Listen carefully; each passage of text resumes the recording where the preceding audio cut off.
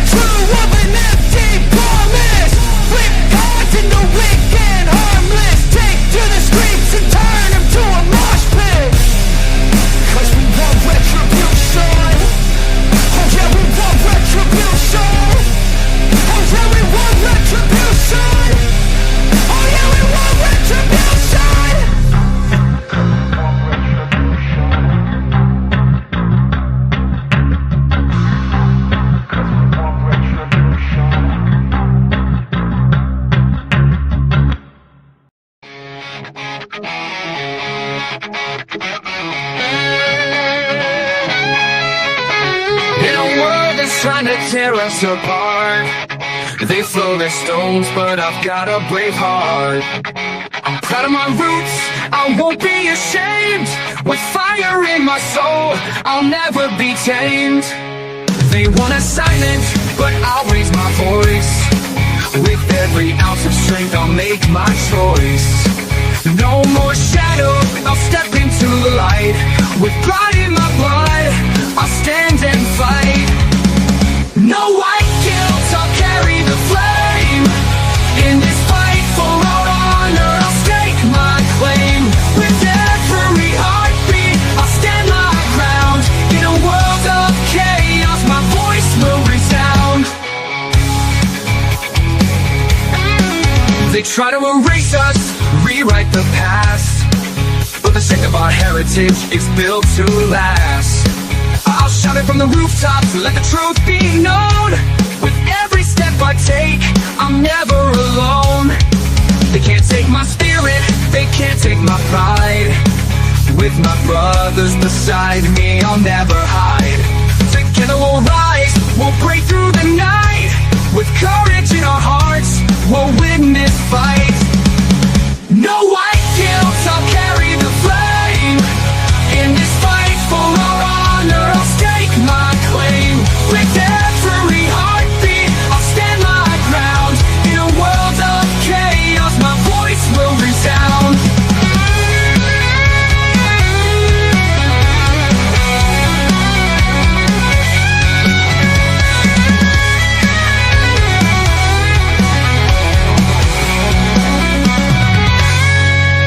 So here I stand, unyielding and proud. In the face of their hate, I'll shout it loud. No more guilt, no more chains to bind.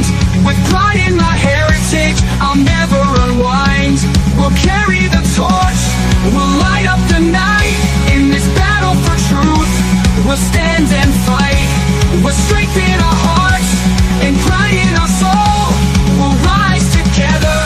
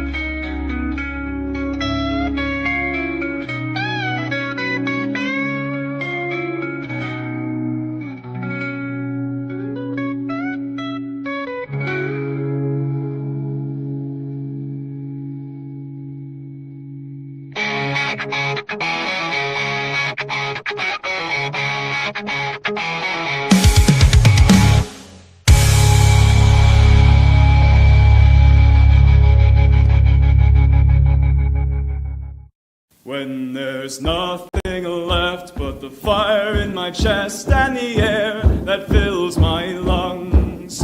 I'll hold my tears and trade my ears for a glimpse at kingdom come.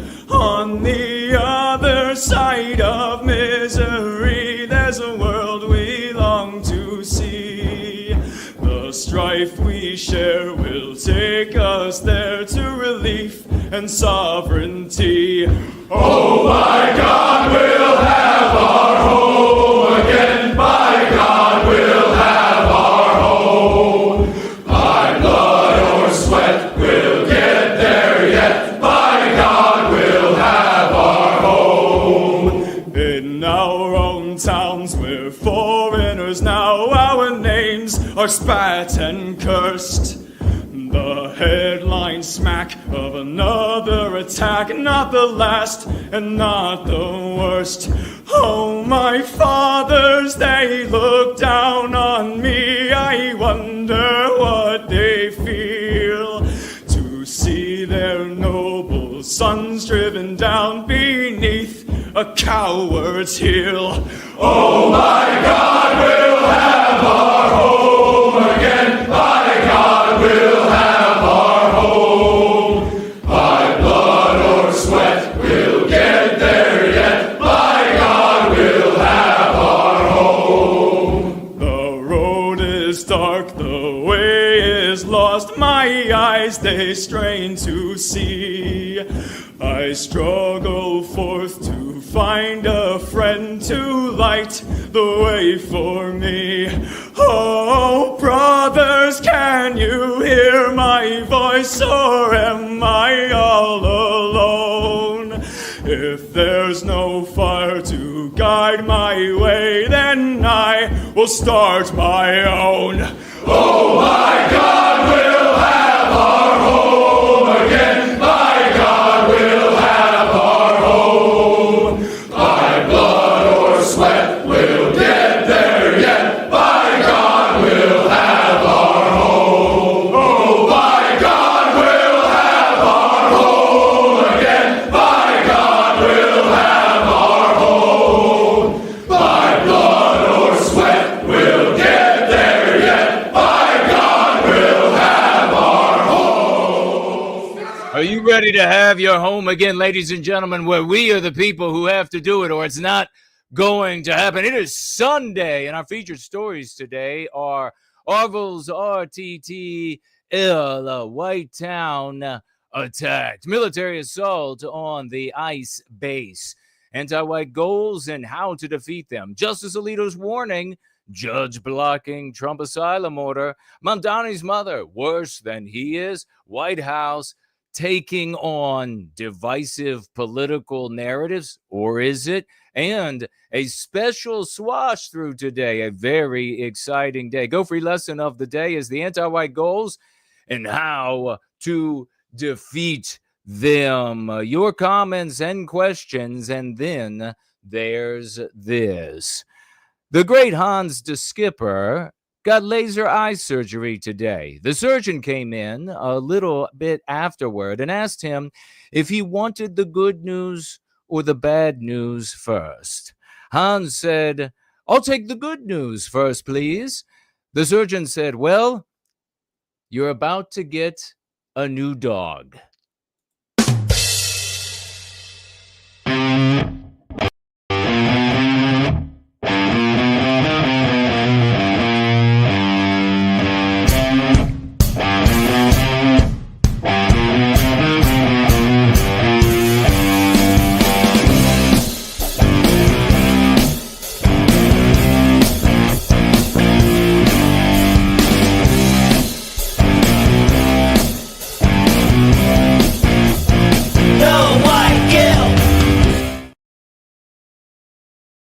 The screen. I'm not on the screen. How did that happen, ladies and gentlemen? We are going free in service to white well-being. It is 5 p.m.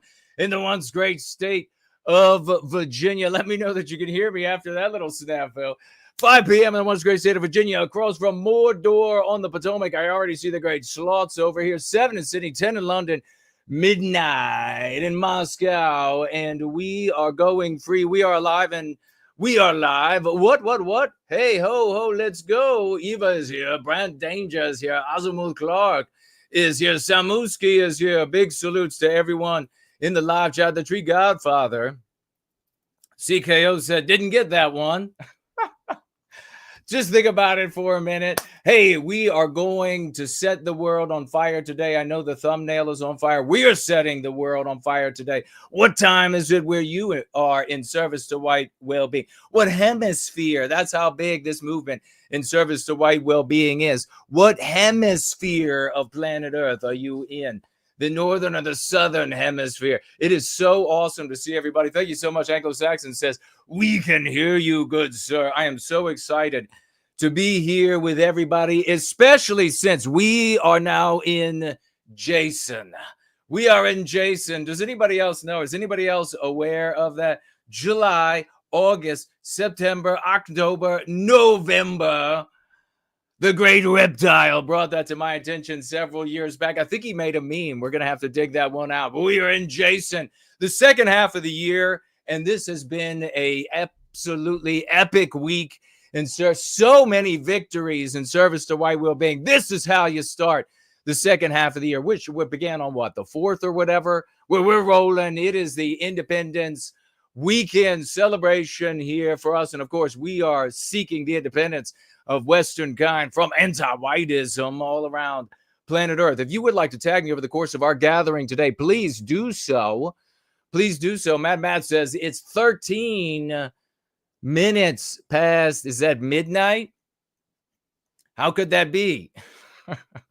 It can be. The clock goes all the way around planet Earth. You can tag me as No White Guilt. Tag me as No White Guilt. Tag me as No White Guilt at symbol across any of these many platforms. And we are rolling on all of them beautifully, it appears to be the case. And I will engage. It will read your question, your comment, even if you want to disagree, just be respectful, and I will be respectful of you. So many big news items, a lot of news this week. Very exciting week, a lot of victories. So happy to be here. It is your hierarch. It is I, Jason Guna, the hierarch of Western kind. And we are liberating ourselves of anti-whiteism, moving on and recapturing our destiny in service to white well-being. If you would like to financially gift while you are here today with us, you can do so at the app that allows cash. You can head on down into the description, break out a shovel, and start digging away. Head down into the description, find that URL, and you can financially gift that way. You can also financially gift on Subscribestar. I'll be keeping my eye on that. Also on Entropy, and affectionately known as Dude Bro Moment platform. That is his house.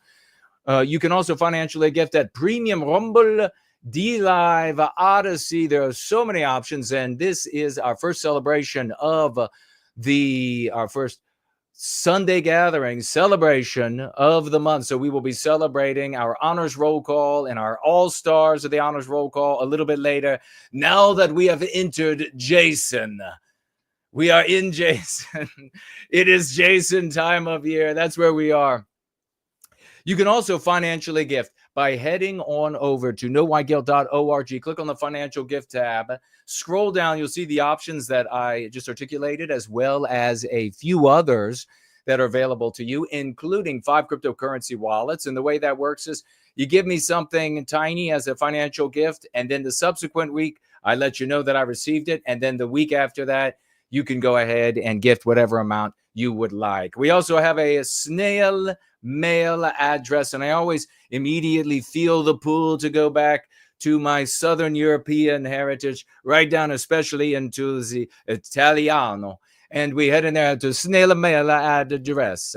And you can write me there. You could financially gift me there. And if you would like to donate to the work that we are doing in service to white well-being, which is the premier entity, a 501c3, the foundation for whitewellbeing.org. You can head on over there. Please indicate that you would like those funds to come to yours truly, and they will make their way here. I deeply appreciate that, and we deeply appreciate that, all of us, as we strive and struggle with the anti-whites to recapture our glorious destiny. And as I'm saying this, one of our great general swashbucklers, Dallas Malloy, shows up over here on Premium Rumble. I'm surrounded by monitors, and we are going to begin with our first segment of the day. A new segment. We call this new segment Drunk Ass Robots Trying to Play Soccer. Let's have a look at that segment. Oh my God, look at these drunk ass robots.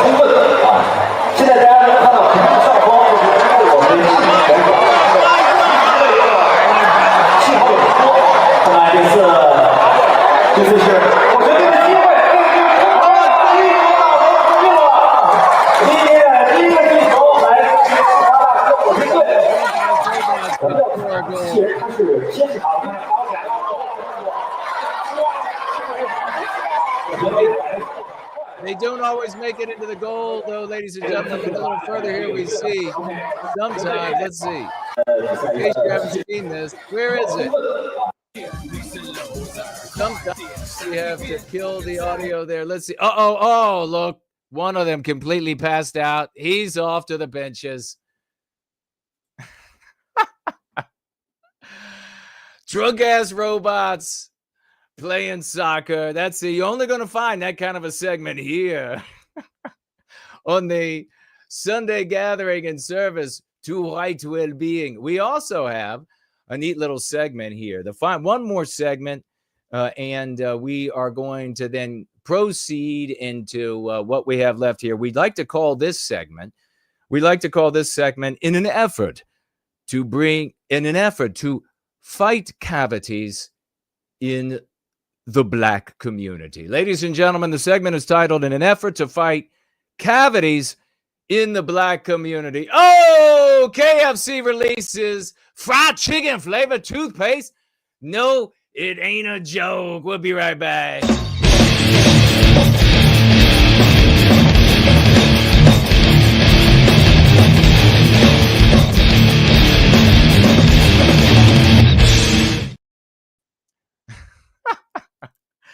All right. Enough of these segments, these crazy things at the beginning. We are indeed, and Jason, it is indeed the Independence Day weekend, and there have been more fireworks these past couple of days. Fireworks all over the place. I mean, DC was lit.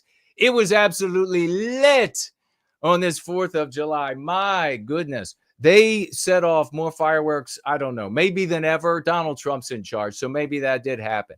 But there were fireworks in neighborhoods everywhere. They have been 4 days now of endless fireworks. And I don't know if I didn't check to see if I can see. Do I have a mark somewhere around here? Not so much here, but more like right here. Does anybody remember that, Tommy boy? Is there a bruise on my face? I feel like there is. Not so much here, but right here. And this is long black ass bruise. I don't know if it's visible. I was working on the car, you see, many fireworks.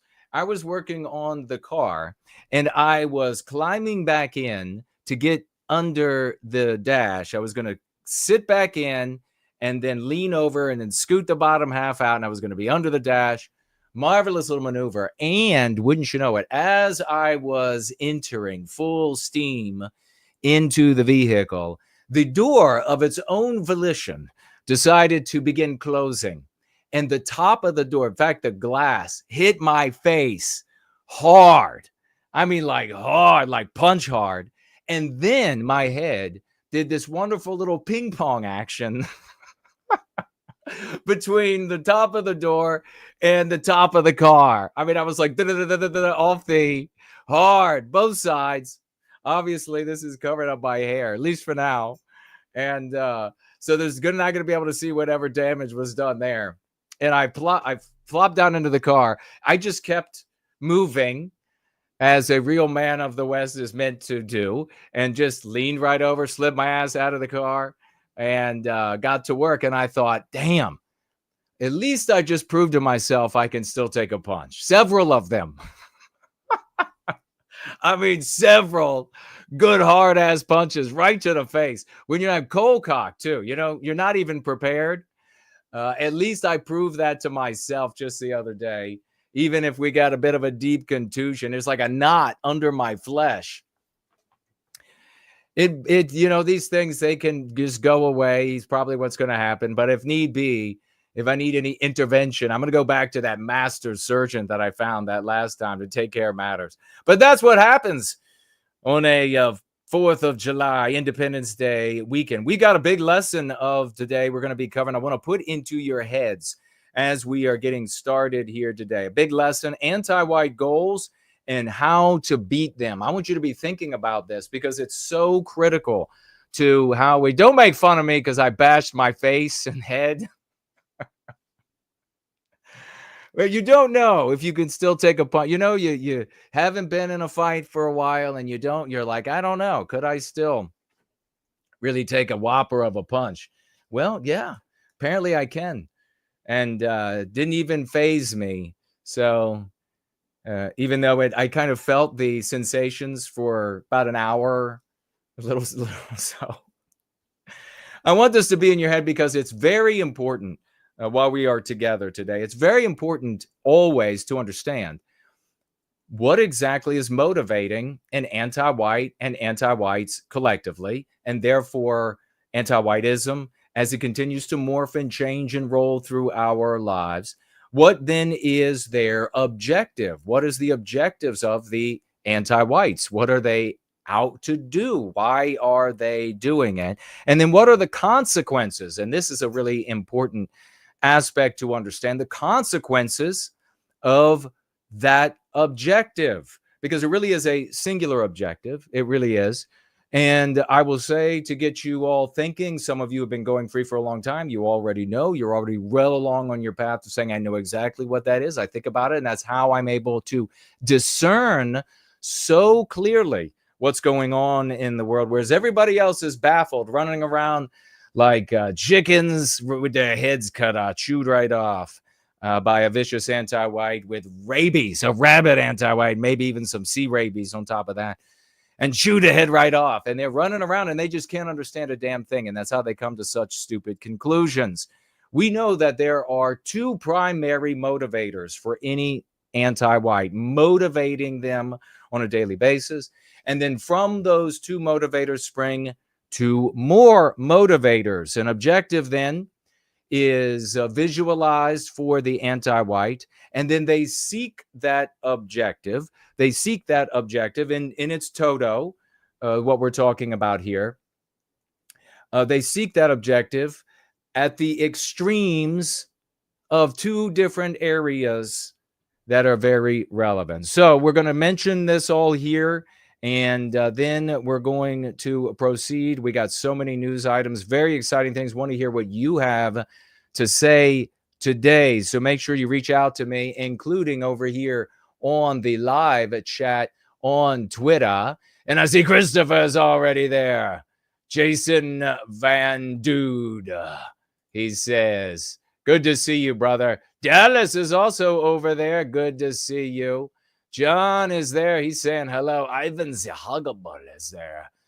He's everywhere. Just know that. Motivators, jealousy and envy. Those are the two primary motivators. We're not going to be digging into them right now. We'll get into it a little bit later when we get to our lesson of the day. Jealousy and envy are the two primary motivators of an anti-white. In every single case, those are the primary motivators. To that is added, in many cases and to varying degrees, if I could clean off my glasses and speak with you at the same time, is plunder and lust. Often you'll see cucks out there, sometimes schmucks and libertarian cucks. They will say, oh, it's just all about the plunder. It's all about that. No, it's not. And we can talk more about that a little bit later. And if that's your mentality, you'll never be able to come to the right answer. You have to be able to ask the right questions. And you have not been able to do it. That's why the community you came from sucks and loses and your vegetables, and that's why you've wandered out of there with spit all over your chin like a regular TARDIS, and you're like, where do I go? Where do I go for answers? Well, we got the answers. No need to keep searching. The objective then, what is the objective of the anti-white? The objective is to victimize the Westman for the feelings of inferiority that Western kind inspires in the anti-white. And this, of course, is anti-whites of all races, including white. What are the consequences then? If that's the objective, and again, we'll be getting into this later in our gathering today, so stick around if you would like an education and an ability to understand and see the world for what it is, and therefore, and thereby, I should say, asking the right question, enable you to walk toward the right answer. The consequences of this objective is that they move at all time in goals to dispossess, disinherit, and displace Western kind by the most aggressive means, permissible by law, and tolerated by public opinion. Now, all of that gets very complicated when we will be digging into it a little bit later, because what does it mean? You hear me say permissible by law. Cucks will say, we just got to write a law then. Jason, just write a line. Everything will be better then. I don't know why it's very nasally, the cuck today. Just write. It's like Gumby. It's Gumby. My name is Gumby the cuck. And just write a law. And then they can't do it again. No, they can do it again, because law is interpreted by human beings, not by angels, not by robots that were built by angels. No, it's interpreted by people who are programmed with a social morality. Oh my God, it's been figured out. Boss Bear Sexy in the house. Boss Bear Sexy. Heavy riz going on. Skibbity. Heavy riz going on. We're going to come back to that, ladies and gentlemen. I want you to be here later in our gathering to have this conversation so that you too can be empowered and stop wandering around like an absolute Muppet, like a Muppet on crack. That's what you all remind me of. Muppets on crack. If you are not in this community in service to white well-being, a white positive advocate, you are just a Muppet on crack, going from street corner to street corner. Hey, you got some crack for me? I'm a Muppet. That's what you're saying all the time. That's all I hear from you. I have to say here, we got to slow it down. Let's reel it in for a minute. I got to say, as we take a look at this, Dallas said a bunch of Biden's, I guess it was, playing soccer. That's what the robots were. I don't know. I think they could whoop his ass. I think one of those could take out Biden any day. Maybe he is one of those.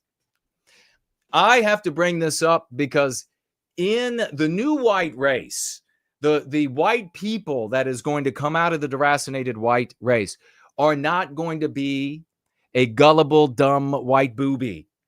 They're not going to be flopping around. They're not going to be flopping around like a braless young woman in a tank top on a very active trampoline, and they're just flapping and flapping. Where was I? Oh, yes. We're not going to be dumb boobies. We're not going to be dumb white boobies, gullible as can be, as is the white race. No, we are cynical as all hell. We are violently cynical. We are like assault you cynical level of cynicism. That's how cynical we are. This new white race. Not going to be tricked anymore. We're not going to have any more Aunt B types that are just going to take anything, not any Gomer Pyle types anymore that are just going to believe anything. No, we don't believe shit. We don't believe shit. In fact, what is the Royal Society of London's motto? Nihilus unverba. On the word of no one. That is the white race of the future. So I wanted to take a moment to point out to you, as we're getting into all of our meaty material here today, that there were predictions galore over the past 2.5, 3 weeks. Predictions galore. Content creators across the interwebs all over the place. They weren't slaying anything. They have zero riz. They are all cooked to the point that they are wizened little. They got to be thrown in the trash. Cooked levels of cooked, okay? And they were making predictions that on the 4th, and it is now the 6th, on the 4th, there was going to be civil war in America. There was going to be, and I'm not talking about like radical anti-white leftist content creators. They were talking that stuff too, but you wouldn't believe them anyhow. I'm talking about the merchants on the right. Massive terrorist attacks, aliens.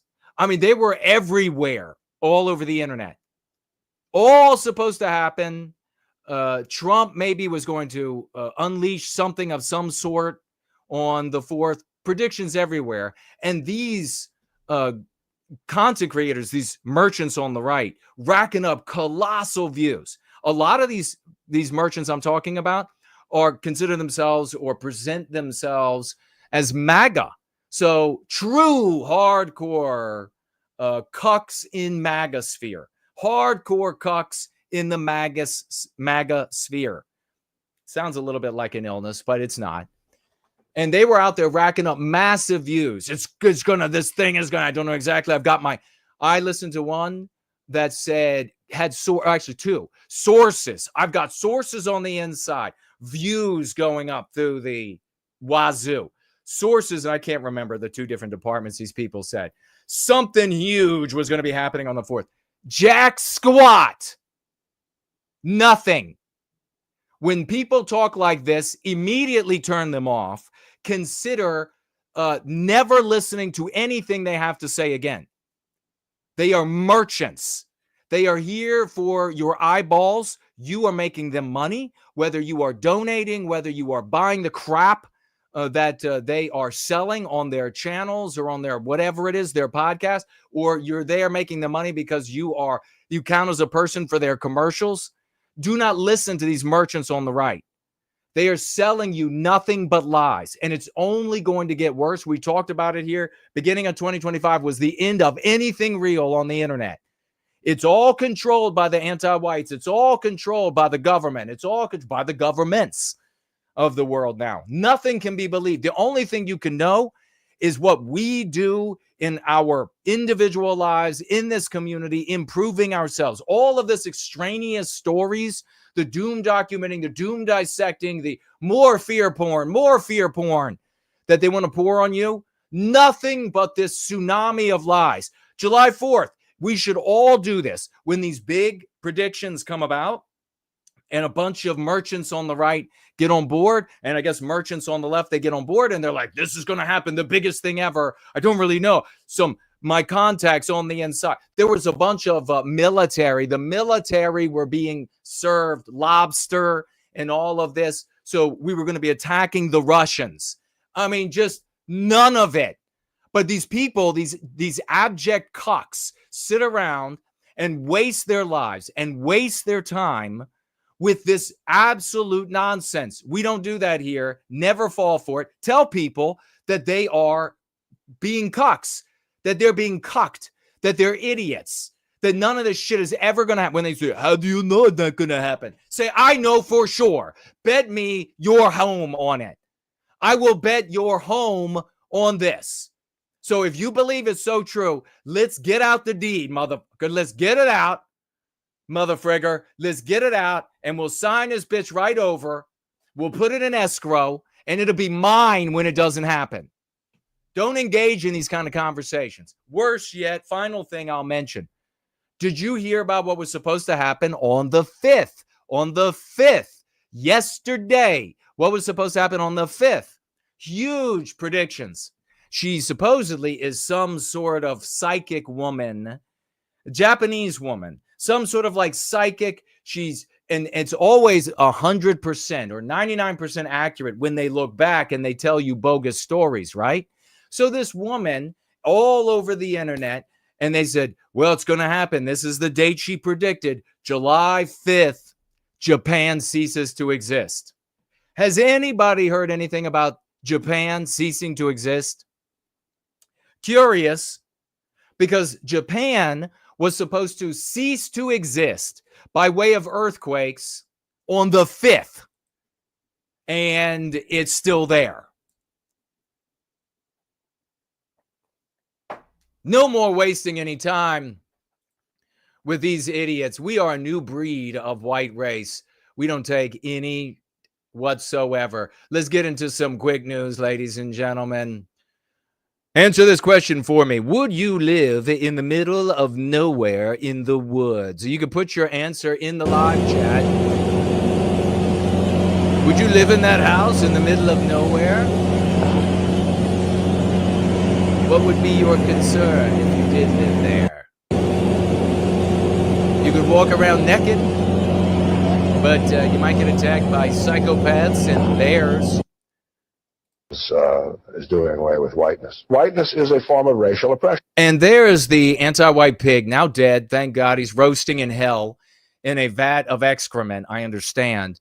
And he is either the originator, creator, or he is the promulgator. He's the one who made popular the anti-white concept, whiteness. Never use it. When you use whiteness, you are on your knees for Noel Ignatieff. Just remember that, everybody out there. If you use the anti-white concept, whiteness, you are head over midsection for Noel Ignatieff. Sure. The suggestion is that it is somehow possible to separate whiteness from oppression, and it is not. There can be no white race without the phenomenon of white supremacy. In the same way, if you abolish racial oppression, you do away with whiteness. Treason to whiteness is loyalty to humanity. Your views are fairly well received in academia. Yes, they're legitimate, not to say that everyone agrees, but sure. And the task is to bring this minority together in such a way that it makes it impossible for the legacy of whiteness to continue to reproduce itself. Anti-racist is a code word for anti-white.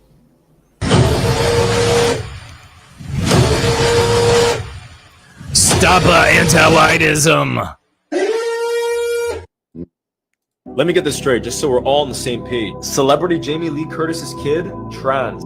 Dwayne Wade, trans. Naomi Watts, trans. Megan Fox, non-binary and trans. Cher, trans. Cynthia Nixon, trans. Marlon Wayans, trans. Charlize Theron, trans. Heather Dubrow, trans. Annette Bening, trans. Kari Payton, trans. Jennifer Lopez, trans. Busy Phillips, trans. And now, Robert De Niro's son, trans.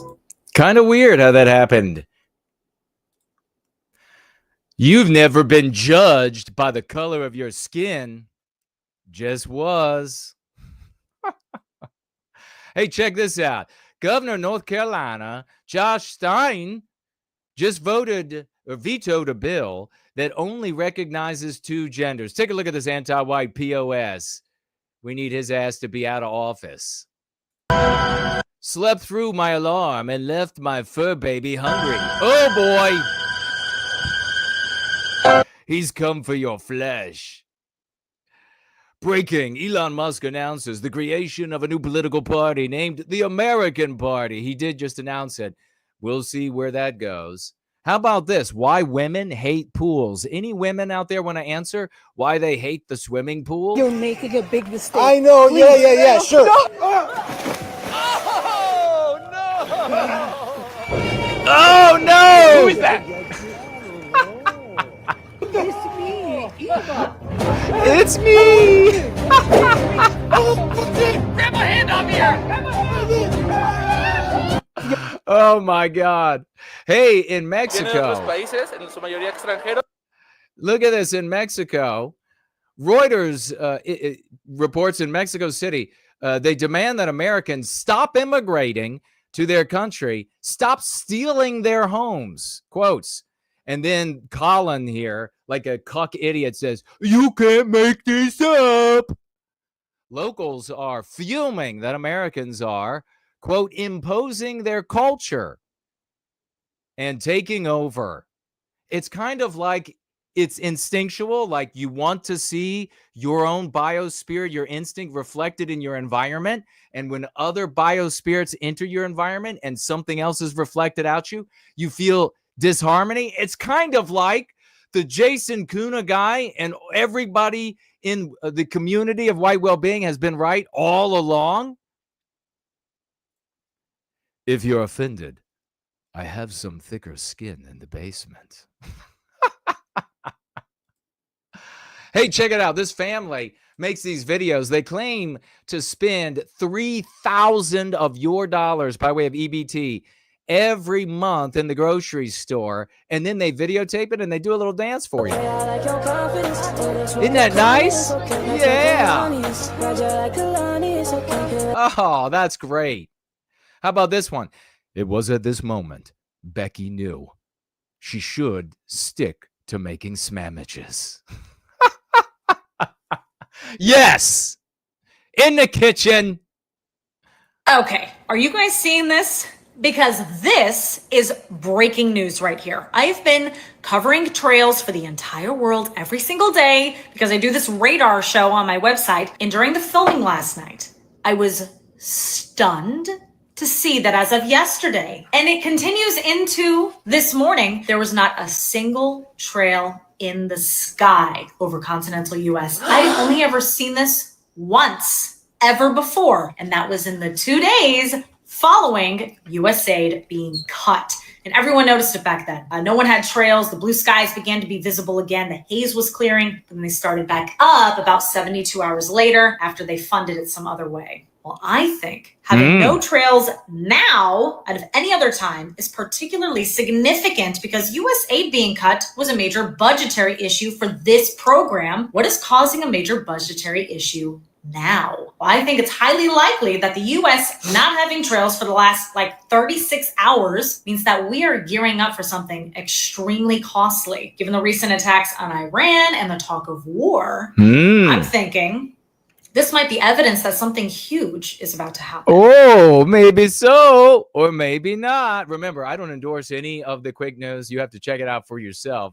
It is what it is. I'm just sharing what they're sharing. Look at this yet again. Women who can't stop raping little boys. Brooke Reinhardt, 24, of Rosemont, is that Burnsville boys varsity volleyball head coach. Why is this woman the head coach of the boys? Charged with 3 counts of third-degree criminal sexual conduct. In other words, she found an underage boy, and he was pretty, so she decided to rape him a couple of times. Reinhardt is accused of repeated sexual acts with a 17-year-old player. Treat her like you would a man. Treat her like you would a man. Let's put these bitches in prison.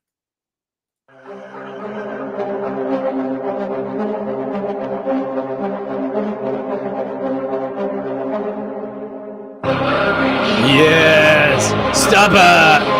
Anti-Whiteism. Celebrate. Celebrate. Hey, and this is a perfect example of the epitome of proper parenting.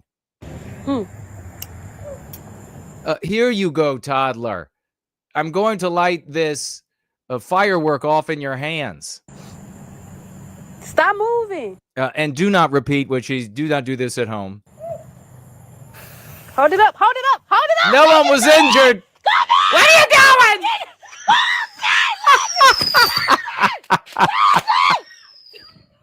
Oh my God, yes. No one was injured though. My name is Katie Von Sparkle, a.k.a. Katie Von Sparkle, the pastor at this so-called church. Christopher. My pronouns are he, she, and they. Please join me responsibly in a call to worship. Source of life in the beginning. Whoa, look at this. We are absolutely in hell. People ask, where's Bigfoot? But no one asks, how's Bigfoot? Yeti never complains. Hey, look at this. 1959 German dishwasher. Damn, they were always good.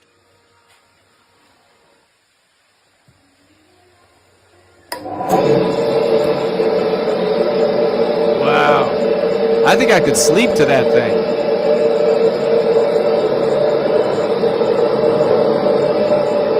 And finally, 1959. Yeah, we'd already be on other planets. And finally, ladies and gentlemen, can't play the music here, but we can show you this Ain't That America moment out on the highways in the US of A. Take a look at this crotch rocket. Hell yeah, ladies and gentlemen. Look at this. Rockets galore. And let's rock.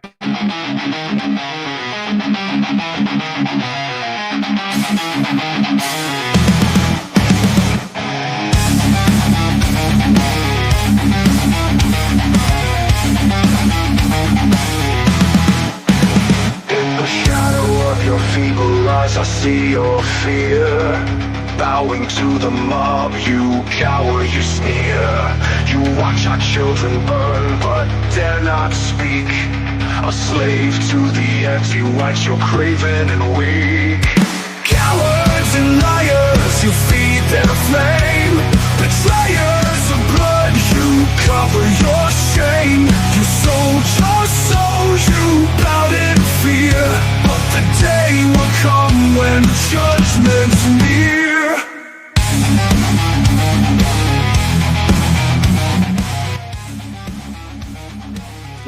Celebrate the great slots for this one. Lukewarm, ladies and gentlemen. We have no Jews allowed. Let me know that you can hear me okay. No Jews allowed. White supremacists are building a segregated community in Arkansas. We'll take a look at this story coming up next. Texas required hospitals to start listing when illegals use the hospital. Wouldn't you know it? You're going to be surprised. Several in custody after a North Texas police officer shot in the neck after a military-style assault on an ICE detention center.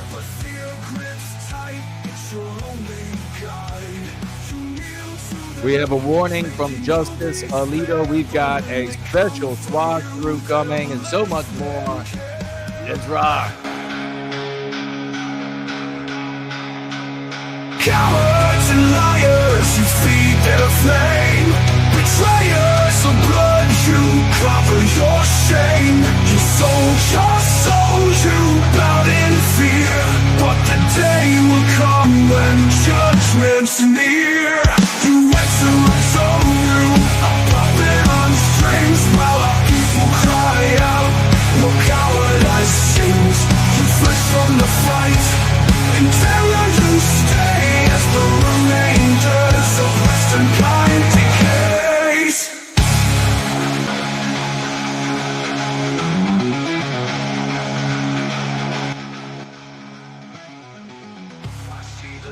All right, let me know that you can hear me. All right, ay is in the house. Good to see you, brother. Dennis is here, says we have the best music. No one has the music like we do. So true. Silent Verge is here. Hey, let folks know that we are live, and this is the Church of the West. You're not going to find anything like this anywhere else on planet Earth. That is for sure. Galactus is here. Michael is here. For Western Kind is here. Cool Papa J Magic's in the house. Did y'all hear about Aarvoll and his return to the land endeavor to help white people out, and they are under attack by some anti-white Jews. Found out about them and are bringing as much attention, especially from the anti-white ADL. I think that is T and some other letter. Says, bruh. I don't know what those letters are, man. Nonetheless, let's get to this story. No Jews allowed? Now, right in this title, I've got to point out the intelligence of Jews. The intelligence of Jews. The proper and healthy moral focus of Jews.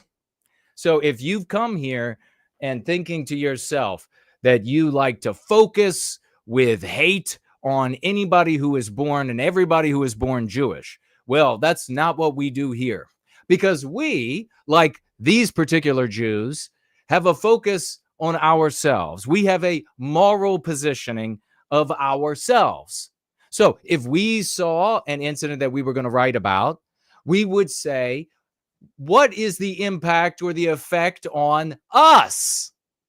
So what you're looking at, if you feel like some sort of rage over them focusing on themselves, then you are the defective one, because healthy peoples in a world of collectives focus on their collective to achieve individual well-being. That's what we have to do. Complaining that other people don't do it the exact same selfish, individualistic way that white people do hasn't changed anything. It has, though, disarmed us, and we now live in it with Pastor Sprinkles or Pastor Sparkles. Probably does some sprinkling too. Who knows how many things he probably has. But now we're at the state of Pastor Sparkles, and that's because of our weakness. That's because you have not submitted yourself to an individual well-being by way of group well-being approach, which is what we do here. So, no Jews allowed, writes the author.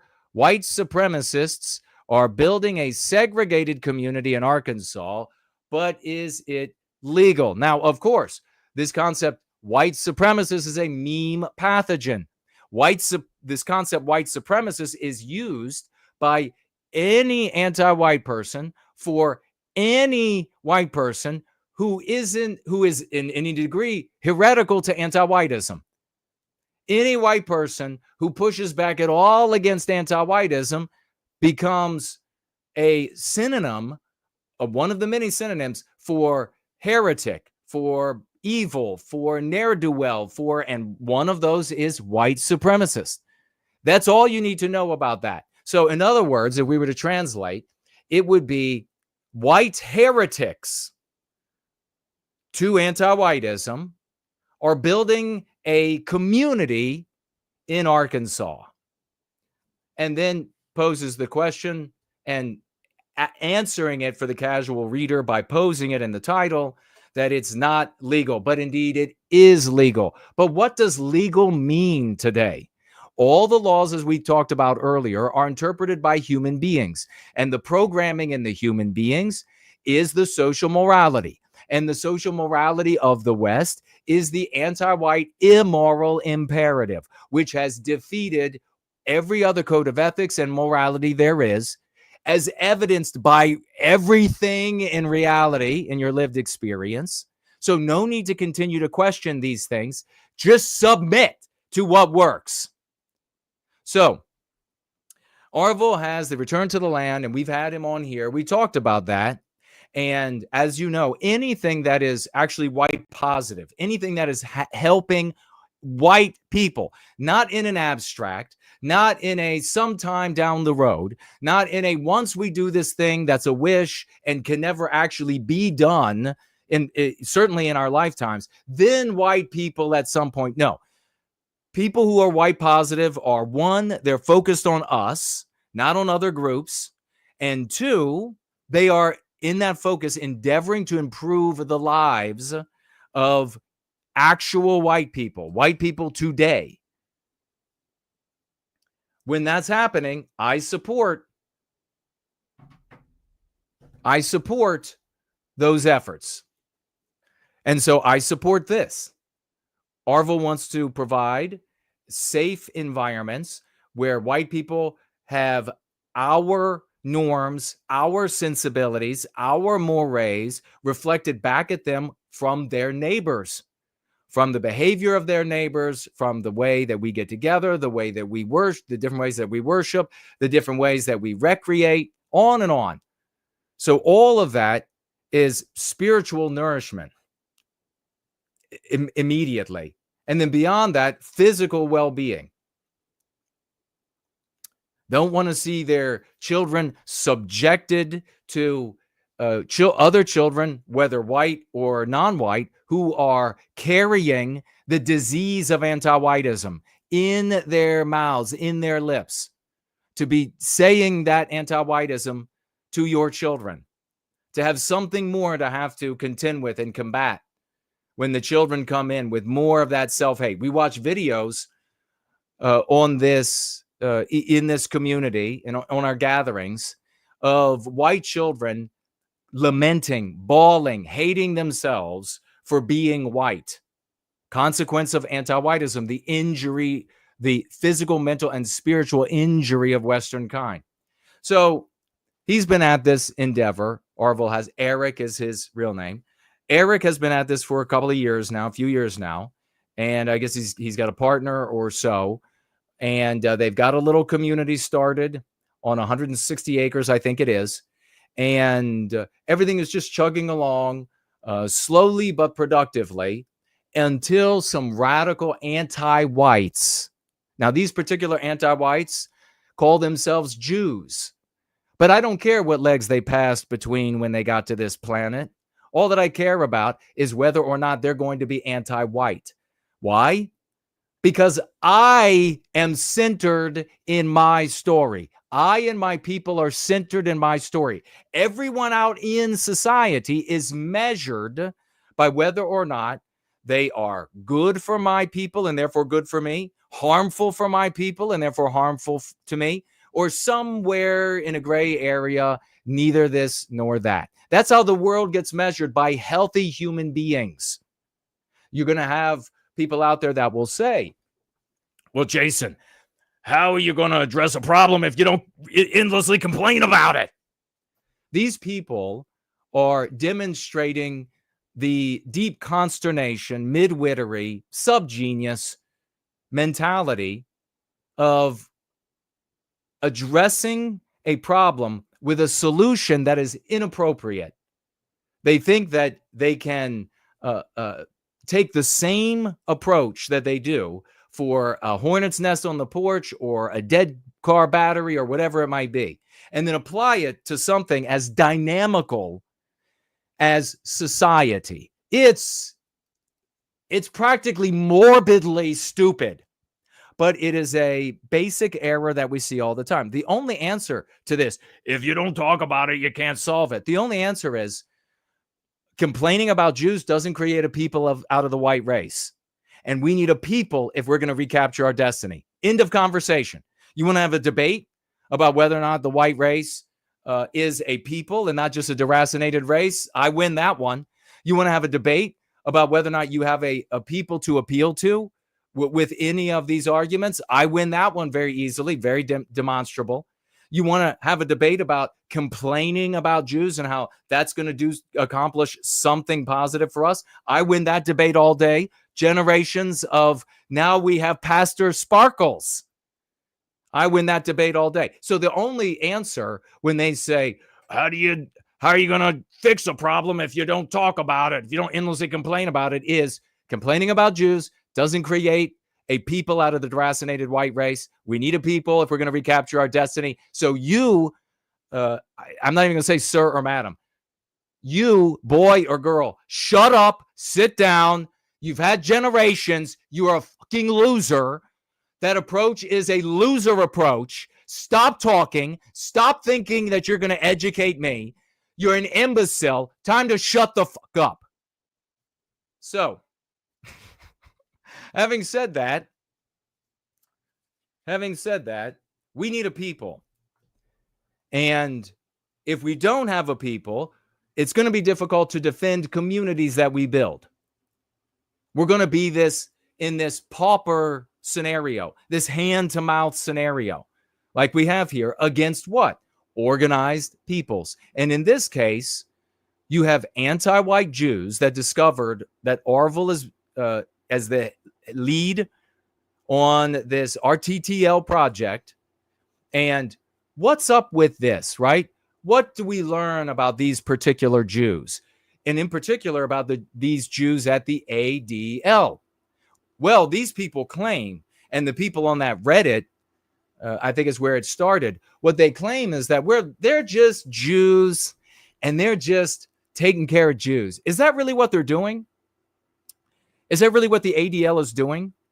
Is the ADL looking out in the world and saying, where is there a suffering Jew? Because if you turn on Fox News at pretty much any time, there is some commercial running fleecing white Christians in the United States for Jews in Ukraine. I mean, and there was same commercials for Jews in Georgia, the country. And this is going on all the time. Where is the ADL? Where is this anti-defamation league that has been organized and has hundreds of millions of dollars, and its stated purpose is to protect Jews, to help Jews, to prevent the slander of Jews? Where is it doing that? It's not in Ukraine, paying for the Jews to be fed over there. No, these white Christians are being fleeced over here. Absolutely, these commercials are absolutely sickening. With these billionaire Jews on planet Earth, everywhere you turn, every one of these Jews in Georgia and in Ukraine and anywhere else that couldn't get a meal, their numbers are so few. One of the Jew billionaires could put them all up in penthouses. But no, they're going begging to the white Christians in the United States who are just paying centimillions through the nose for these poor people to eat, to have, they don't even have electricity. They always make it look as horrible as it could possibly be. And wouldn't that be something? If there was an entity out there begging for money for just white poor people, I wonder what the anti-white defamation league bastards would do about that. I wonder if we ran a commercial on Fox News, suddenly found a bunch of money and snuck it by their anti-white censors and said, hey, look at all these destitute, impoverished white people. And we show up in their little filthy hovels as they do in these commercials. And we say, look at these white people that need food. Send money now. Buy a food packet for $500. Build these people up, make them big and fat.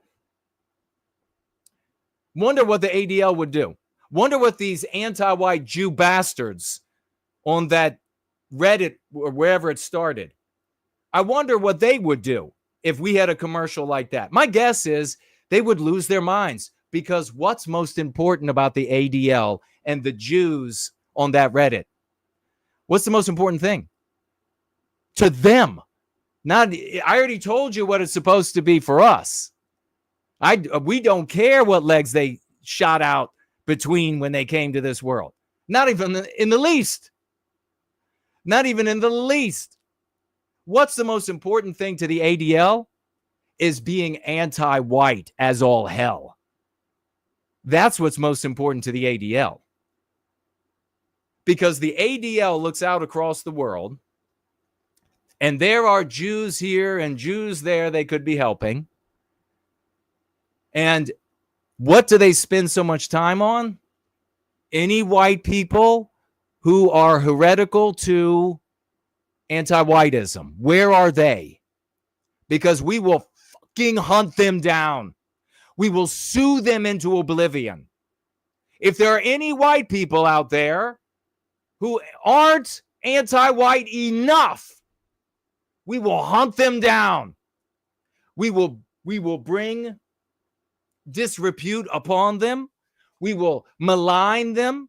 We will calumniate them. We will encourage the local and county and state governments and even the federal government to get involved, to shut them down. White people are not allowed to be heretical to anti-whiteism. So the problem for us is that they're anti-white. The most important thing to them is anti-whiteism. It's not their Jewishness. It's not helping Jews. For the love of God, they would never They would never give this 2 seconds of thought. So the problem is that they're anti-white, and that really embodies the ADL. There is nothing about this shit garbage organization that is helpful to Jews. It is anti-white. That's what it is from start to finish. That's all it does every day. That's its existence. Nearly 60 years. And then we have these anti-white authors. And just follow in this article with me and watch how they develop the totality of this article. And don't forget that they've got to focus on themselves, which is far healthier than you are. Look right there. They've got to focus on themselves. So unless you have a focus on the white race, these Jews are better than you. Just know that. Stop talking about how they're evil. Stop talking about how they're this and that. Stop talking about, if you're not focused on the white race, these Jews are better than you.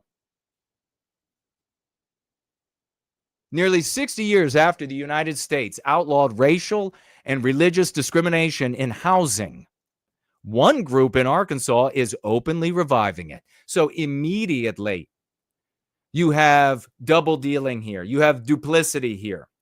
They're couching the conversation in a completely different subject matter, where indeed you can't discriminate in housing.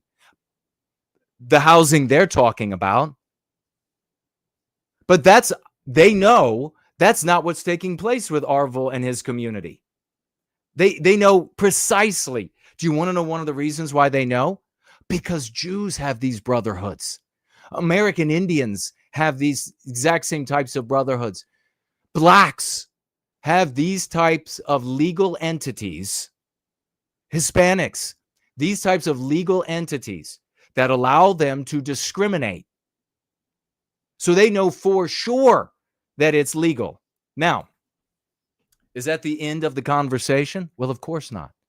Because it is illegal and has been illegal for a very long time to discriminate against the white race on the basis of our birth.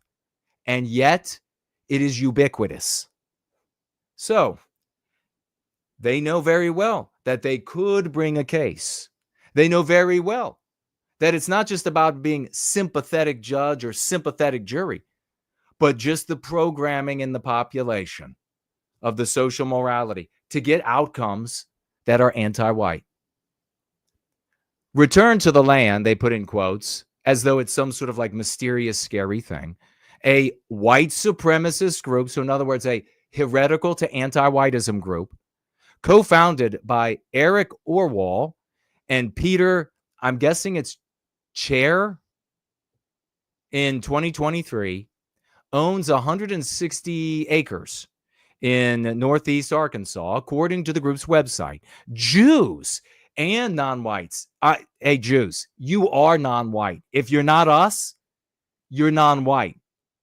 I don't care what shade your skin is.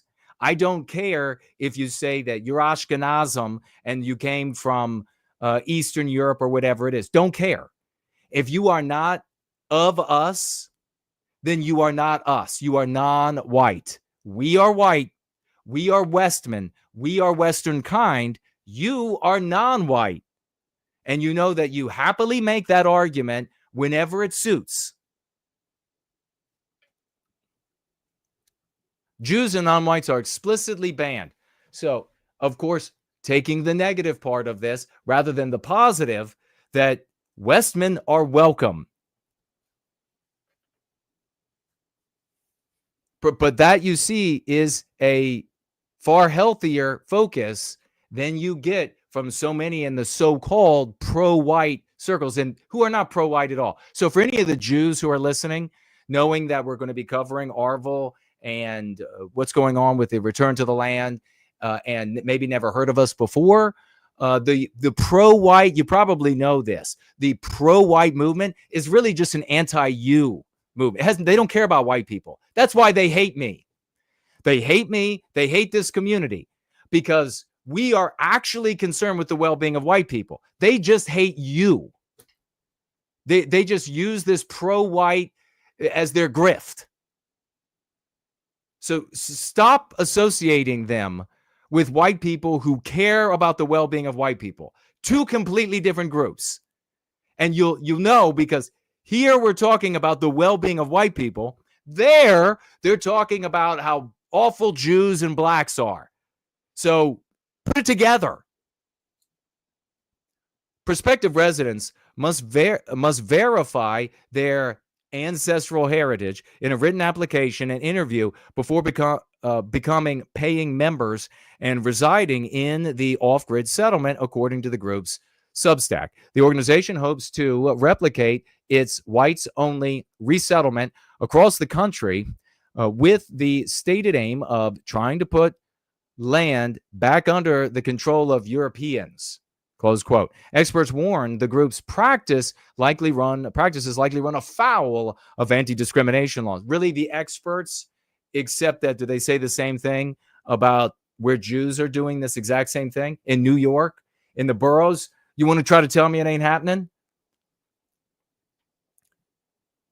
About its, so they likely run afoul of anti-discrimination laws and express doubt about its long-term viability. Still, the group's financial and legal infrastructure makes it one of the most established heretical residential communities in the United States today, according to Morgan Moon, an investigative researcher with the Anti-Defamation League's Center for Extremists. So, in other words, with the Center for Anti-Whiteism. That's their real name. The Center for Anti-Whiteism. Returns, that's who Morgan works for. Return to the Land is part of a long tradition of heretical groups that have sought to create isolated living communities, according to Moon. Should I get up and moon the camera? I'm like this close. In the 1970s and oh God, I don't even want to read further. Because this is not, what's coming up is not going to be good. In the 70s and 80s, and this, I might as well read, white supremacists urge, and they're not, like-minded racists. Is that, do people put that like on their Tinder profile? I need a like-minded racist. To move to the Pacific Northwest with the goal of transforming the area into a white ethno-state. In recent years, it's not as bad as I thought it was going to be. In recent years, similar attempts at forming remote enclaves have cropped up in Kentucky, North Dakota, and Maine. I thought they were going to go into some detail about these groups that are not pro-white, just like I just talked about here. You can get into their chats. You can go to one of their cookouts, and they don't talk about pro-white anything. They don't talk about making white lives better. Zero. It's all about hating non-white people. Such communities always fail to gain traction. What a surprise, Moon said, often due to financial troubles, obviously, infighting all the time with these people. When you come together as selfish individualists, and this is another thing that makes us so very different. When you come together as selfish individualists whose focus is on other groups of people, and maybe guy A hates blacks more and guy B hates Jews more, it's very easy for them to get into a fight over what needs to come first, even though one works at the as a janitor, has no power other than to collect the trash, and the other one cleans up after a guy working at a lathe. Neither of them have any power, but they can go their separate ways over who's got to go first. I mean, fuck these children right out of any healthy sphere for the well-being of white people. Get rid of them. But when you come together, as we do in this community, with a white positive focus on our people, we can then have productive conversations about how do we improve the lives of our white people here? How do we improve the lives of white people there? What can we do for white little boys? What can we do for white little girls? Everybody's heart is in the right place.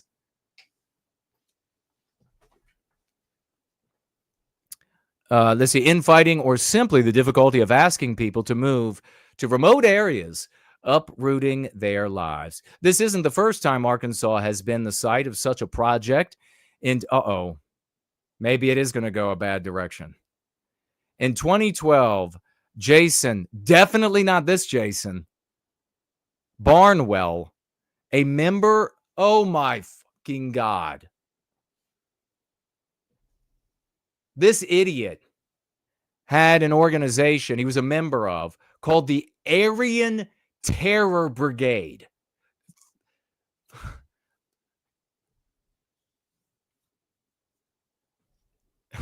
Never associate. Anybody who talks like this doesn't care about white people. Trust me. I grew up being naive, thinking that people that talked like that cared about whites. I showed up and they never cared about white people at all. Never talked about white people. Never anything productive. The Aryan Terror Brigade? Could you imagine taking that to your family? Could you imagine trying to take that to normal white people? Hey, would you like to become a member of the... No. In fact, I'm calling the cops on you. I don't care that it's not illegal. It's just that maybe stupidity that is that deep and profound should be illegal. They hope to persuade white supremacists to read. So just anti-non-whites. Really, in these, when you are translating an article like this and they're actually talking about members of the Aryan Terror Brigade, just call them anti-non-whites because that's what they are. Just anti-non-whites. So the article wants to say white supremacists, they're anti-non-whites. So persuade anti-non-whites to relocate to the small town of Evening Shade in Arkansas, where he had purchased 12 acres, according to an ADL report. Now watch, this guy's going to be online slandering the ever-living shit out of me everywhere. Oh, do you know he's a Fed? Do you know he likes to eat watermelon? I'll bet he's got some black heritage.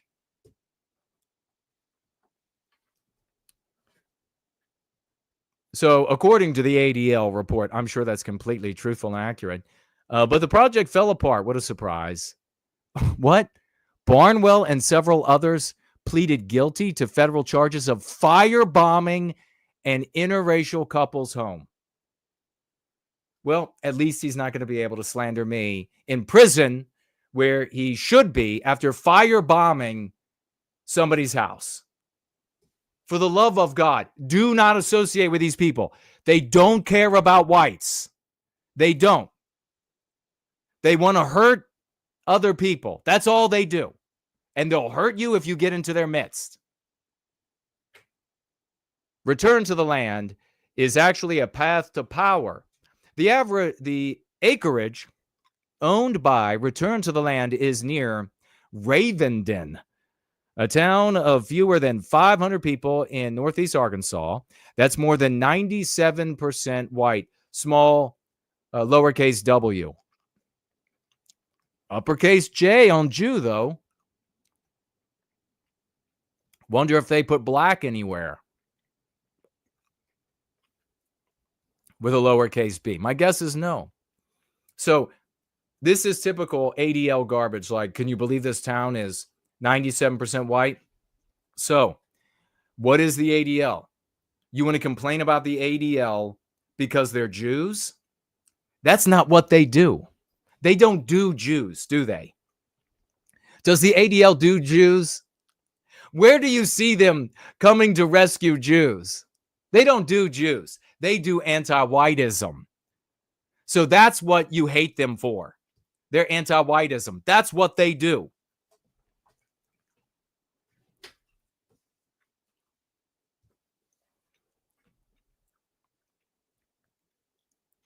The bare bones setup consists of tiny homes and tents. No, thank you. Moon established about a dozen people live on the property where residents grow their own food. See, that's cool. Homeschool their children. Awesome. Helping out white people. Ignorant of the author here. They use outhouses. Well, do you not shit? And rely on well water for drinking. So does most of the world.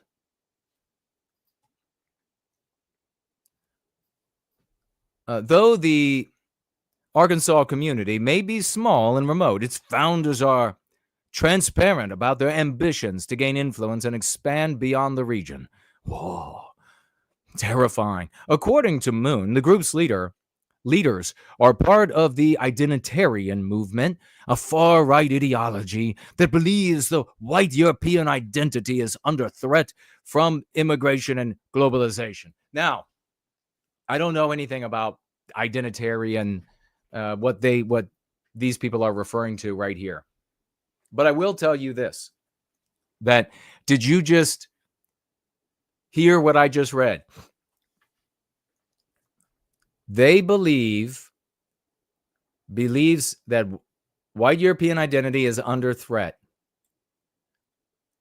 Now, we obviously in this community go further. We're talking about we are being victimized. We're not under threat. There's not something about to happen. But the point here that I want to make is look at how this author shared what these beliefs are. So the Aryan Terror Club beliefs are shared correctly. Now, what set of beliefs do you want reaching our brothers and sisters? Because they're going to write it. So don't give me this, they're going to say anything they want. Sure, but you know what I find? That far more of the lying about this group or that group or this content creator, especially concerning me, is done by you all. Is done by you all out in the white sympathetic sphere that have just absolute hard-on of jealousy for me and this community and hatred because we are the actual pro-white people. We are the actual folks who care about whites, and you LARP as folks that care about whites. And we are therefore a continual affront to you. We are a continual disproof, or rather a proof of your scam, of your anti-non-white scam. So their response is to create a parallel society of whites. I don't know that that's exact. Maybe that's a little bit of wording.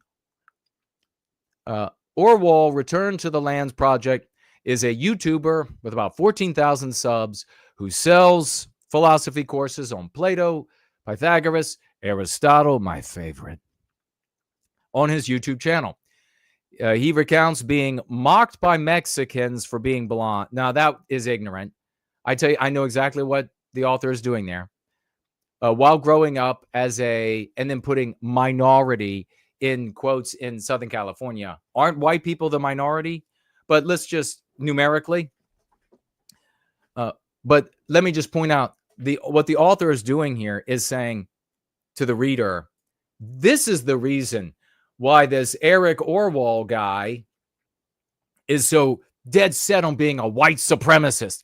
Because one time, some Mexicans made fun of him for being blonde. So this is the attack on Eric's actual arguments and positions, just dismissing all of his positions. Aarvoll has described the remote Arkansas development as only a starting point, with grand vision to return to land chapters, San Francisco, New York. According to the website, the group's also actively exploring another land purchase in Arkansas. We're not running away, Aarvoll said. This is actually a path to power. And, of course, Eric can correct me on his surname. And so he can correct me on Peter's, which I'm going to guess is Chur and not Sir. Peter Chur, Return to Land self-identified secretary, worked on several years on a farm in Florida before moving to Ecuador, where he joined a fruit haven eco-village, an off-grid raw vegan community. Chair left after the group accused him of racking up $40,000 in debt stealing $25,000 in cryptocurrency and facing criminal charges in Ecuador for stabbing a local minor. I don't know. I haven't looked into any of that. I'm reading that now with you. So they could be claiming anything they want. In a fundraiser for his legal defense, Chair denied the charges, writing that he acted in self-defense. So he did stab somebody, but it was self-defense. I guess it's only okay when you are Anthony Carmillo for it to be self-defense. Now living in Arkansas, Chair says he helps with organization and administration, development, budget, construction, IT, and much more for intentional living communities through his consulting group, Global Homestead Solutions. He also maintains a YouTube channel where he promotes Return to the Land in a video responding to accusations that Return to the Land is filled with secret Nazis. He implied he rejects only the former word. So I don't believe that either. But I'm not watching it. I haven't watched it. What does secret mean? Well, it means like you're hiding something he said. So if he is saying that they are Nazis, as we understand, and I find that unlikely. If he's saying, though, that he is a Nazi, as we understand in the anti-white narrative, they want to kill non-white people. They want to genocide them. They obviously totally reject that. I've got many books I've written, many tens of thousands of hours speaking, streaming, at gatherings, in person, online, everything. Obviously, completely been my position all along. Totally reject that. Abominable. My guess is that it has more to do with maybe a investment and appreciation of governments that are socialistic and nationalistic. That would be my guess, but I don't know for sure. And I do not endorse any type of government, and neither should you. You cannot make it happen. It's not going to happen.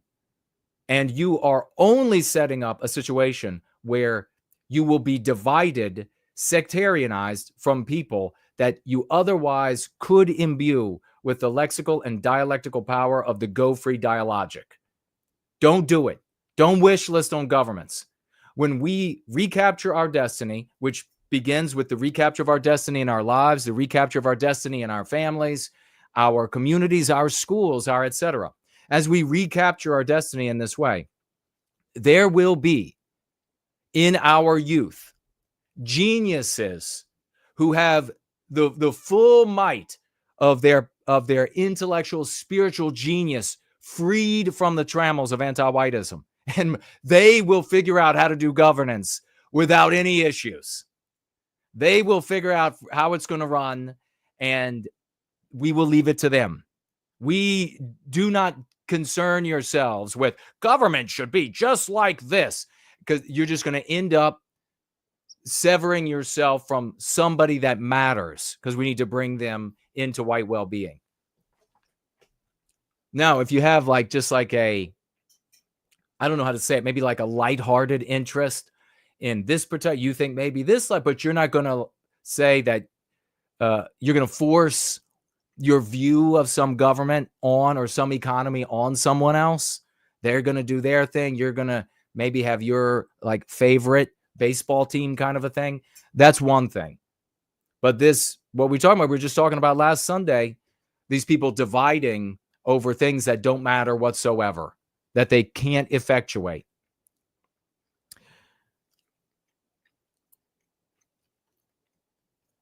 White heretical enclaves typically consist of one individual buying land and encouraging others to move there, Moon said. But Return to the Land has a more complex legal and financial structure, she said.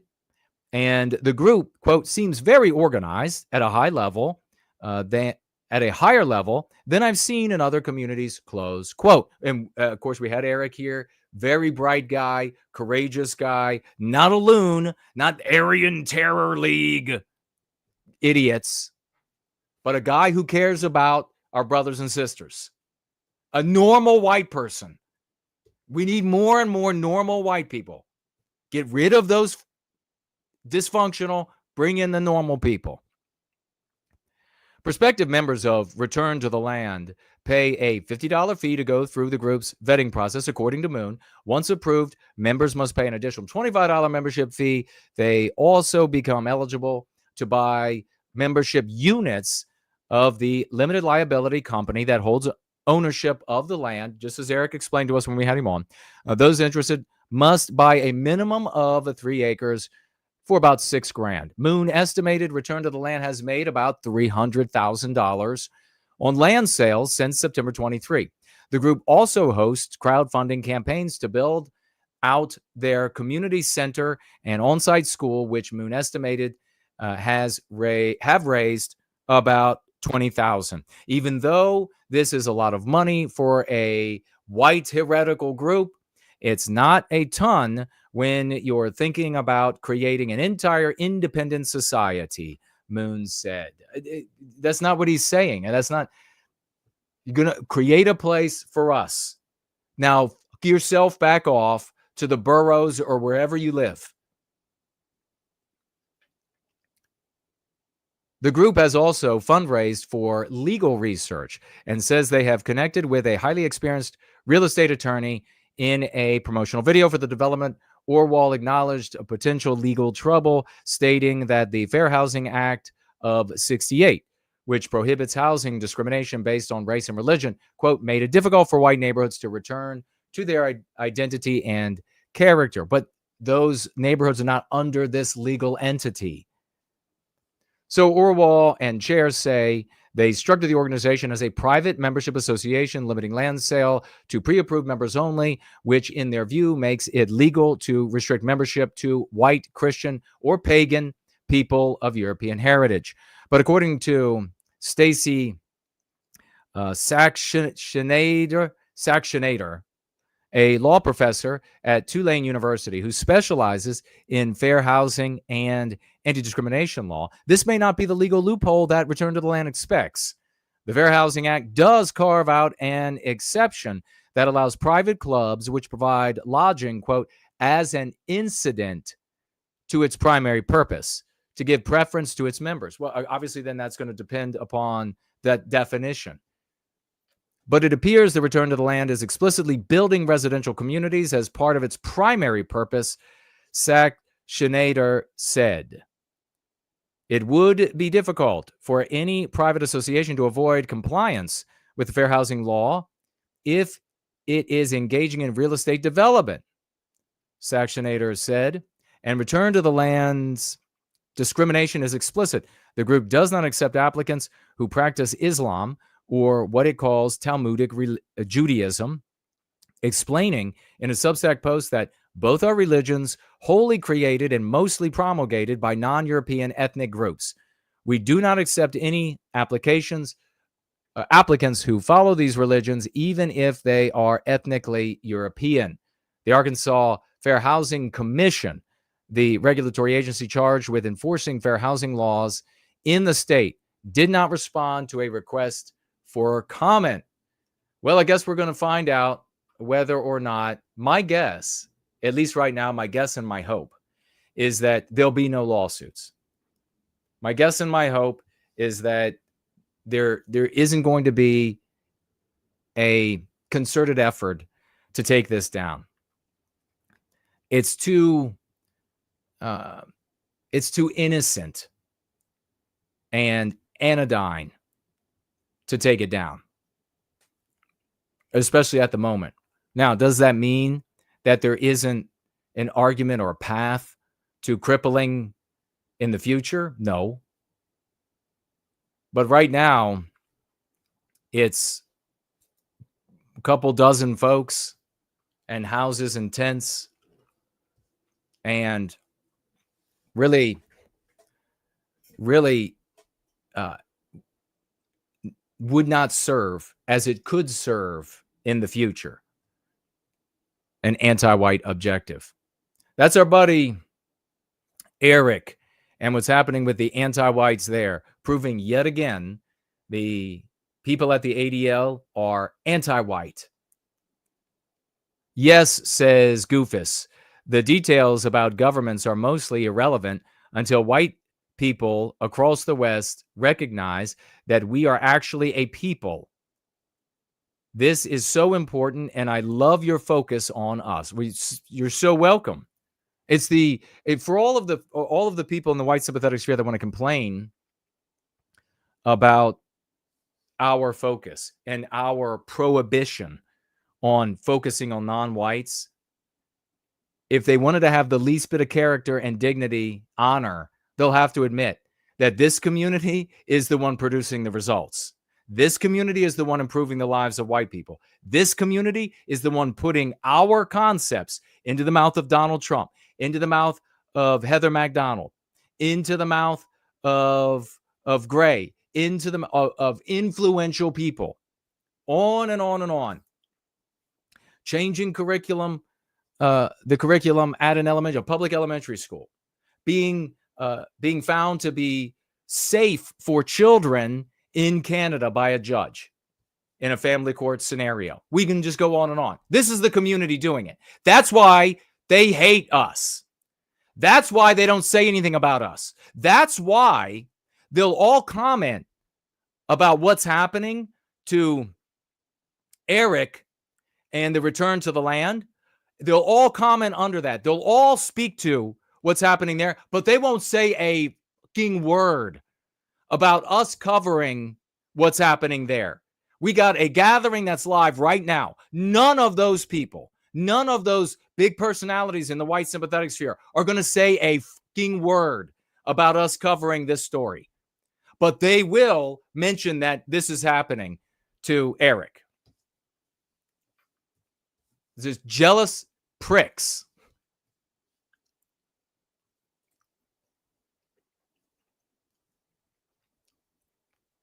Meanwhile, the attack on the white race doesn't end at torching of the dream. And by the way, just for a brief moment, I want to mention another element of what's happening with Eric. Aarvoll, RTTL. This is this guy's passion. This is this guy's dream. He wants this to happen for our people. He is working to make it happen for our people. And so the other element of this that no one else will mention, only in this community would it even be thought, but only in this community will we carve out time to of all of the stuff that we have to talk about and educate on to mention. And that is these anti-whites at ADL and that Substack or that Reddit or whatever it was, they're trying to destroy this white brother's dream. What does that do to a man? This is the only community that's going to think about that. A white brother has a dream to do something good for our brothers and sisters. And these anti-white animals are ganging up, and probably not now, at least that's my guess, but at some point in the future, to endeavor to destroy his dream, to destroy this massive part of his identity, what he wants to do. No one else would bother to say. And you want to know how I know?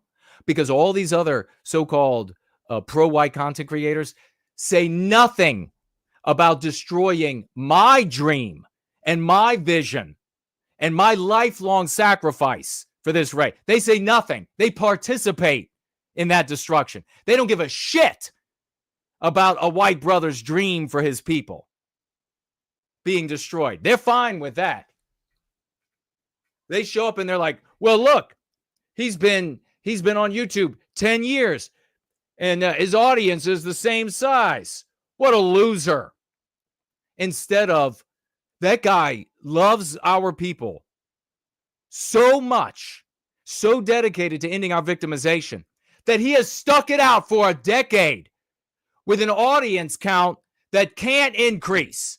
in part because of the shadow banning, and in large part because of the so-called pro-white, really anti-non-white scum out there that is relentlessly slanders yours truly in this community. So they don't give a shit. They don't give a shit about my dream and my vision and all the hard work I've invested for our people. They're not going to give a shit about how much it hurts Eric. And guess what? He's not going to show it on the outside. That doesn't mean it isn't happening. And meanwhile, while that's happening, and the pro-white content creators with the big audiences, especially those that are multiracial, anti-non-white communities, with their leading cause being against the Jews, anti-Jews, we have ICE centers being assaulted with military-style attack. A military-style attack was executed on an ICE center in Texas, I believe it is, and we're going to take a look right now. And this isn't enormous news. They were setting off, a single person started setting off fireworks to draw in more of these officers to see what the hubbub was about. And then there were over a dozen of armed soldiers, anti-white terrorists in body armor that were prepared to kill them all. But a Texas law officer was first to the scene, went right into it. And so these people, they couldn't pull off their trap, their attack, their assault on the ICE center. And so they got in a shootout with the Texas law enforcement, shot the guy in the neck. Apparently he's going to be okay. But then they fled. Some other law enforcement, local law enforcement, got involved in the pursuit, and they were able to arrest like 8 or so of this more than a dozen that were part of this assault. Now, what would happen if more than a dozen white guys got together in body armor and went out to assault a government institution? Let me point out, by the way, also, because you can answer that question in your head, right? You already know. It would be written in the skies, in your blood. And in the blood of all white children, it would be written in the skies that was happening. Here's your proof of the anti-white narrative, that fiction that runs through everybody's head as they're programming. Here's your proof of it. Let me point something else out. The really hardcore anti-whites are only just now confronted with having a president and some Republicans going along with him that are not white positive, but they're just not as anti-white as they would like them to be. And they've already assaulted military style, an ICE facility. What do you think about all these so-called pro-white content creators who do nothing? And why do you do nothing? Well, because when you just hate some other group of people, you don't sacrifice yourself for that hatred. Why would you sacrifice yourself for somebody you hate or some group of people you hate? You wouldn't. Nobody goes to war for something they hate. They go to war for something they love. So let's take a look at what the news says. Last night on Sunday, an officer was shot near an immigration detention facility in Alvarado. It happened around 11 last night on Sunday. An officer was shot near an immigration detention facility in Alvarado. It happened around 11 last night on Sunflower Lane near the Prairie Land Detention Center. Right now, that building is being used by Immigrations and Customs Enforcement. Police say they were responding to reports of a suspicious person. That officer saw a person who appeared to be armed. And police say when that officer tried to engage with that person, they were shot at. The officer was hit in the neck but survived. An officer. All right. Several in custody after North Texas police officer shot in neck outside ICE facility.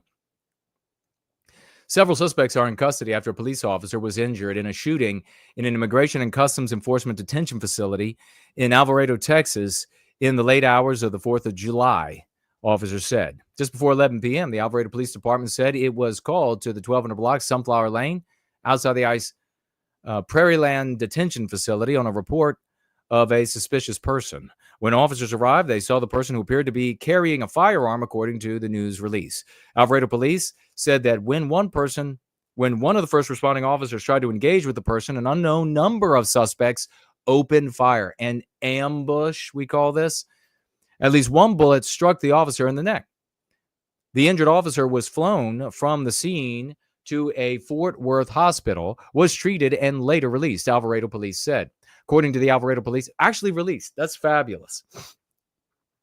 According to the police, several armed suspects were taken into custody after trying to flee the scene.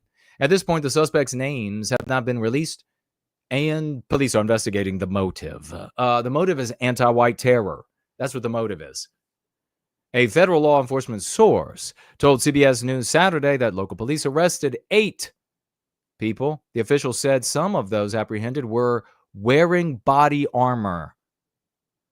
So this wasn't like the normal anti-white terrorists who get out in the streets and they fire off fireworks at law enforcement, blinding them, maiming them, burning them, etc. No, these were people that were there to murder. Source told CBS indicate that more than a dozen masked individuals dressed arrived at the ICE detention facility. They vandalized vehicles and security cameras in the parking lot. The individuals launched fireworks in an apparent effort to lure law enforcement to their death. To lure law enforcement to their deaths. The Justice Department said Saturday morning it was closely monitoring the attacks on DHS facilities.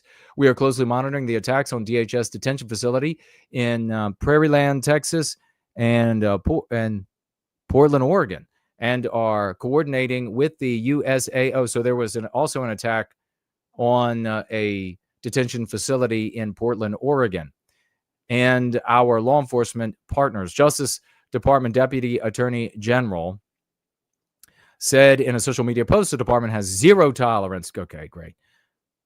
He also appeared to be referencing an incident that occurred in mid-June in which 3 people were arrested outside an ICE facility. Okay, that's the Portland one. And I think we actually talked about that one when it happened. If you've got any information on the rest of these anti-white terrorists, they have a phone number, 817-790-0919. They need your help. Straight Wood is here. Good to see you. Eva, Cool Baba J Magic. Zamuski is in the house. Carlisle Kakatu is in the house. First Last is here. Jay Bishop is here. Janice is here.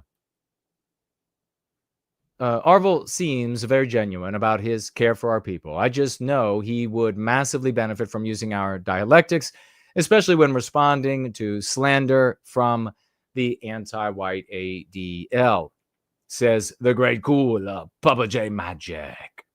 Slots, the great Slots is with us. He says, amen to Jason. I see the crowns are still in effect. I can't believe they haven't taken them away from me. I'm guessing that'll happen soon. There is a video on YT with many views. It shows a white and a black boy in a playground. In the video, he states, I found the white girl. They are taught identity so young, says Galactus. Well, I think it may be yes, but maybe a better way of saying that is they don't have identity beaten out of them. They don't have identity psychologically abused out of them like our children do. So again, pointing to the fact that you're not going to raise healthy white kids without inoculating them to anti-whiteism. And you don't inoculate them to anti-whiteism by saying, let's do the maypole, as wonderful as that is. Let's go to church, as wonderful as that is. Let's go to Catholic Mass, as wonderful as that is. It obviously doesn't work. That's why we have Pastor Sparkles. That's why we have this going on. All that shit didn't work. Davey is here. Good to see you. Arden Pade, Tree Godfather, is here. Scrolling back, Corey is in the house. Ay, ay, ay, ay. Linda is here. Mick is here. Mick says, NWG making good points. Thank you, brother. Summer Lee is here. Haven't seen you in a long time. Hello and welcome back. The great Dean Brandt, Dean of Danger, School of the West. Jason is here. Good to see you. Problematic Bios Spirit. Hello. Time for the ADL to take the D out of their acronym. Yes, says Arden Party. This is defamatory lying from them. Without question. That's what they do. The great Franklinator was here. He had to hit the hay. Got to get up early for work. Michael is here. Blank is here. Samuski talking about something I was saying. I said, neither one puts us first. Well, the cucks and the schmucks. Azimuth Clark is here. Yep, neither one put us first. CKO is in the house. Glenn is here. Squarespace. Slot says, I found some shaming potential toward institutions that are censoring Go Free by saying the institution is censoring the NAACP equivalent for white people. Vagues agree it's wrong. Well done. Well done, the great Slot. So you come up against a vague out there and you point out to them that, hey, there is some discrimination. There is some censorship of the white equivalent of the NAACP. You can shame them with that. Well done, brother.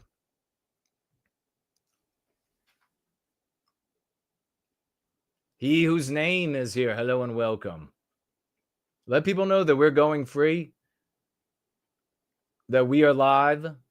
Ivan Zihardable is here. Red Dog is in the house.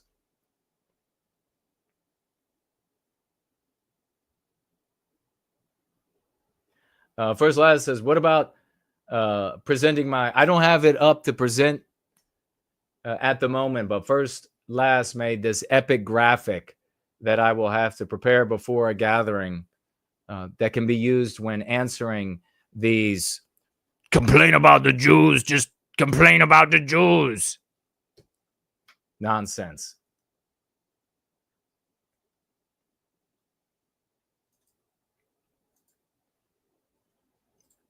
All right. Remember to put your chat also on live chat on YouTube to make sure that they are not censoring at least those that they censor when they give you only top chat.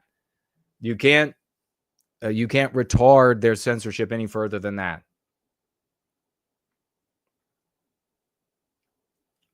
All right.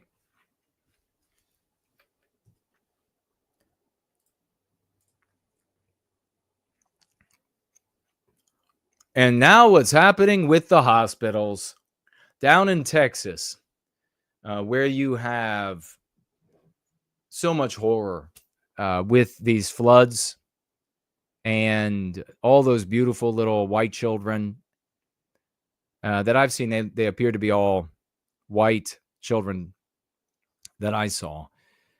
But any children, obviously, that have perished as a consequence of this flood that occurred.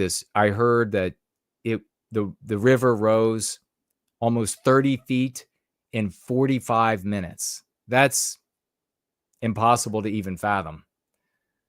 And I presume they had safety measures in place.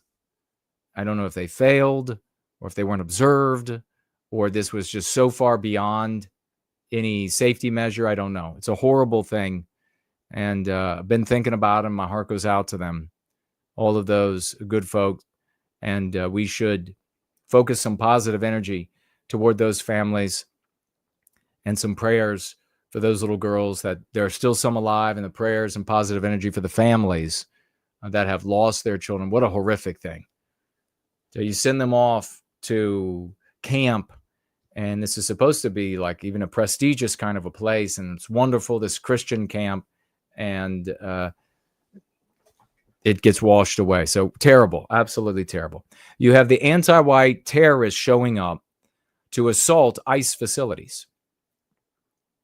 And Texas was recently required to count when illegal aliens, so intruders in my vernacular, intruders were getting health care at the hospital. Now, I've been in many arguments over the years with anti-whites, especially anti-whites, a lot in America, but especially anti-whites in Canada, European white anti-whites, white anti-whites in Canada, white anti-whites in Europe, who have been convinced by the anti-white narrative that non-white people, all of them practically, citizens and non-citizens, go without any form of health care. That only the white race has health care in the United States, that it is beyond the cost of non-white people in general. Really, I'm not exaggerating.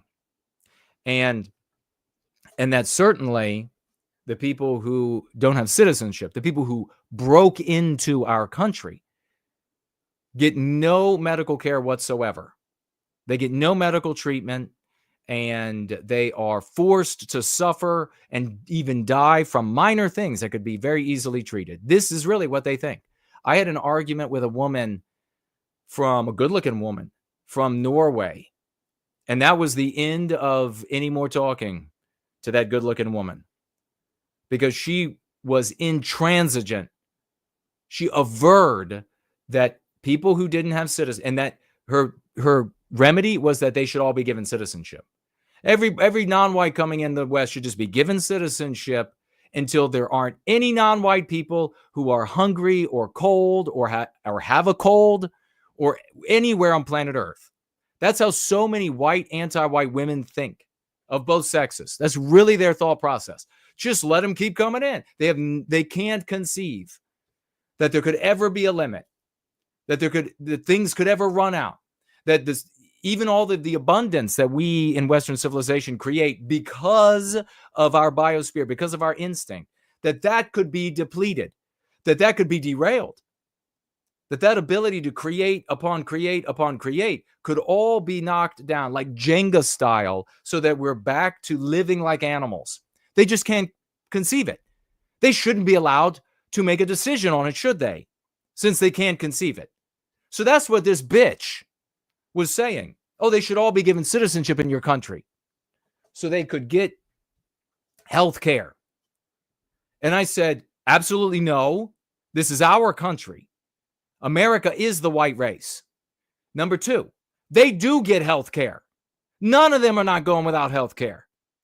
They go into every emergency room you go in the United States, practically. I mean, you might be able to find maybe this town in Arkansas. I don't know how big their emergency room is, probably the size of a closet. But you go anywhere, every single emergency room I've ever been in, full of non-white people every time. It doesn't matter when you go. And it doesn't matter what their percentage is. Like here, you go all the way back in time to when I was a child. And of course, having to go often when I was a child, needing stitches, needing a cast, and back then, the non-white population in Northern Virginia, much lower. Emergency room full of non-whites. Today, non-white population in Northern Virginia, much, much higher. Emergency room full of non-whites. I have no idea why that is. Full of non-whites. I know this, they're getting treated. I know this, they're not being turned away. So the anti-whites love to play this little game where they take away the keeping of the data that reveals what? Reveals what? What? The harm being done to the white race. That's what it reveals. They like to hide the data that shows the harm being inflicted on the white race. And so, in Texas, there apparently were no records being kept of how often people who are non-citizens broke into our homes, go to the hospital to get free health care. But then something happened. and they had to start counting. 100,000 plus identified as illegal migrants in Texas in hospital visits. This has to change, writes Eric Doherty. Mass deport. More than 100,000 undocumented patients sought care after Texas hospitals were required to ask immigration status. More than 100,000 intruders sought medical care in Texas in the first 4 months that hospitals were required to ask every patient their immigration status. But that represents a small, 100,000 sought medical care in Texas in 4 months. How much do you want to gamble with me that over these first 4 months, and I'm sure going forward, the human beings that are required to ask for the immigration status, these human beings who are programmed with what? Anti-whiteism, are going to be finding ways and have found ways to not record, so therefore to under-record how many are actually non-citizens getting free health care. I will gamble everything I own. That's how certain I am. So this number, what's the actual number?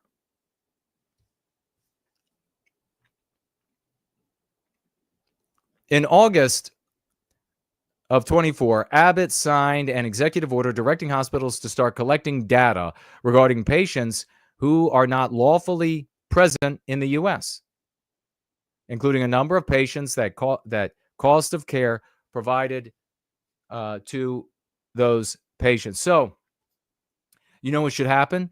You show up at the hospital and you're a non-citizen, and as they treat you, which is the humane thing to do, unless you're showing up like we've heard so many reports where like our little son Manuel here has a cold. Okay, oh well, live with it.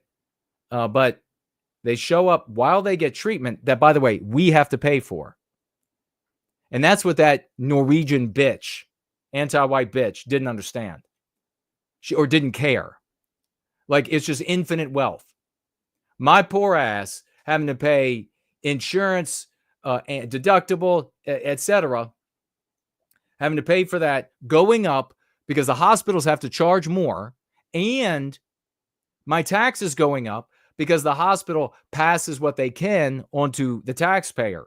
So my bill goes up in my insurance plan, and it goes up in my taxes so that these people can have free health care. And she was like, how much is it really going to go up? I'm almost on the street, bitch. And that doesn't even matter. You pay for it. If you want to pay for free health care for people who have non-white skin tones or people who are just non-white, period, if you want to pay for them, then you pay for them. We'll set up a special fleece your white ass fund.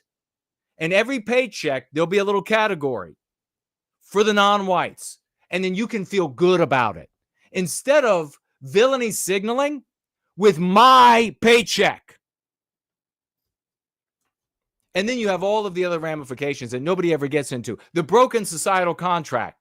That I should be fleeced by the government, that I have a contract that to obey its laws, I should be fleeced by that government for the betterment and enrichment of another group of people?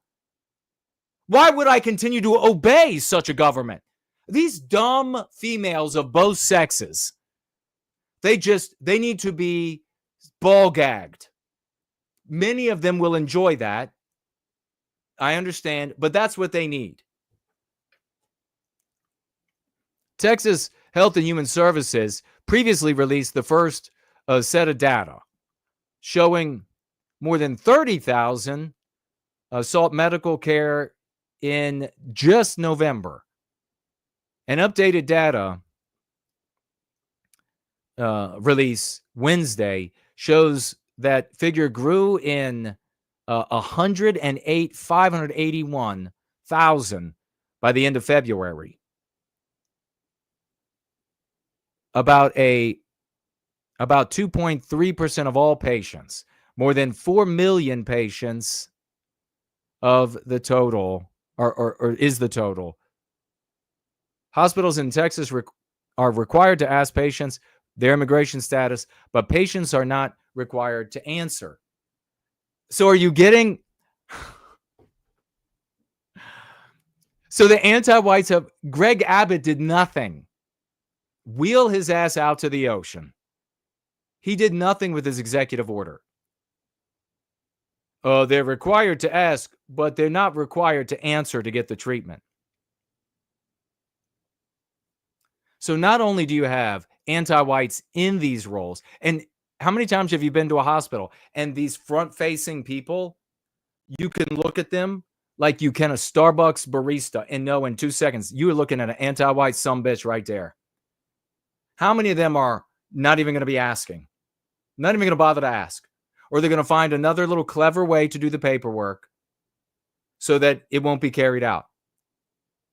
And then on top of that, the patients are not even required to answer. And you still got over 100,000. How many is the true number now? Well, my opinion is they should have to ask under a penalty of execution. And they should have to answer or no treatment. They should have to prove that they are a citizen, or if they can't, affirm that they are a non-citizen. And then while being treated, ICE pulls up. There's your cast. Here are the officers. Have a nice day. We're never paying for you again. Don't want to go back to the country you came from because you are a worshiper of Pastor Sparkles? No worries. We're going to send you to Rwanda. They said they won't. They really are interested in eating Mexican. The cost of a care provided between November and February to patients reported to undocumented totaled. So this tiny number of the actual number of 100,000 plus cost $500 million almost in 3 months. $500 million in 3 months. You got this country we looked at over the course of the year, and it was in the billions, almost as much, almost this close to our defense budget. And we're forced to pay for policing the world. And that's how much we're having to pay for all of the social services, and including healthcare for these people. No, contract is broken between the white race and the government of this country. The white race is America. Time to instantiate a new government, maybe. And if the government is not going to serve the well-being of white people, if it's not going to abide by our contract, that we will obey its laws and it will have our fealty and it will serve us, it will use the rights that we have granted to it, that we got from God or our creator, nature, whatever it is, and it will use those granted to the government to protect us, to ensure our well-being, etc. If it's not doing that, then we got a problem. We've got to have a conversation. And when a percentage of the white race becomes a people, this phenomenon is over with. When we can do like Musk is getting ready to do to the Republican Party, when we can get in there, because a percentage of the white race, 0.5% in America, identify as a people and seek thereby well-being, individual well-being by way of group well-being, we'll be able to control the outcomes of elections here and there and here and there. And that's enough in the slim majority. That's enough. So here we are, the absolute fleecing, taking me right back to this conversation with this good-looking Norwegian white female. Man, So it's just going into some of the more details where some of the most egregious. And over the years, we've seen, I remember when I was working on the Hill, the cucks at the time, they loved to talk about all of the hospitals going out of business because not enough of their clientele were tax-paying, insurance-holding American citizens. And so they were just folding. And they love to write up big articles, very erudite articles about this very sophisticated stuff, because that's going to change everything. All you ever needed to do was this. This is all we ever needed to do.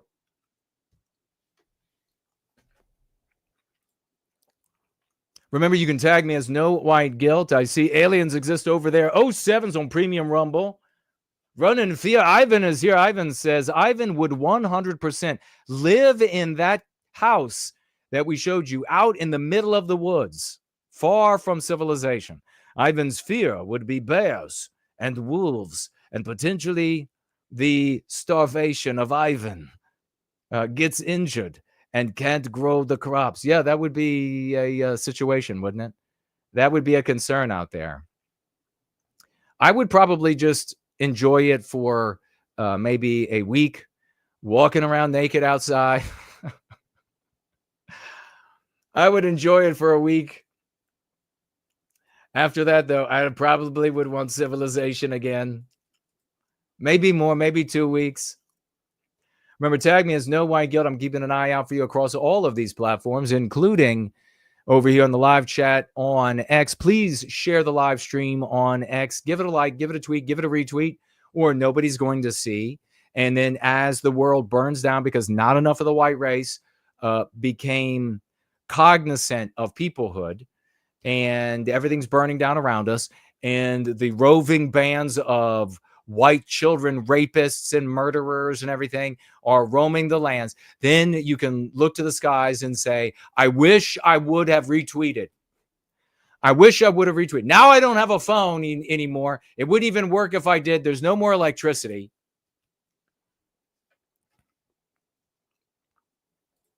Ivan says it's that time again. Anti-Vilification League is in the house. Good morning. That tie is all class. God bless you for that. You obviously have some sartorial wisdom and aesthetic about you, my friend. Thank you. I appreciate it.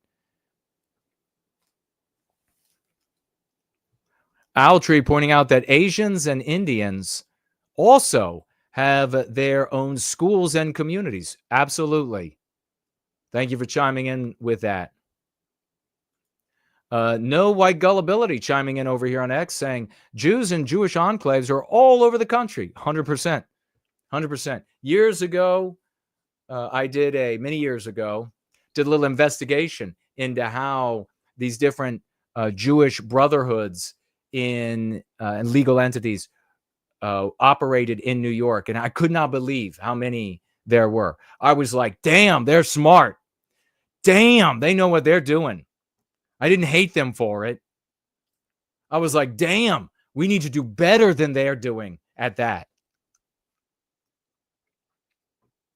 No White Gullibility adding the simple fix for the Jew haters, the anti-Jewsburgs out there, saying, look, simply replace the word Jews with anti-whites. Then we win. If only they were that bright, my friend. If only they were that bright. Thank you, and it's good to see everybody over there. Remember, there's also a live chat on Entropy, and which is up and running. It's also called the Tall Kevin Widget, affectionately. It's great to see everybody here. We're going to be getting to our next item in just a minute, and this is another one of those cuck mirage victories. It's another one of these. The cucks are like, we're winning. Just look here what they're doing. The Utah, the double wins are better than Trump does. Kudos. Oh, thank you. Yes, Samuski. Yes, my brother. When I was working on the Hill, I was like, I might be being paid 1/8, 1/16 compared to a lot of these others. Almost all of the others. I might be getting paid next to nothing. I might be doing a lot of the thinking that ends up in their really smart pieces.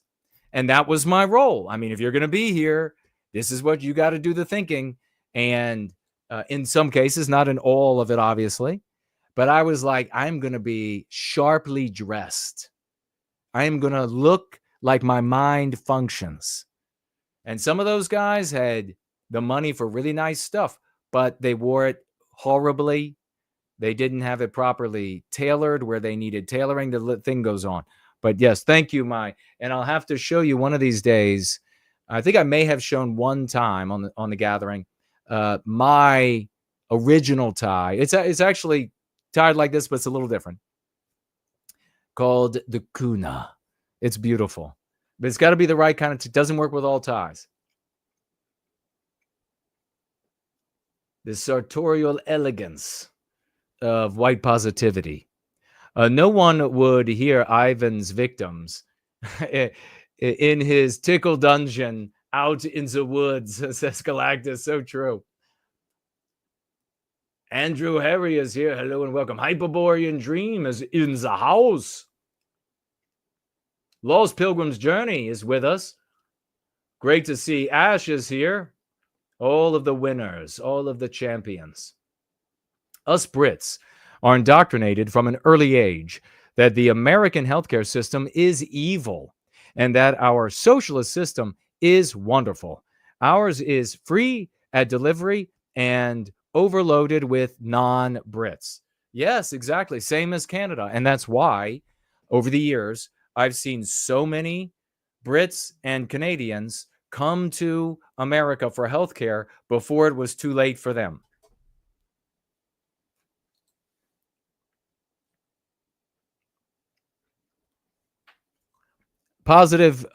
Positivity Infinite says, please consider reaching out to Connor Tomlinson in the UK. He is very articulate and has flashes of go free in his verbiage. We'll have to look into him. I don't think I've heard about him before. Thank you for that. He might have blind sight. We have so many heroes here who had blind sight. They were seeing the path. They were seeing, and then suddenly the light on the mountain. And they joined us to increase the lumosity of that light. We are white taxed to literal death. I like white taxed, brother.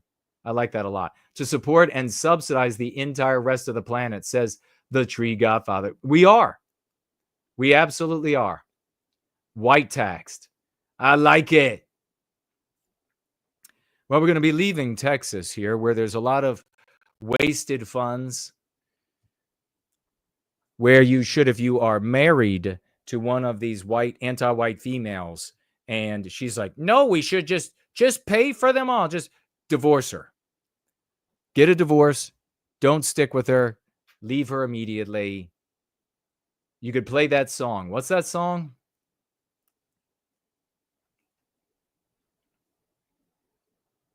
All right. 6 short months we went together, decided it should be forever. 2 paychecks are better than one, a diamond ring, it was done. Bought her house like I said I would in a subdivided neighborhood. Fuse got short and the nights got long, it was over long gone before I knew what I was headed to. Going through the big D and don't mean Dallas. I can't believe what the judge had to tell us. That's a good song. I got the Jeep. She got the palace. Going through the big D, you don't mean Dallas. White House zeroes in on divisive political narratives at the Smithsonian Institute. So here's the cucks thinking it's all getting fixed. President Donald Trump's administration is once again reportedly taking aim at the Smithsonian Institution for promoting biased narratives, this time at the National Museum of American History. Now let's go down here to the bottom. In March, Trump took aim at the anti-American ideology infecting the Smithsonian Institution by signing an executive order, according to Breitbart News. Fact sheet read in part, the order directs the vice president, blowjob Vance, who is a member of the Smithsonian Board of Regents, to work to eliminate improper divisive or anti-American ideology from the Smithsonian. They won't say anti-white because nothing in America is white, according to the anti-whites of both sides, including, it says here, I just wanted to hit upon this and we'll keep rolling. Smithsonian African American History and Culture included a webpage about whiteness. Remember, we just looked at Noel Ignatieff a little earlier in America that defined whiteness, white people, to include individualism, unfortunately, science, and hard work. A few years later, Smithsonian was planning to include trans women in its projected museum. Let's see. They told Fox administration that they want to fix the issues because framing American culture as inherently violent, imperialist, or racist. Now get this. No, the cucks are not going to fight for white people. They're not going to say, hey, you got to get rid of this anti-whiteism there. No. Instead, they want to disavow everything that is of us and claim that it belongs to the world and that America is improving from those old days. Well, what does that mean? Those old days when it was all white? Look here. Framing American culture as inherently violent, imperialist, or racist does not reflect the greatness of our nation or the millions of Americans who have contributed to its progress. There it is. Contributed. The millions of Americans who have contributed to its progress. So, America has grown away from all of those awful issues of being racist and imperialist and violent. That's, of course, a kindergartner will be able to look and say, that's the founding fathers. That's when the country was all white. So it was bad, according to the cucks, when it was all white. And the cucks are definitely not defending white people. No, they're disavowing everything that is white so that the world belongs to America. America belongs to the world. There isn't any particular group. It's an opinion. And that if there was any bad in the past, according to the cucks, it's when everything was all white. That is what the right wing gives you in the West, ladies and gentlemen. If they can't say white race, if they can't say anti-whiteism, they are anti-white. End of conversation. We got a Justice Alito warning. We got to motor it along here so that we can be ready for our epic swash through coming up here in just a moment.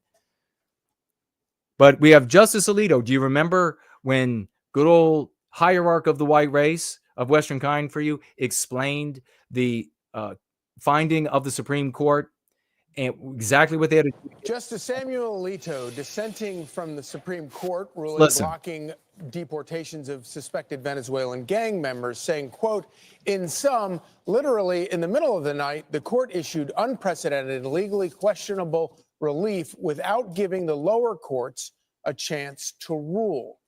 This is why the White House releases rap sheets, photos of TDA members it wants to deport. Here to react. All right. I told you there were at least 3 other avenues that I had read from legal experts for district judges to circumvent, to undermine the executive in the United States. And here you have Alito stepping forward now saying, raising concerns about a potentially significant loophole in that finding. The big cuck victory we just had in the Supreme Court decision to curb universal injunctions. And now his warning is hanging over lawsuits involving President Donald Trump. Alito said in his concurring opinion in Trump v. CASA that the class action lawsuit and lawsuits brought by states leave room for judges to hand down injunctions that, in practice, would function the same way as a universal injunction. You do not fix our situation by voting or violence. An aspect of voting is legality. You cannot fix anti-whiteism with laws. You cannot fix it with voting. You cannot fix it with violence. All of those things are downstream of the social morality of our countries, which is the anti-white immoral imperative. We have the practice that undermines anti-whiteism, that immoral imperative that is the social morality of the West. All you have to do is learn these concepts, not even all of them, share them with friends and family and strangers, and you change the world. We've already demonstrated that it functions as a rapid relief contagion moving through the population for the good of our people.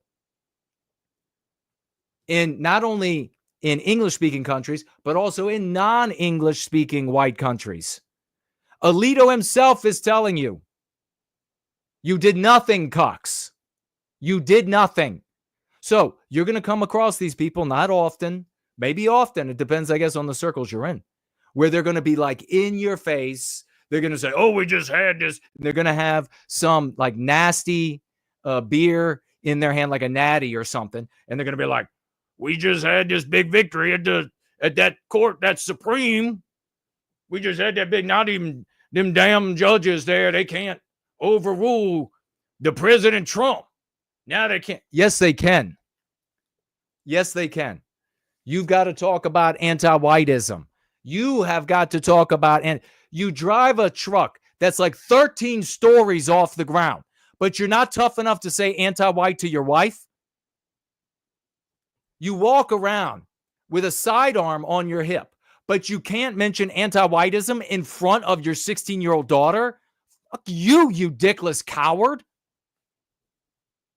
Step up, white men, or be men.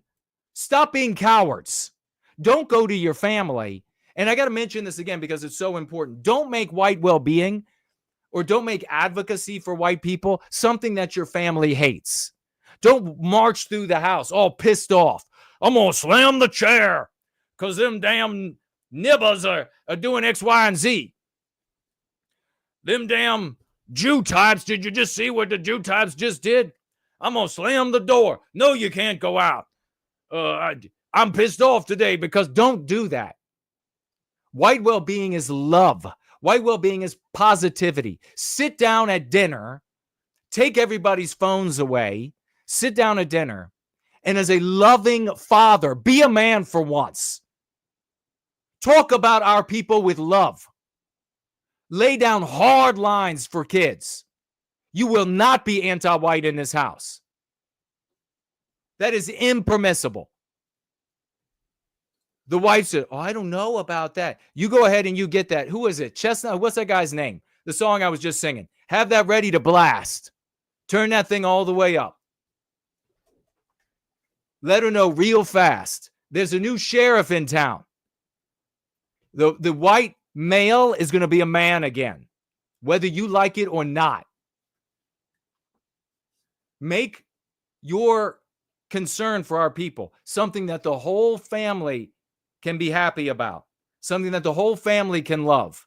Don't tell me again how tough you are because you've been training MMA for 22 years. You are a pussy if you're not advocating for white well-being. That's the only, it's easy to get into a room with a bunch of other loser males who want to play like they're Bruce Lee or Chuck Norris on a mat somewhere. You're not tough. Don't tell me, don't get into some weight room and everything is circumscribed. Everything is done a specific way. There's a sport where you can tap out. Talk about anti-whiteism. That's the evil of this age. If you can't talk about anti-whiteism, you're a pussy. I don't care how many guns you have. I don't care if you're an airborne ranger. I don't care if you're a Green Beret. I don't care if you're a rescue diver. I don't care what you do. All of that is circumscribed. There are referees, there are managers, there are controllers. It's sports. The only thing out there that takes courage is attacking anti-whiteism. And that's what these people in this community do. So here's Alito telling you, backing me up, you are effed. Because there are at least 3 ways that the anti-whites can continue doing what they were doing. And you know what? There are an infinite number of ways because human beings will continue to interpret the laws. my cuck friends, vegetables. Do you understand that? Mr. and Mrs. Cauliflower? And you have a judge blocks order barring asylum access. So this judge, even though it's not his jurisdiction, he just blocked Donald Trump from being able to implement, it's being implemented, the executive order that says no more asylum seekers, because it has come to the point of being an invasion.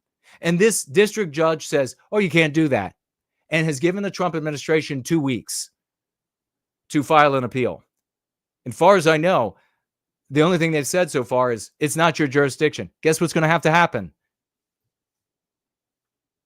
As long as the anti-white immoral imperative is the social morality, this doesn't end.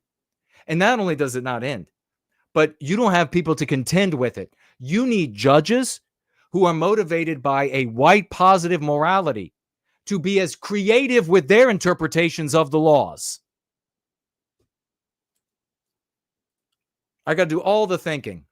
Finally, we have this guy, and there's some good, there's some not some good to this. 1 million views almost in just a couple of days. Some random guy saying that we need to vote in blatantly pro-white candidates. Let's have a listen. White people should just start voting in overtly pro-white candidates because that's what every other group does and have been doing. The mayor of New York is talking about how he wants to raise taxes on affluent white neighborhoods. Okay, let me jump in right there. The positive, the big positive, is that this is a normal, this is not a change. This is not white people are changing. This is a normal white response.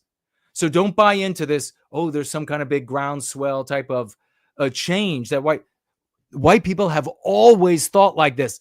I've talked to them. You've talked to them. Maybe you and your family were one of them. For your whole lives, your parents maybe thought like, your grandparents thought like this. Why didn't it work? Don't allow these anti-Jew spurgs to claim ownership of white people who are saying, we need politicians that represent us. You don't get from hating on Jews to we need white people in office who care about us. There is zero connection. If there were a connection, then all this anti-Jew spurgery out of these schmucks would have had the opposite effect on America than it had. Don't forget, some of us here today were alive before the 1965 Act. And now in 2025, we have Pastor Sparkles. Okay, we have women raping children left and right. So their anti-Jew spurgery garbage, hating people for being born Jewish, does not cause white people to say, we need to have our own politicians. We need to be represented. But that's exactly what these anti-Jew shitbags are trying to do with this video. That's exactly what they're trying to do. Oh, there's some kind of a new groundswell. Absolutely not. White people have looked out into the world for generations in this country and in other countries across the West and have seen non-white groups of people having politicians that appeal to them, have seen white politicians appeal to non-white groups of people, and they see the non-white people getting what they want. And they say to themselves, quite naturally, we should have politicians that care about us. But you know why that didn't happen? Because we didn't have the Go Free dialogic. And still today, we're fighting because so many of these losers are attacking white well-being and Go Free and attacking me personally on almost a daily basis. So what you're seeing here is a normal, healthy sentiment. In other words, I'm going to use political power to target this group specifically because they got it in an unfair way, and I'm trying to fix this system to redistribute. I don't give a fuck with neighborhoods. In other words, I'm going to use political power to... So he's talking about a non-white, anti-white politician. Wouldn't it be nice if this guy had been exposed to, as we work diligently and we celebrate every Sunday, and we got a huge number to celebrate today? Wouldn't it be nice if he had been exposed and he could say these anti-white politicians? Why would that be important? Because if we redirect the focus for his million audience to us and our well-being, white people start thinking that way. Instead of that, we have this, which is what? Wish listing, which does nothing. Target this group specifically because they got it in an unfair way, and I'm trying to fix this system. Okay, so he's making what? An anti-white argument for the politicians. He's saying, here's what they say, and he's doing it in a really clumsy way because he's not used to doing it. What if he had these anti-white politicians get into these offices and they make these excuses that victimize white people? They harm white people as a consequence of this. Wouldn't that be grand if this guy could be exposed to that? But he won't. He won't. Because all of these losers out there are standing in the way. System to redistribute. I don't give a fuck what you want to do. I'm voting in the most racist guy I know because I don't actually mean that, but I don't believe you in. Did you see that? Why did he have to pull that back? Because he knows the consequences. He knows what everybody is thinking. He knows what that means. He knows, to white brothers and sisters out there, that they all understand that to mean victimizing innocent non-white people, etc. Are we going to get politicians that advocate for us if that means that non-white people have to be harmed? No. No. Anymore. It's not about justice. It's so obviously about power and resentment and a complete double standard, because then they'll bitch and moan and cry if white people do the same thing. Okay, he's talking about resentment. Where could that come from? It's anti-whiteism. It's the anti-white narrative. Their argument is an argument of based in retributive justice against white people. That's resentment. We can very easily, in a couple of sentences, explain the world to this guy.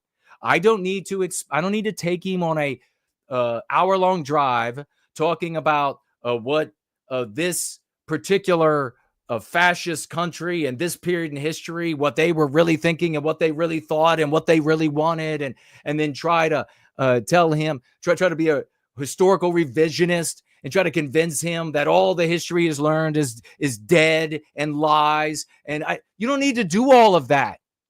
What if it's all true? Guess what?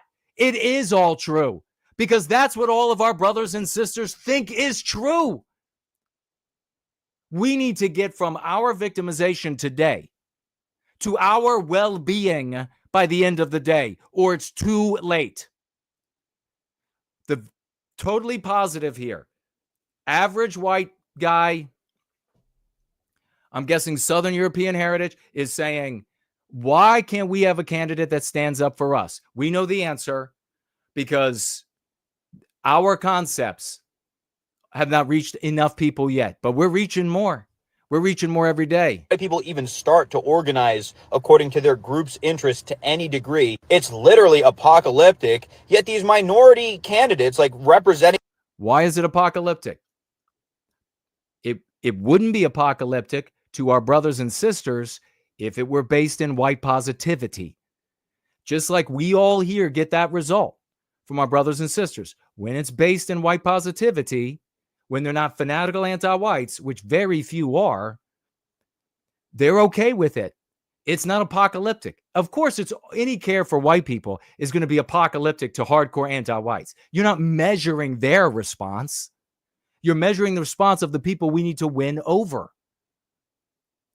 these interest groups. That's their whole platform, is promoting their group's identity. And then they'll say, like, nothing's actually happening. That's not actually happening, but it is happening because you guys deserve it. You should not care about the accusations anymore. It's so fucking obvious.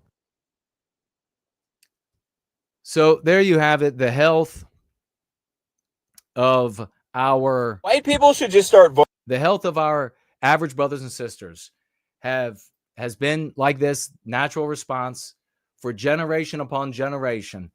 It's never materialized into, why can't we just have a candidate? Because of all of the old methods, the cuckery and the schmuckery. That's why we are today with Pastor Sparkles. That's why we are today with all of these women raping children, because they have female empowerment and they continue to get cutouts. That's why we are where we are today. If you want to take this natural sentiment, this normal inclination to, well, what about us? Then you need to empower these folks with the concepts that the few concepts that put us in a story where we are the good guys and our interlocutors, the people who object to our well-being, have to prove that they aren't immoral rather than us trying to prove that we aren't immoral. But something very special is coming up right now, ladies and gentlemen. The swash through, a very special swash through that I have promised. Of course, ladies and gentlemen, you know what we were talking about. The great Aarvoll, Eric, from the Return to the Land movement and these vicious anti-white Jews, especially the anti-white Jews at the ADL, that does nothing for Jews, but just hunts across the land for white people who are heretical to anti-whiteism and endeavoring to destroy them. We have that very gentleman right now, bringing him on for a swash, the good brother. It is wonderful to see you. Big salutes to you, under fire. How are you doing? What is going on, man? A lot, apparently. Hey, good to be with you, Jason. I caught a little bit of your stream earlier, and it's pronounced Siri. It's Peter Siri, and he's a very buttoned down, non-violent person. It absolutely was a self-defense incident, and it was an illegal minor trespassing on his community's land. He had warned them to get off of there multiple times. One time he went down to tell him to leave, and they attacked him. So, of course, he defended himself. As far as the other allegation, I want to clear Peter's name because it's just not fair. Like, they were really kind, actually, to me in particular. They call me intelligent. They use flattering pictures. And then Peter, they treat like this brazen criminal, and he's absolutely not. He's very sober, very professional, and reliable. But they owed him money. He founded the community. He did a lot of work that never was compensated. There were disputes over who owed whom what. And I'm going to trust Peter over a bunch of hippies living in South America. That is how Peter was, 10 years ago. He was only eating fruit. He wanted to have a community around that for whatever reason, anarcho-capitalist. And in the last 4 years or so, he had a change of heart, like many of us. He got red-pilled. And yeah, so that's Peter's story. Thank you for clearing that up, because they really made him sound like he was just like this villain roaming the lands. And it's typical, of course, of the ADL. Right. No, the ADL to come after us. I mean, I'm shocked. I didn't know they did things like this. So surprising, out of character, really. No, of course we were expecting this from the beginning. And I always thought that this is the ideal rhetorical battle for us to be in. Instead of saying we need to control the country, we need this and that, we want our own neighborhoods and to be left alone. And even on that battlefield, they're willing to come out and attack us and harass us and libel us. And average people do see it. So I think it's the battle that has to happen. I mean, ideally, we could just build these communities and not worry about it. Yeah.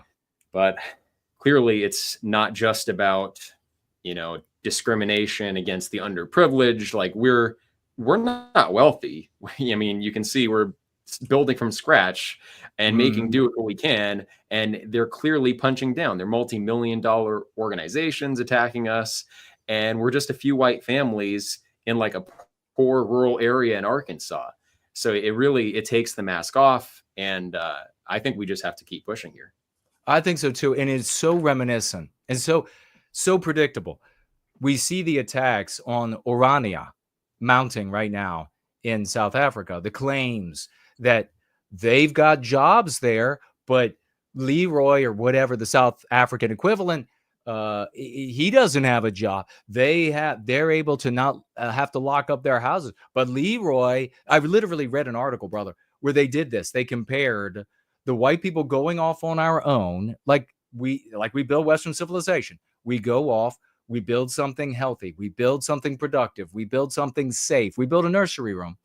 And then the anti-whites come in with these arguments to white guilt us, to disarm us. And they say, look, there is a non-white person somewhere that doesn't have the health better than white people, that doesn't have more money than all white people, that does. And so therefore you need to. So I see the exact same thing. This is so symptomatic of anti-whiteism. They're going after us in Orania, down on, what is it, the Orange River. Now they're heading into northern Arkansas and coming after the work that we're doing there. I wonder if you might, and I love, it's so true.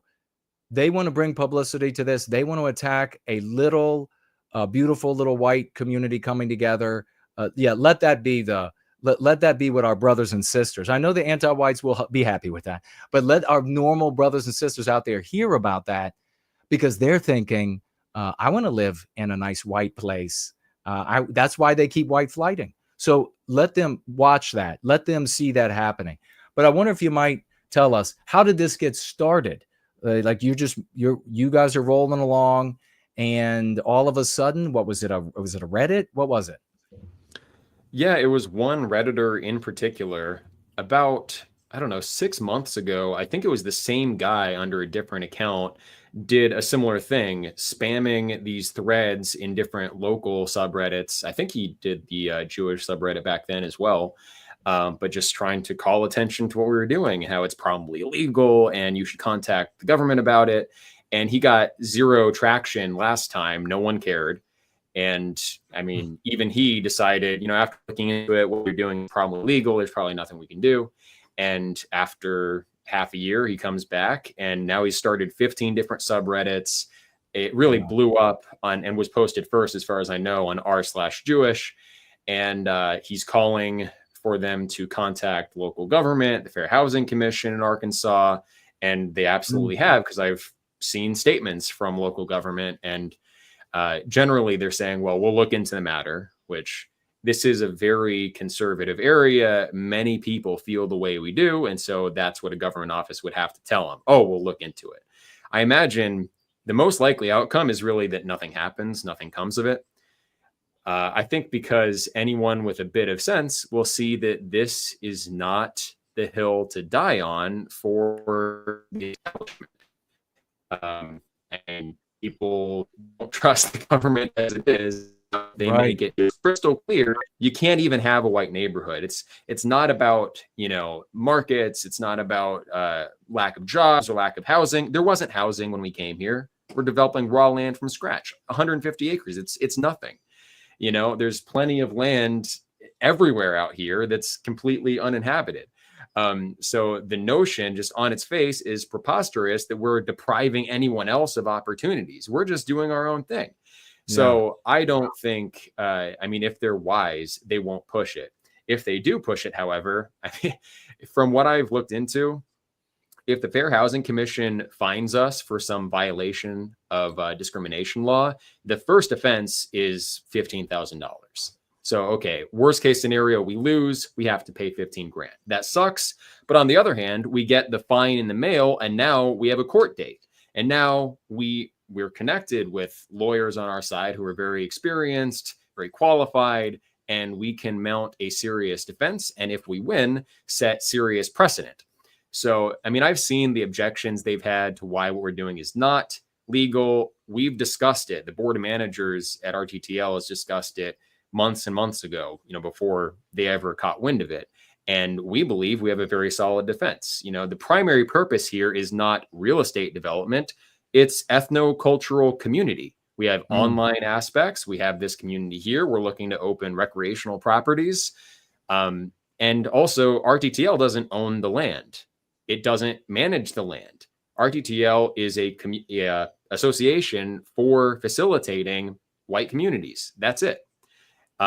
We have our company here that holds the land. If anything, they could try to sue the company that holds the land, but that's very difficult, I think, because there aren't that many people involved. There's no clear-cut evidence of discrimination. Someone would have to have joined the PMA and then come down and visited with us and passed our screening process, applied to actually buy in, and then we would have to turn them down ostensibly for some kind of racial motive. And that's never happened. That's probably not going to happen.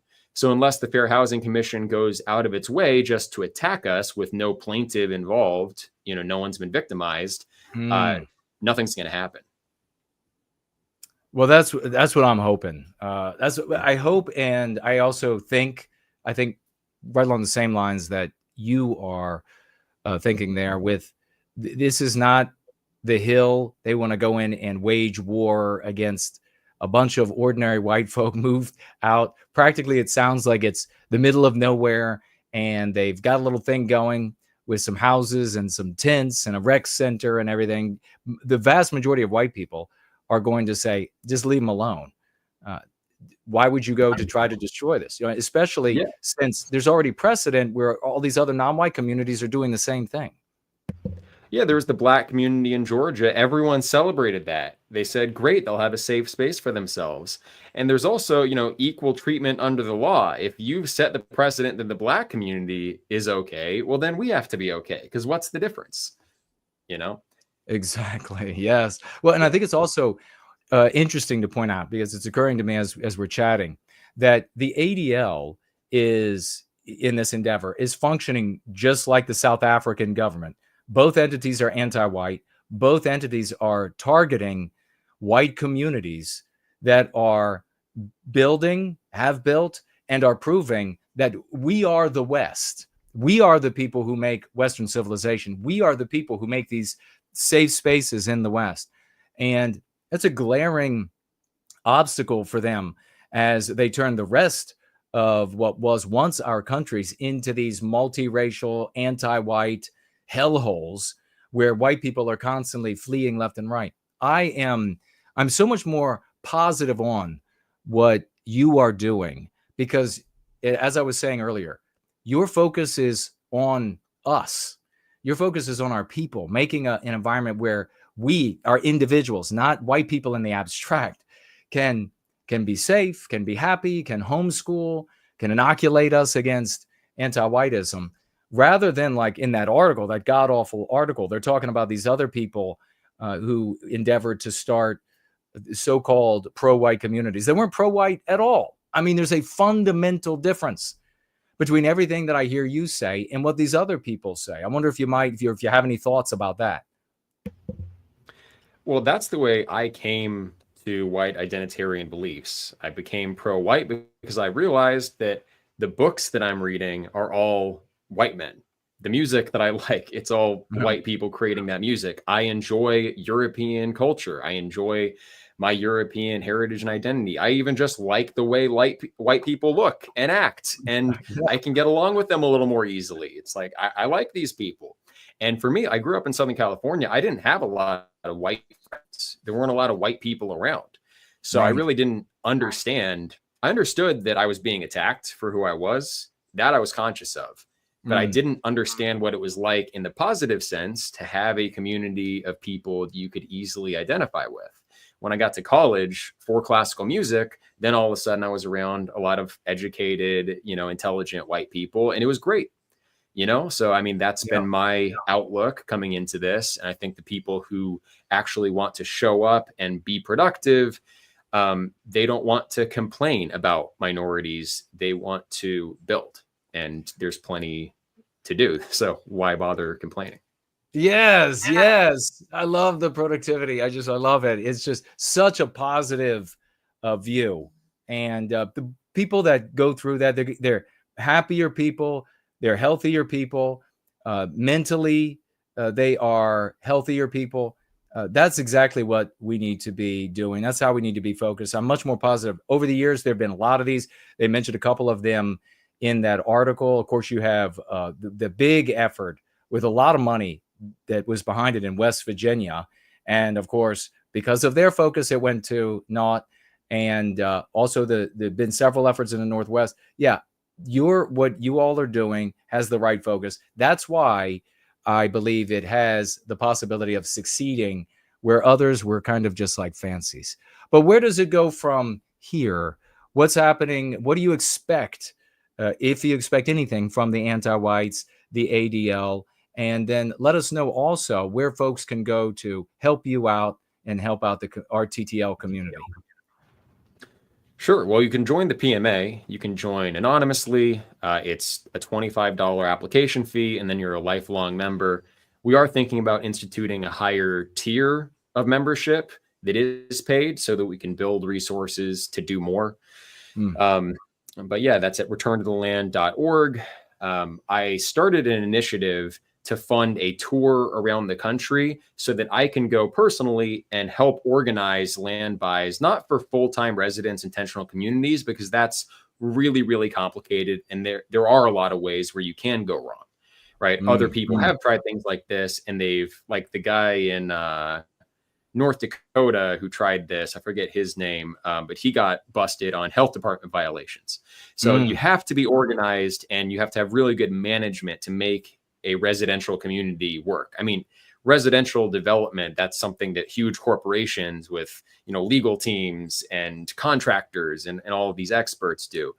So to do that takes a certain level of expertise, and we're barely just developing that to handle our own needs. However, going and facilitating the purchase of recreational land where you can go with your family on the weekend and meet up with other pro-whites, that's relatively easy. And the legal precedent there is super strong. So there are country clubs that have proven that they can be discriminatory on whatever grounds. That's a First Amendment, very fundamental kind of issue. So I want to go around the country and get this going. Right now, I put out a poll. If I am able to do this and organize these land buys, would you personally be willing to invest in land with other pro-whites near you? And it was like 90% plus saying they would. More than 1,000 respondents now saying they want to do this. We have more than 1,000 people right now who are saying, yes, we want territory. We want lands together. We want our own communities. And maybe it's not the full-time residence community like we are here immediately, but I think that's probably a healthier way to go. Have a place to meet up, get to know one another, and then from there, who knows what develops. It's also just something to do with our time that's productive. You can go buy land and then spend time developing it, spend time volunteering with your friends. And I think that'll build a whole different kind of culture on our side. I really like that. And just step at a time, man. The victories, like you're talking about there, getting some recreational land, going and working on it with other people who are white positively oriented. They want to build, they want to have these places where we can meet, exactly as you said. Really excited about that. And I'm hoping to God that the ADL doesn't decide to try to bring down some kind of suits or whatever, just so we don't have to deal with that kind of thing. But I'm with you. If they do that, they're going to bring a lot of attention to white people, our brothers and sisters out there. They're going to wonder, why are you attacking them just for being out there by them? Let me go check out this RTTL guy and what they actually believe and what they're actually saying over there, rather than just take it word for word from an organization that's already deeply discredited itself as anti-white. I mean, even in the Jewish community, there are Jews that don't like the ADL. So certainly these anti-white POSs are really showing their ass here with this focus on what you want. And maybe they end up backtracking because they realize how bad they look here. But we've gotten messages from Jews who say, hey, we support what you're doing. We don't believe in the anti-white stuff the ADL's doing. And so Jews are on our side, blacks are on our side, Hispanics are on our side. Some might not be also. It's not all of them. And not all whites are on our side. But there's a broad enough base of support that it does come through. Like on the comments, a Daily Mail published a piece and then had to immediately take it down because all the comments were in our favor. So I think it's a really bad idea for them to push it. That is so awesome. Tell folks where they can find you one more time, and I will make sure I put your YouTube and X in the description once we're done here today. But where can folks find you? And is there anything else that you want to share before we let you go on this epic swash through? Yeah, that's the big news right now. I mean, I'll be hopefully coming to a town near you to facilitate these land buys. So be on the lookout. Returntotheland.org to sign up. My X is Aarvoll _ and my YouTube, just search Aarvoll, you'll find it. Yeah, we have a couple, fundraisers for this, the legal fundraiser, and then the fundraiser to fund this tour to get the lands on our, under our control again, taking back the land. So awesome, man. I love it. I love it. I got these visions of white kids running. It's like with our great Dean Brant Danger and School of the West .world. I have visions of that being like a physical entity at some point with beautiful statues of our people. And so I've got some visions now of this happening. If you ever get up around Northern Virginia, anywhere up PA, West Virginia, Maryland, I will definitely come see you then, and we'll hang out. But thanks so much for coming on today for this swash through and giving us a heads up on this anti-white attack on the good white positive work that you all are doing, man. Absolutely. Hey, respect to you, Jason. Nice being with you, and I will see you soon, I'm sure. All right, man. Bye-bye. Take care.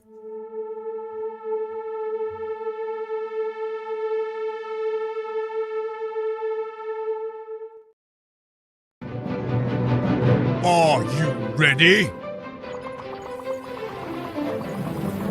Start the conquest. Westman! That seems cool as hell.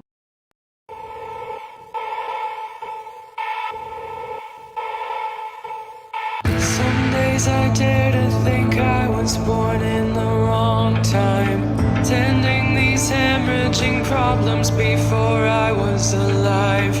This generational trauma, do I call it mine? But if I do nothing, surely I'll be the last in my line. It's all a party over graves I wish would come to life and take back their places. See the terror in my enemies' eyes. Burn down the stages, cut the tapes, and let the newsrooms die. This revolution's convoluted, take it offline.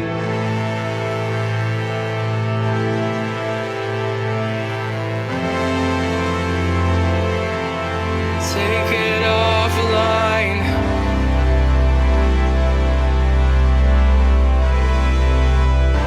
Take it offline. My generation saved the world in our video games. Primal desires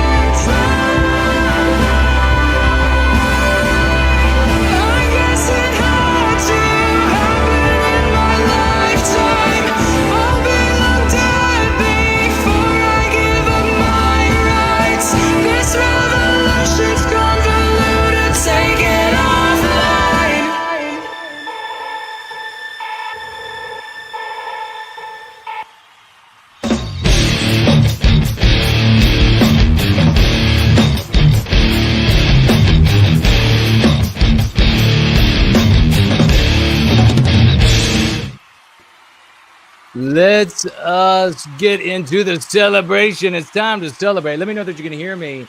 Okay, ladies and gentlemen, we're going to be celebrating. This is the swashbuckling celebration. The people who don't want to make a change in the world, they leave. Those who stay are the ones who want to be the heroes of the white race. You are the ones who are going to be getting the monuments moving forward. God bless every single one of you. We'll begin today's celebration with the honors roll call. These are the people who financially gift every single month without giving a single thought to that financial gift, and we are deeply grateful of that. We begin the honors roll call with the all-stars. Let's get the raucous emojis going. Let's get some crowns. Let's get some roses. Let's get some love. We start at the very top of the honors roll call, which is Prometheum Healing. Also in the all-stars, we have Marie Curie is in the all-stars. Western Sunrise in the all-stars. Let's see if we've got anybody else in the all-stars before we get to the rest of our... We have Joseph is in the all-stars of the honors roll call. There are a couple of options for financially gifting this way. Subscribe, Star Gumroad. You'll check them out in knowwhyguilt.org. Click on the financial gift tab. You'll see these options as opportunities to join the honors roll call. We'll continue with the rest of the honors roll call, which is Southern Bloom, Maverant, Zanazak, Greg is there. Save Western Civilization Now. King Petras is over there on the honors roll call. Keep It White is there. Tiniest Squish. So is Wilhelm. And let's see, who else do we have here? Did I mention Western Sun? I think I did. Yes, for the All-Stars. We have Mark. We have a Hodeman as well. We have June is there. Your LG is over there in the honors roll call. Deceit is there, as well as Prometheum Reckoning. And finally here, we have Mother of Victory. And we've got two more, ladies and gentlemen, rounding out the honors roll call. Remember, if you didn't hear your name mentioned, reach out to me. Maybe I just somehow didn't see it. We have Scott is over here on the honors roll call. And one of our newest members on the honors roll call is Dallas, our very own Dallas Malloy. Big celebration for Dallas on the honors roll. Big celebration for everybody on the honors roll call. God bless every single one of those individuals. We have so many victories, ladies and gentlemen. We got a motor. We got a motor through them. Let's see if I can pull up. Let's begin with the great Franklinator and all the hard work he does in service to white well-being. As you know, he has a set of criteria that he follows for me when he tracks down victories, and he supplies those victories. And we got victories from a couple other sources as well. Let's celebrate the great Franklinator for the hard work that he does. Of course, doing the minutes, the timestamps is a huge service to white well-being. Give it up for the great Franklinator. We also want to thank the great Franklinator, among others, this past week for being in the Don Jr. chat, which is, of course, the way that we got Antiwhite into the mouth of Donald Trump. We did it. And those that were there this week was Franklin, the Ivan, Biospirit of the West, Hoyt McCoy, Ralph Hinckley, and Dallas Malloy. We're all over there. Big salutes, everybody on your feet for these heroes who were over there on Donald Trump Jr. And we love that they were over there promulgating, swashbuckling is what we call it, the lexical dialectical power of Go Free. Let's keep it rolling. We want to give a big thank you to Kate, who was swashing this past week on some people with clout. She swashed. She was swashing. She swashed on people with clout. Let's get her some crowns and some flowers and some gratitude. Swashing in person on people with clout.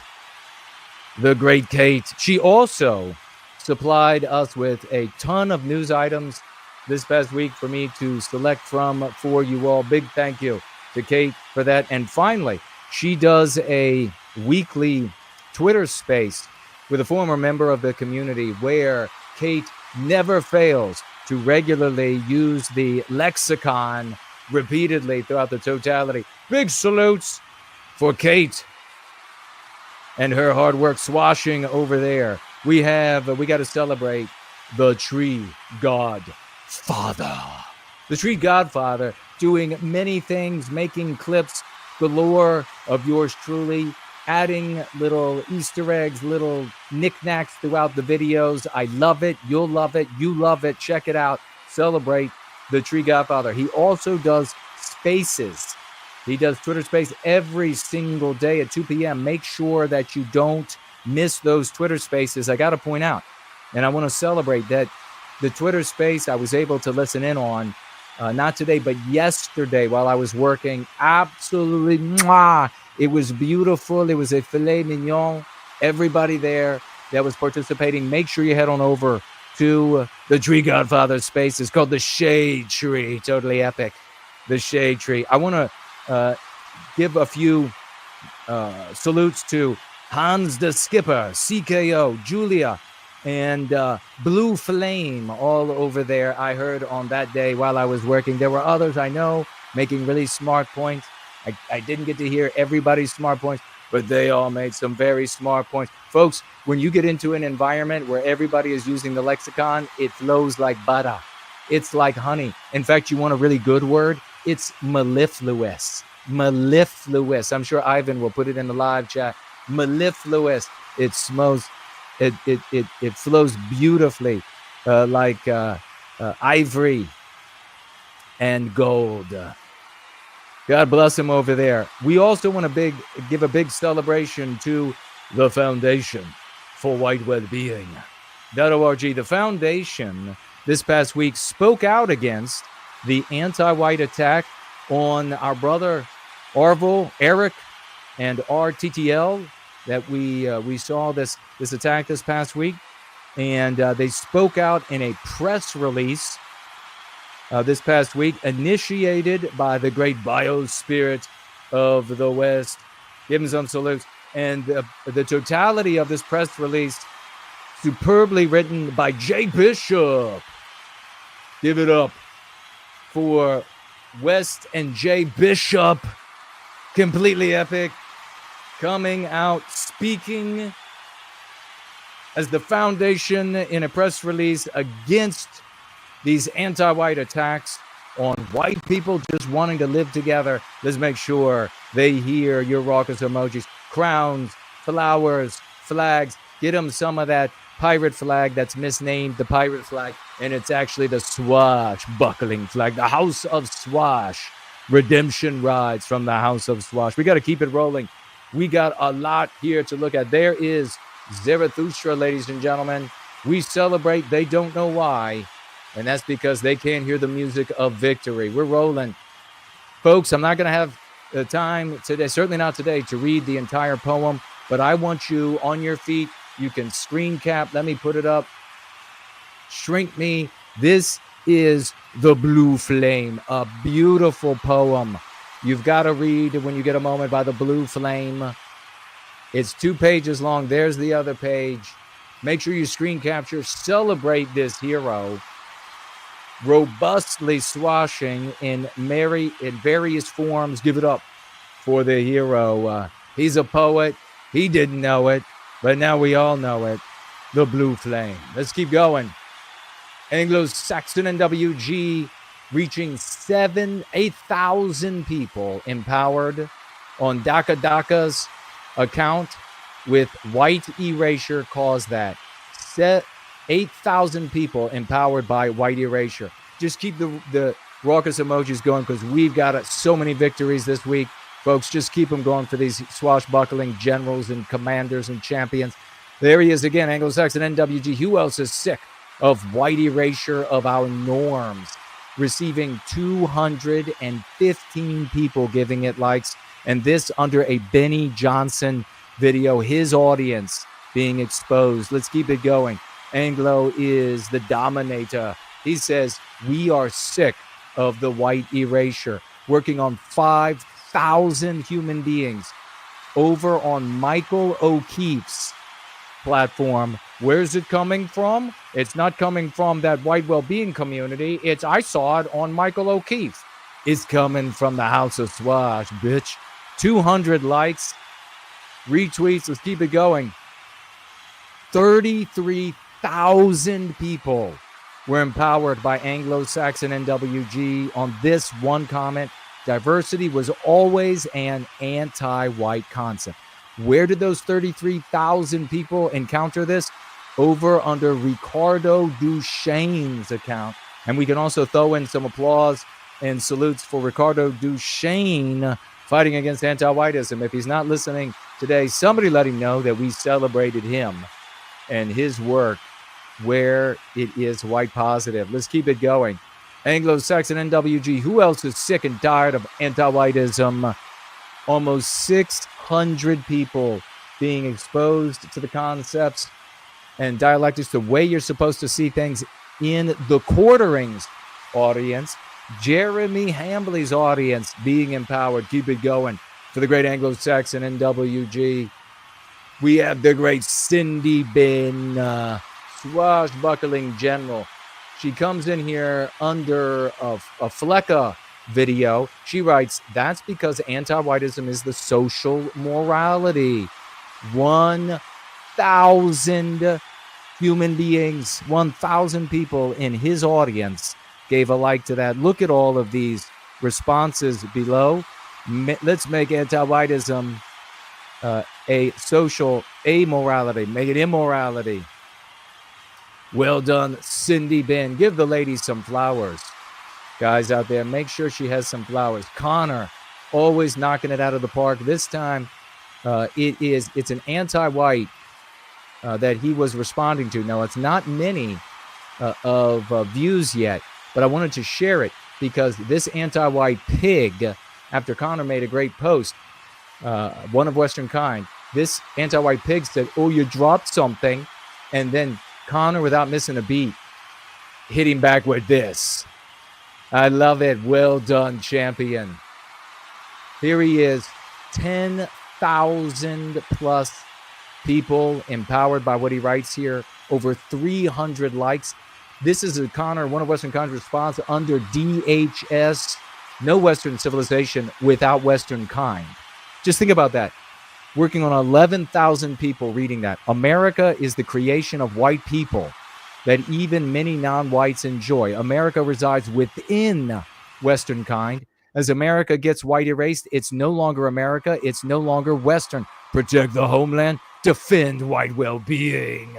Oh, my God. One of Western kind is wielding an AK-47 with flames coming off of it and roses shooting out of the barrel. We love it. He's back again, Connor. This time, it's Homeland Security. It's actually the same thing here. 10,000.3 views. Keep it going for the great swashbuckling commander. Here we have him again, this time on Sky with, guess how many people see?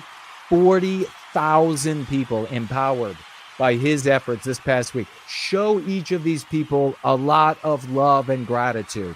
40,000 people, 600 likes, retweets, and the rest. And what were they empowered with? It will become an abnormal norm in all white Western countries as their white erasure worsens. It's not a peculiarity of South African white culture. It's a response to that country being further down the road to hell that is white erasure. Genius that he just shared. Keep it going. Keep the celebration going. Here he is back again. 2,500 more people. Just look at all of these human beings being empowered across the internet. This is on a post. He says an angel, she better not be in the grubby hands of anti-white, non-white rape gangs. But it's a distinct possibility, especially given the location anti-whiteism is putting thousands of children like her in harm's way every day and running cover for the filth responsible. Empowered, empowering white people. I can see the glow of the white race growing. Here we have Grok even agreeing with us with 1 million views. Over here under PNW Gorilla, he says, once you know about the pervasive ideological basis, propaganda, and subversive tropes of Hollywood, like anti-white stereotropes, forced diversity, or historical revisionism, it shatters the immersion. Many spots these in classics too, from trans undertones to old comedies to World War II narratives. Ruins the magic for some. Can you believe this, ladies and gentlemen?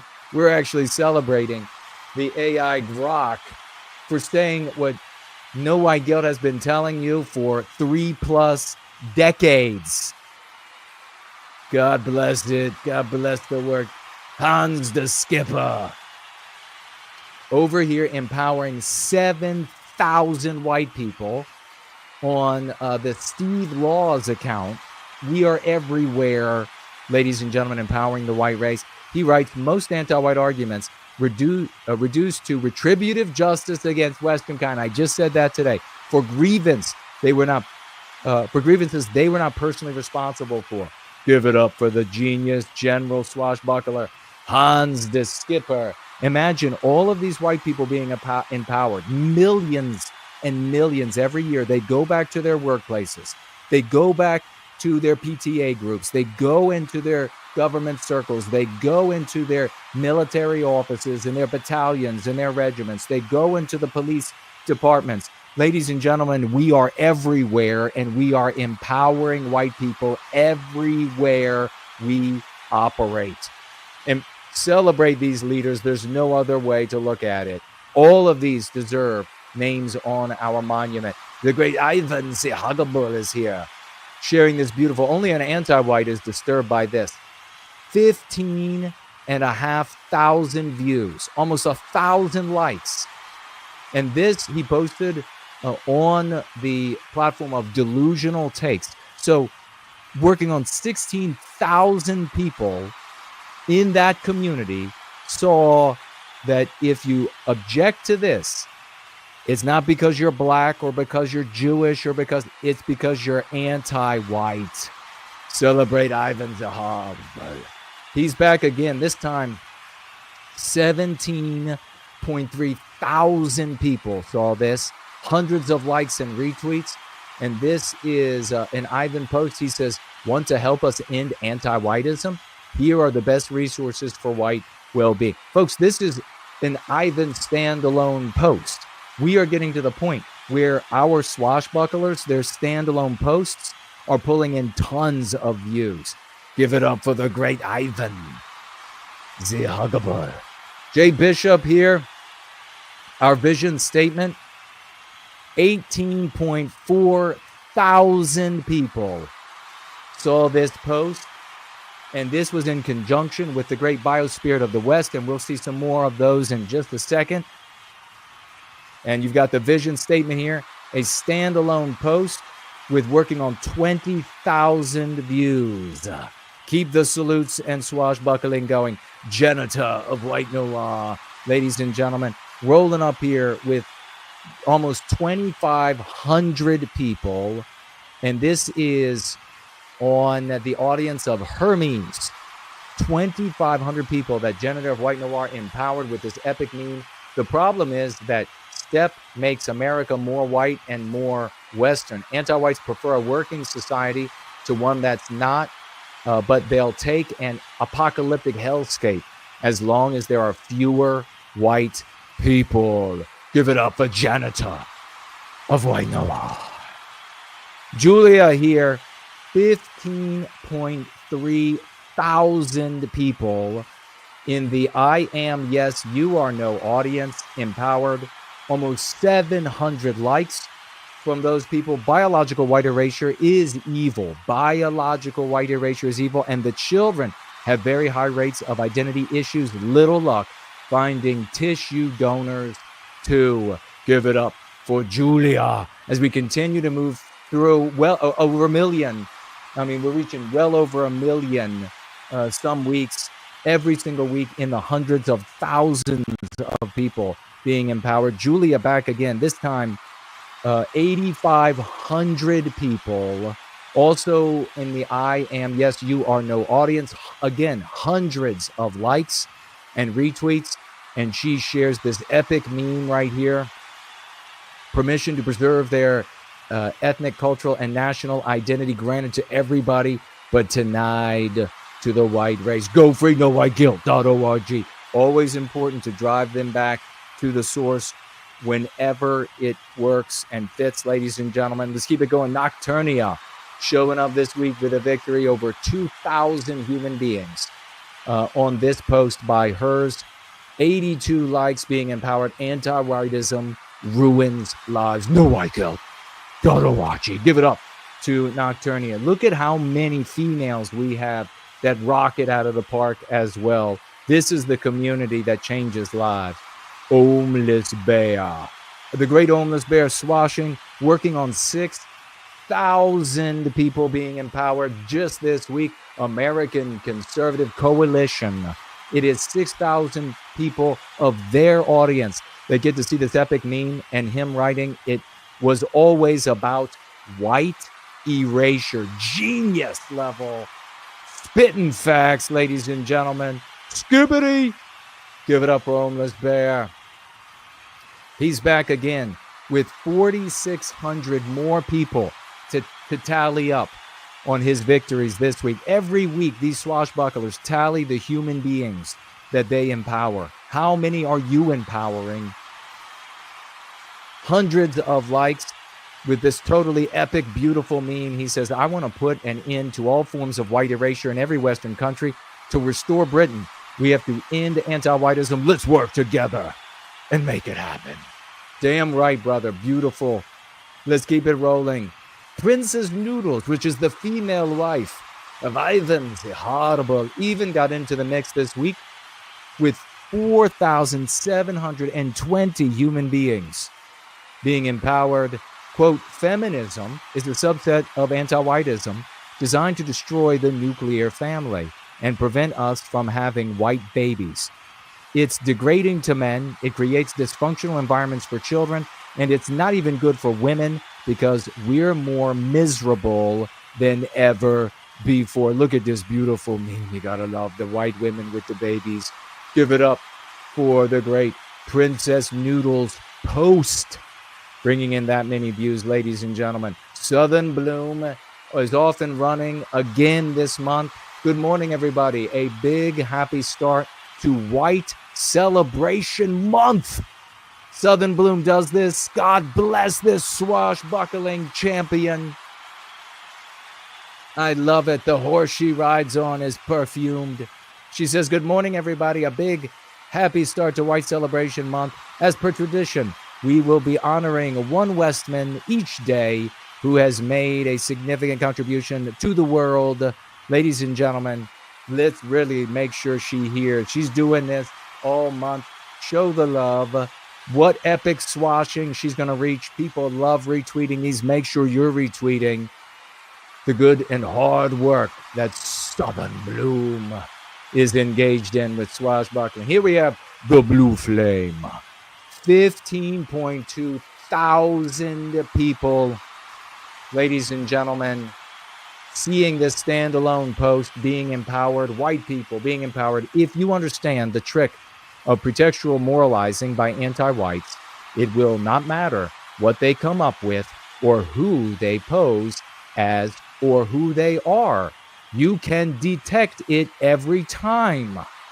Brilliant, genius dialectic by the Blue Flame.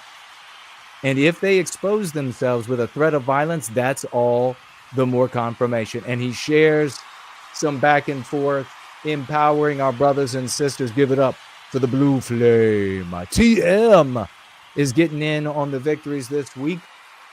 38, so almost 4,000 people in the Guess Who Stone Toss community. 4,000 of those people being empowered by TM sharing this beautiful meme. Watch how quickly DEI dies. Stop anti-whiteism. NoWhiteGuilt.org. As soon as white people want some inclusion and equity. Brilliantly posted. TM. Let TM hear the love. Oh, we got this coming up. That's our favorite lawyer. We got more coming up from our favorite tree and our favorite lawyer. Look at this. This is one of the latest Shade Tree Spaces. 86 people tuned in. It is growing by the day. Make sure that you get in at 2 p.m. or at least listen in replay. He always leaves them up in replay.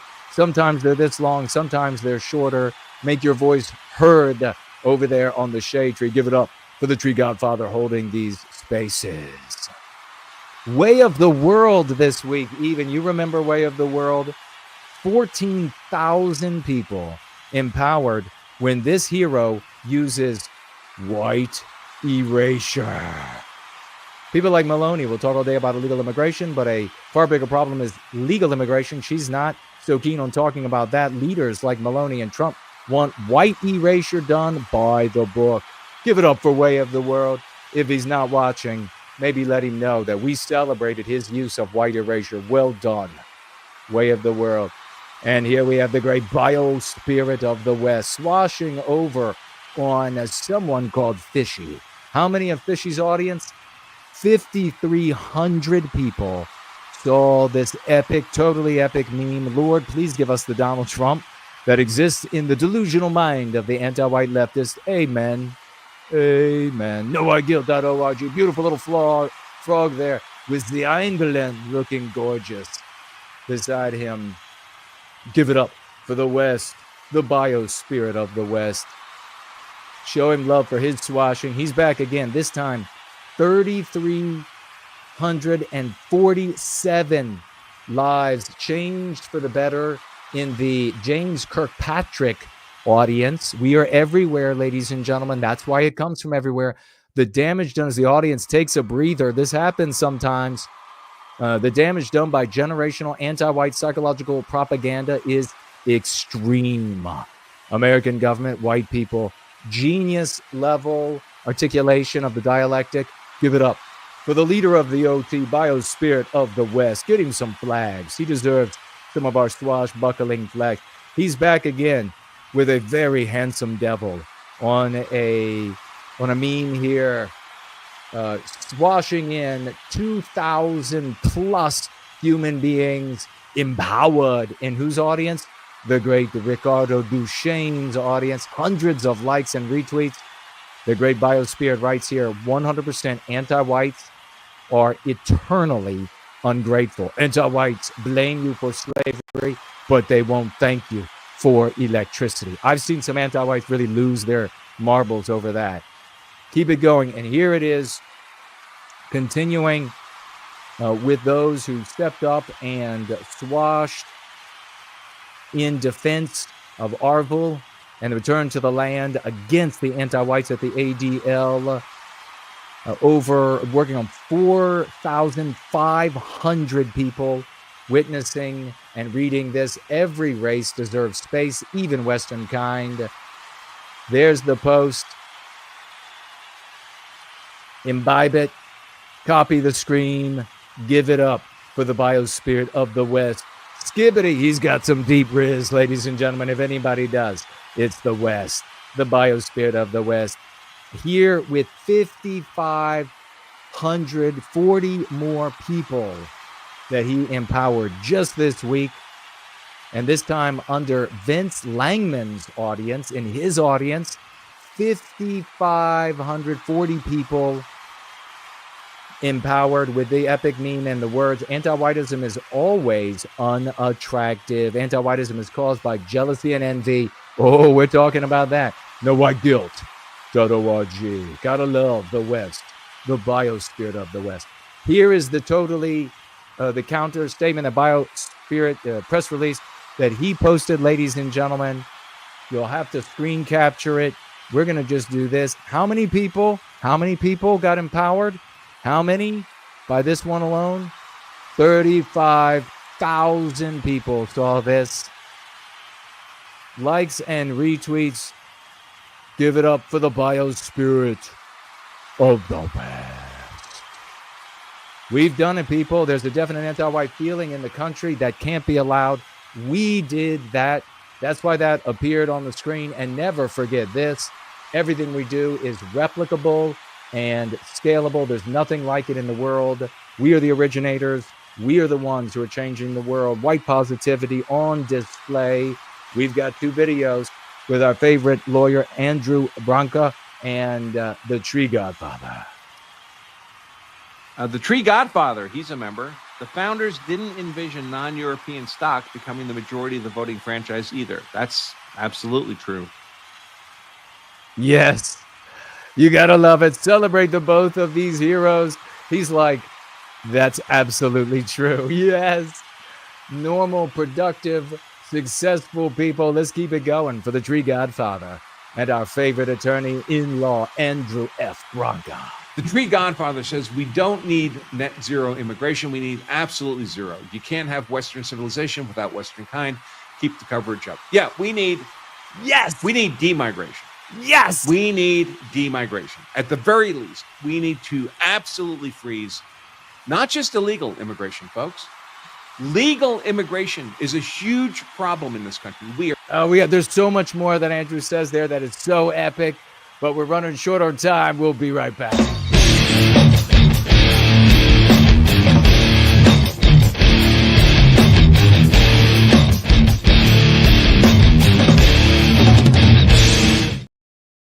Oh my gosh.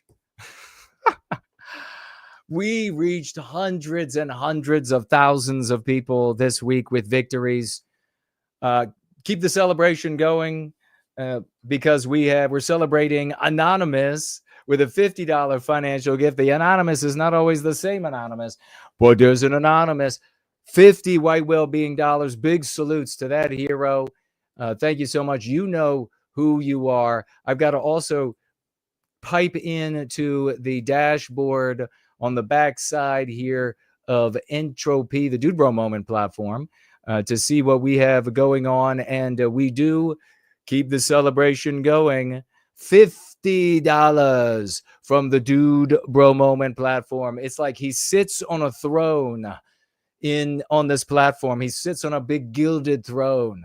And he's just like 50, the king of Entropy. Dude Bro Moment with those $50 yet again on going into the skies, going into the stars, ladies and gentlemen. He writes for white well-being. God bless Dude Bro Moment. We have Hyperborean Dream to celebrate as well over here on the Dude Bro Moment platform, Entropy. And he writes with 25 white well-being dollars, 25 of them, count them. He says, for white well-being in Arkansas and around the globe. Yes, indeed, sir. In Arkansas and around the globe. Thank you so much, the champion, stepping up gloriously for white well-being. Keep it going. We have Corey, hero's hero. He's over here and he's looking beautiful. Thanks again, brother. 07. And he says with a testimonial of his own $50 bill on this Church of the West gathering on Sunday with your hierarch of the West, Jason Kuna.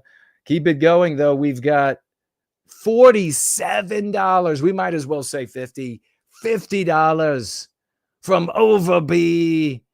She's over here for your time, courage, and devotion, she writes, to white well-being. $50 from Starlet Overby. Show her some love in the live chat. God bless you. These are real working class people. Every single one of these people, hard-working folks that have to go to work every day. I mean, you saw Franklin had to leave because he has to get up for work.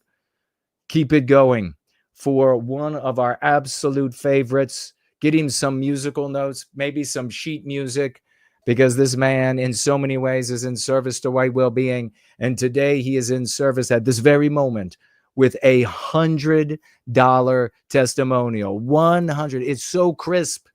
It's the crispiest crisp you've ever seen of a $100 bill. He rolls in. It is first and last. And he says here to introduce his Septitard that he created. And we are definitely, I'll have that ready for next time for use against the people who just want you to twiddle away your life, to suffer Ye's law, to do nothing good for white people. Another way that first, last is in service to white well-being. He's always thinking about us. Big salutes, brother. God bless. 100 white well-being dollars. Let me see if there are any others that we have to celebrate. I will then round the horn here, and we will see if there are any others that we have to acknowledge that could still be out there at large. And it looks like there might be. All right, I think we've got all the celebrated financially gifting out of the way. We want to thank the great Yiz the Unifier, who will be streaming tomorrow, Discordant Dragon, 6 p.m. Eastern Standard Time on her platform channel on YouTube. Yiz the Eunuch. Look it up. Weekly folk tithe for the white well-being. The fair warrior, swashing warrior, writes with a $5 financial gift. Thank you so much for that, Yiz, and her merry band of swashbucklers, redemption rides from the House of Swash. We have 5 library coins, library tokens, over here on Odyssey. Looks like they got their, it's LBC, library coins, I'm guessing, from Who'da Thunk It. Thank you so much for those on Odyssey. He says, I face an issue, a mean pathogen, of people not being able to see how transformers are connected in any way to race or anti-whiteism. They still connect it to anti-gay and Christian religion more. The first interpretation tends to be hard to unseat, and so saying it's white culture has small impact. Very simple. Western culture, Christian religion as it's practiced, where it has not been corrupted to become Judeo, as it's been reinterpreted to serve us, is a product. Our culture is a product of our biospirit, our instinct. So all of that, religion, sensibilities, norms, customs, all of that, what we consider to be an ideal for the family, an ideal for a man, an ideal for a woman, an ideal for the children and their interaction, an ideal interaction with the environment, an ideal environment, that all comes from our instinct, our biospirit. All of that is downstream. So to invert any of that is anti-whiteism. Try that out. Come back. Let me know how it works. You might have to give up on these people on that point and pursue another way of introducing. But I faced it myself, where they try as they might to try to say, no, it's not race. But it just takes a second of what I just shared with you, and they're trapped. If they're going to be honest with you, they're trapped, and they're like, well, then, yeah, I guess that does kind of come that way. It didn't. You can mock them. You could say, well, where did it come from? Fairies? Did it fall out of the sky? Did groundhogs give it to us?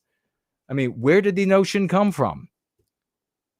And if we had our ideal, would that be in our ideal? Because we've had our ideal around the world from time to time, uninterrupted.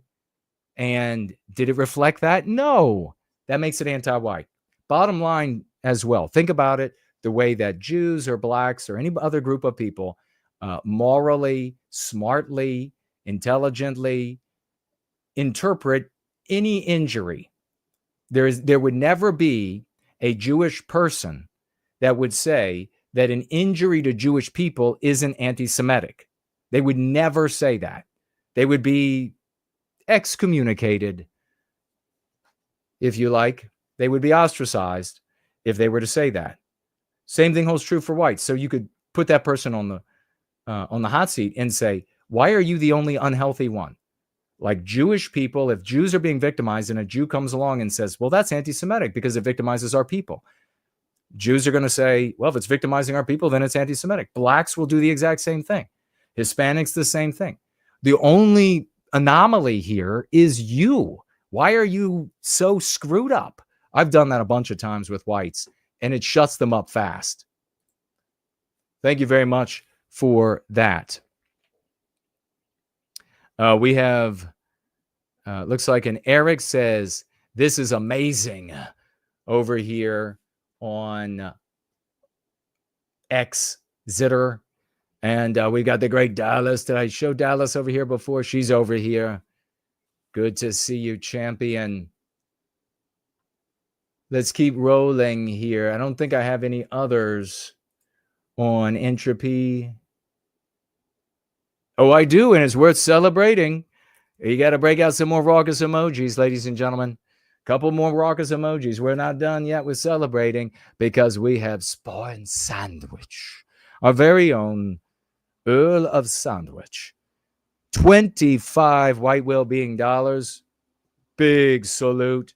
God bless you for that. 007s for this hero. Our very own Earl of Sandwich. You should celebrate this. Get this man like a trophy. He says, thank you for the great show, Jason, and pulling together and empowering so many heroes. God bless you for that. That's a fantastic testimonial. I really appreciate it. We have to be supporting each other. It's very meaningful and deeply appreciate that. Spawn Sandwich. Thank you, brother. All right. Let me swivel back around to here and see if I missed any there. I think we also have we have a lemon. We have one lemon that has been gifted by Hartza. Thank you so much, Hartza. Over here on D Live, got a lemon and a little froggy, launching himself into the air. He's launching himself. Well done, Froggy. And a lemon. Thank you for that.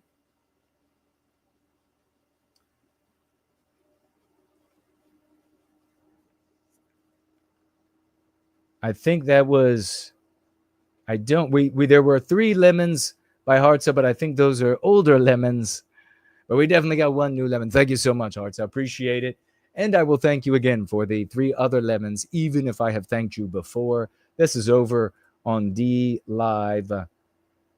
And I don't see any tags for me on any of those platforms or any financial gifts over on Premium Rumble. I've got my eye out for the @ symbol. No white guilt. Make sure you tag me. I peered into the thaumatological mailbag and it was empty this week. So no mailbag to have a look at. We do have a couple announcements before we get into our lesson of the day and your tags for yours truly. And we shall see what you have to say or what you have to ask. We have an announcement. Number 1, our dear Jill Colton. You know Jill Colton very well.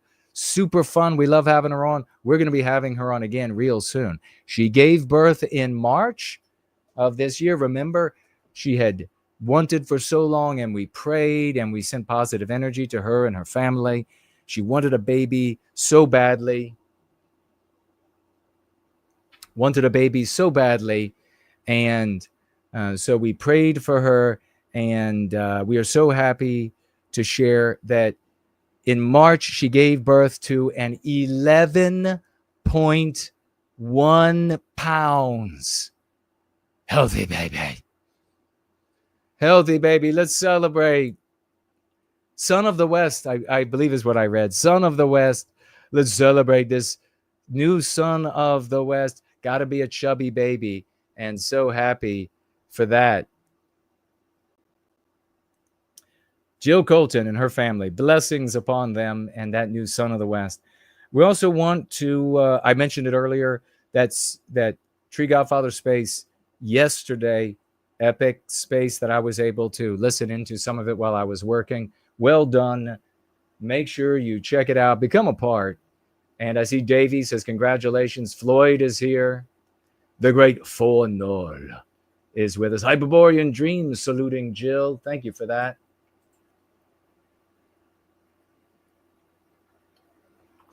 ardent white is in the West. Yeah, can you believe that? Jill trying and failing and paying and all of these different things to try to get in another baby before it maybe reached too late. And then she gave birth to like a triceratops that came out beautifully. I'm sure that so chubby babies are the cutest. I love when they reach toddler size and they're or just before kind of also, and they're all super chubby and they got those dimples on their elbows and their forearms are thick with the chub. Baby chub. It's the best chub out there.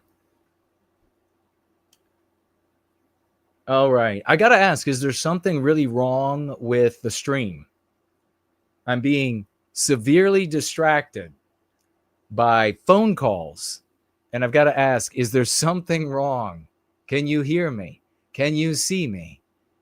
I'm being severely distracted by phone calls. Is everything okay? Please tag me with no white guilt. Did something go wrong?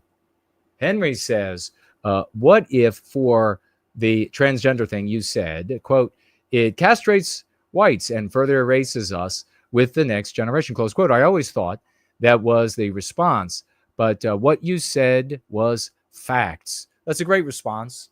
I mean, the bottom line is a somebody who is engaged, even though there's so many wonderful people in those communities, is that person engaged in our ideal of what it means to be a man or our ideal of what it means to be a woman? Not our ideal. We accept, because we're white and we're normal, we accept when people accept the ideal and they fall short. They accept the ideal and they're like, I'd like to be the ideal. I move toward the ideal as best as possible. And we say, well, we all fall short of the ideal. So we understand. We make room for that. When people are an affront to the ideal, an inversion, we know that's just anti-white. For example, if for some reason, as we're going to get into our lesson of the day and what you all have to say, if, for example, for some unknown reason, white children were being born with one leg. One leg, of course, is not the ideal for various reasons. But these people would want the other leg. They would agree with us that two legs are the ideal. So we would accept them falling short of the ideal. But if there was a movement in society of people lopping off one leg of our people, that would be anti-white. So do you see the difference? Biospirit of the West celebrating, and big salutes, a personal salute from yours truly to everybody who were celebrating with our raucous emojis, crepitant emojis. I deeply appreciate it. Just curious, did you try streaming on Kick already, or are you keeping it in the back pocket? Kick is, I think that's one that's in the back pocket. I think I did stream there just one show just to make sure it worked, I believe. And now just in the back pocket. Thanks for the question. The Great Slots. All right, who else do we have here? Tagging No White Guild, the beautiful No White Guild. I was going to show you, we didn't have the time, maybe on Wednesday, this guy running for mayor in New York. His mother made a movie, and she made all of the help white people in the movie. So they are a real class act. First Laz says, you are awesome. I appreciate that, man. So are you, brother. Different Jason. Jason Thomas is also here. Hello and welcome. All right. Strolling through here. Melinda is here, sending white well-being from the eastern high plains of Colorado. Well, thank you so much for that, Melinda King. I deeply appreciate it. Much white well-being in return from the once great state of Virginia. All right, what a beautiful day today has been. The sun is about to abruptly set, as it's wont to do in our gatherings. But nonetheless, beautiful day. A little hot, but it gets that way. Full white well-being is flexing and celebrating. Good to see you, brother. A real hero. Seen him over there in the shade tree spaces again every Tuesday. I mean every day at 2. All right. Thank you so much, everybody, for celebrating. First, last, trans male to female does lop off. I doubt these people have anything that you could call a leg. I seriously doubt it. I think they're suffering from another problem. They're suffering from the inverse of that.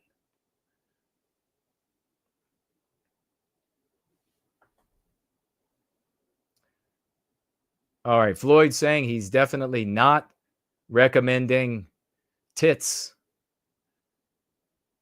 Minadeo, the Great Sloth saying the stream is fine. I appreciate that. God bless you, brother. The feedback is appreciated.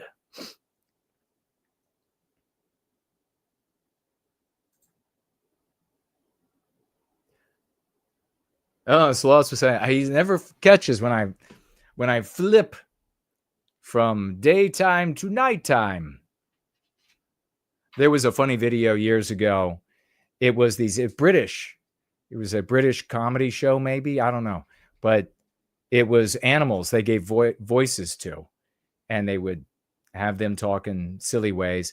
And there was a bird that hunted in shallow water by bringing its wings up over its head. And it would keep its head so that it could shoot down and snatch, I don't know, fish or something that would move when its environment became completely dark.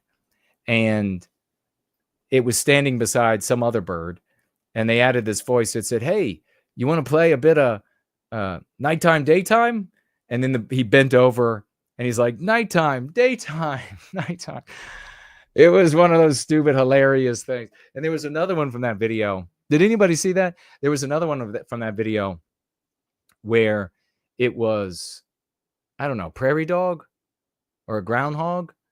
And they do like these, they sit outside their hole and they like bark. So they added voices to it and it was yelling.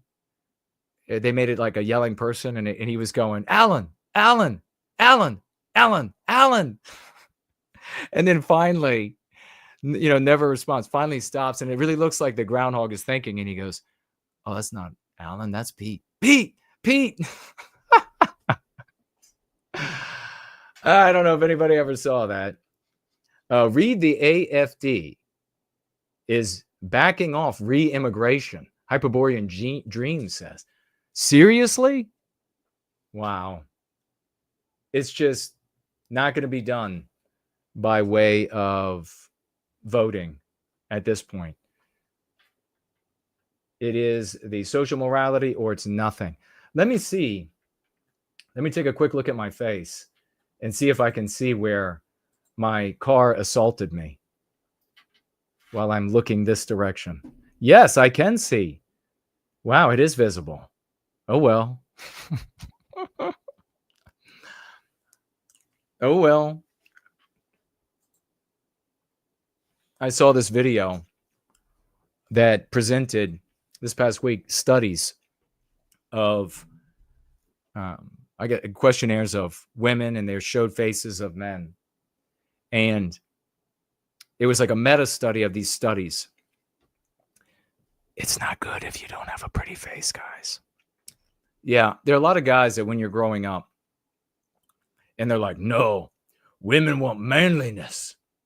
No, not according to the meta studies. When they're shown pretty face guy, less masculine, not like super feminine, but pretty face, they're like that one. And then they even had a part where it's like scars. What about scars or a ear deformed from fighting? Is that masculine, right? You would like that? Nope. Want that pretty one. Again and again. Now, this doesn't mean that there aren't no women that are attracted to masculinity. And I don't think that it's entirely a natural outcome for women. I think the age and white men providing women with everything they need so that they can be as dumb as that woman that showed up and said, I don't need a man, when everything she has and relies on is provided her by white males. Either in its origin and the actual construction of the reproducing entity, all the way down to literally hand putting whatever it is that she needs in her hands, provided by white males. And then she's able to conclude, I don't need a man. Men are useless. Don't need them. So it's the environment that white males created in the West that, to make it safe, to make it secure, and to put milk in every refrigerator, orange juice in every fridge door, cell phone in every hand, electricity to the remotest parts of our countries. And then the girls are like, I just want the pretty one. He's got a scar. No, I'm scarred. I'm not pretty anyhow, but I'm scarred. So all those guys that told me when I was young, oh, it doesn't matter, they're still gonna like it. They're still gonna like it.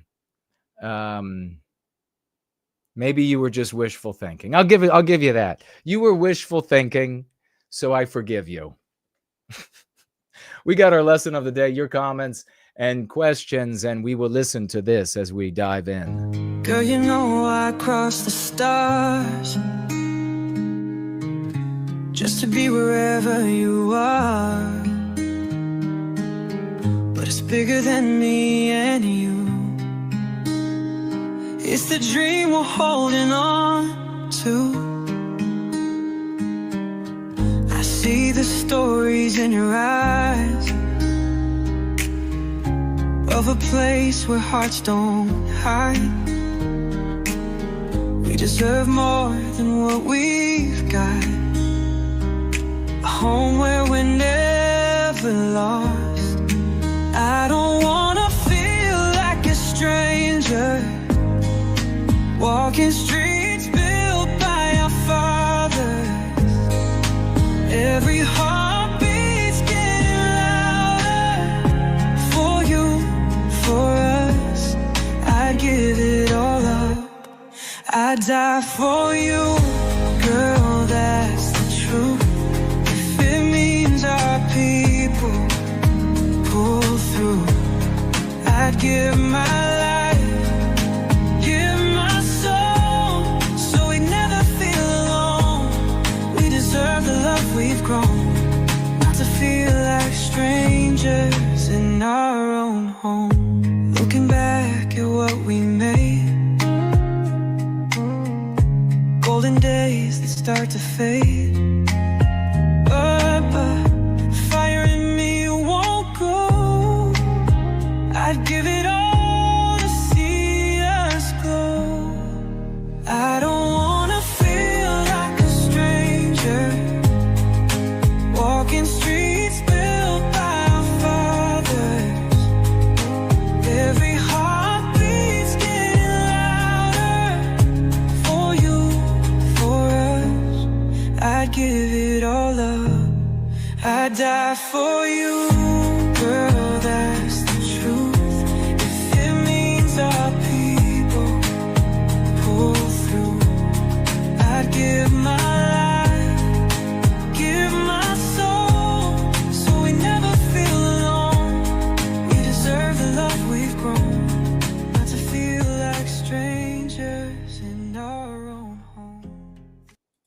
Absolutely beautiful piece. Anglo-Saxon NWG.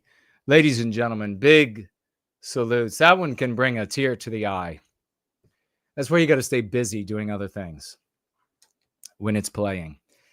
We have our lesson of the day, and we've got questions and comments. We have Lemrick Olrak is here. Great to see you. Cool Papa J Magic says, when I was in high school, a pretty common talking point between my peers was that mixed race people are the best looking and have the strongest genetics, which of course is preposterous.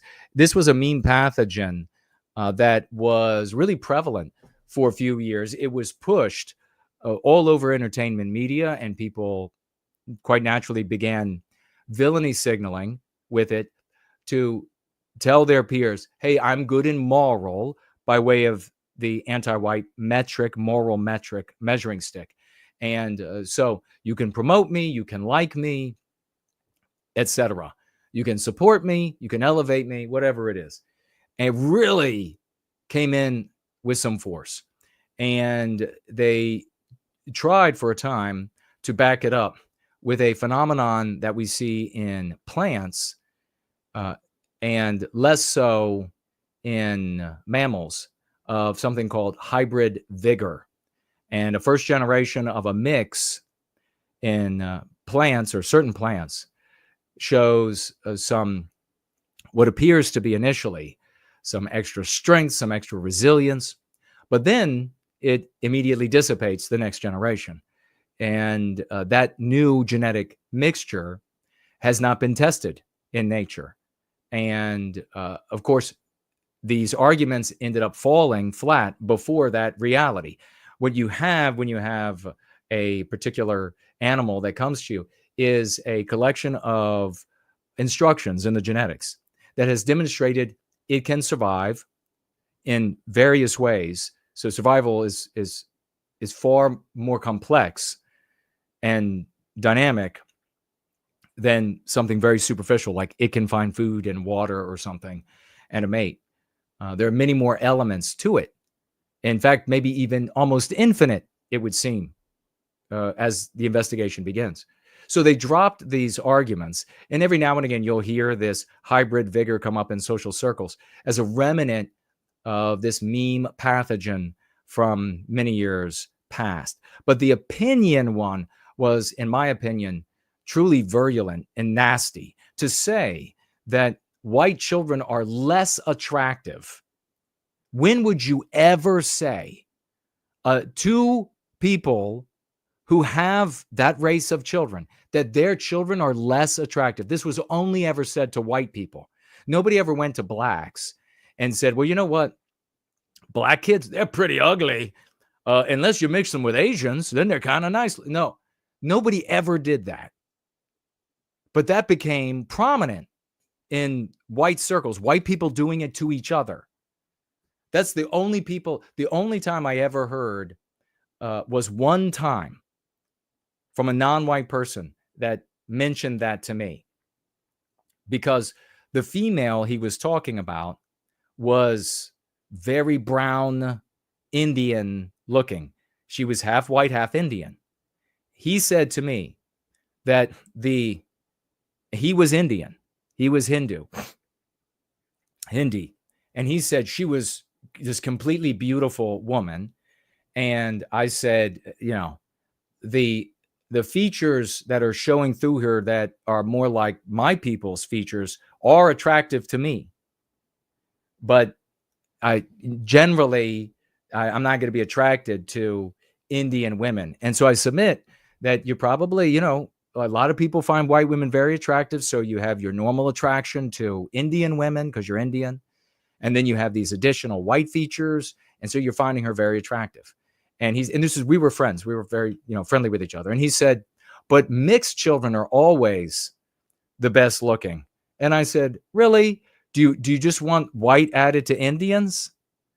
Is that what you want? In other words, do Indian women, are they always better looking when they're half white? Is that what you're actually owning up to right now? And of course, like every Indian I ever knew, they race proud. And suddenly it was like, no, I didn't mean that at all.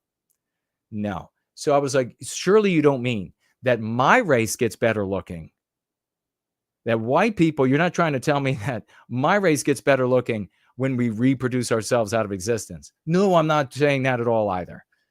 So this normally only happened. In fact,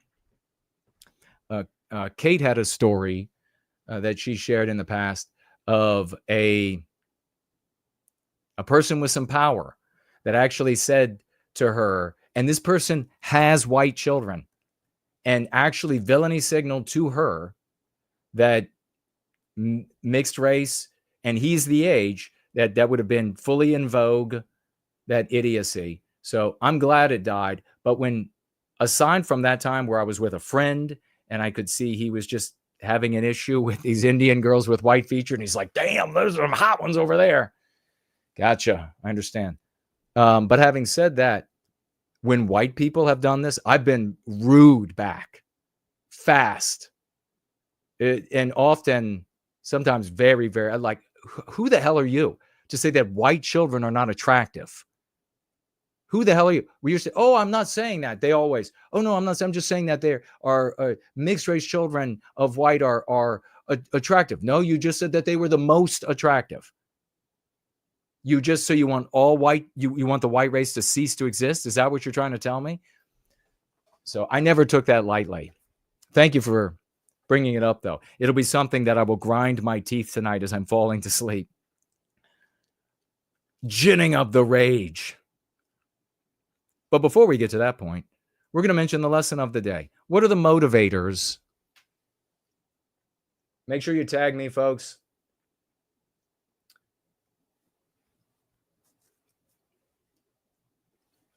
Tree Godfather. I fought the car and the car won. I fought the car and the car won. The car won, I'm afraid.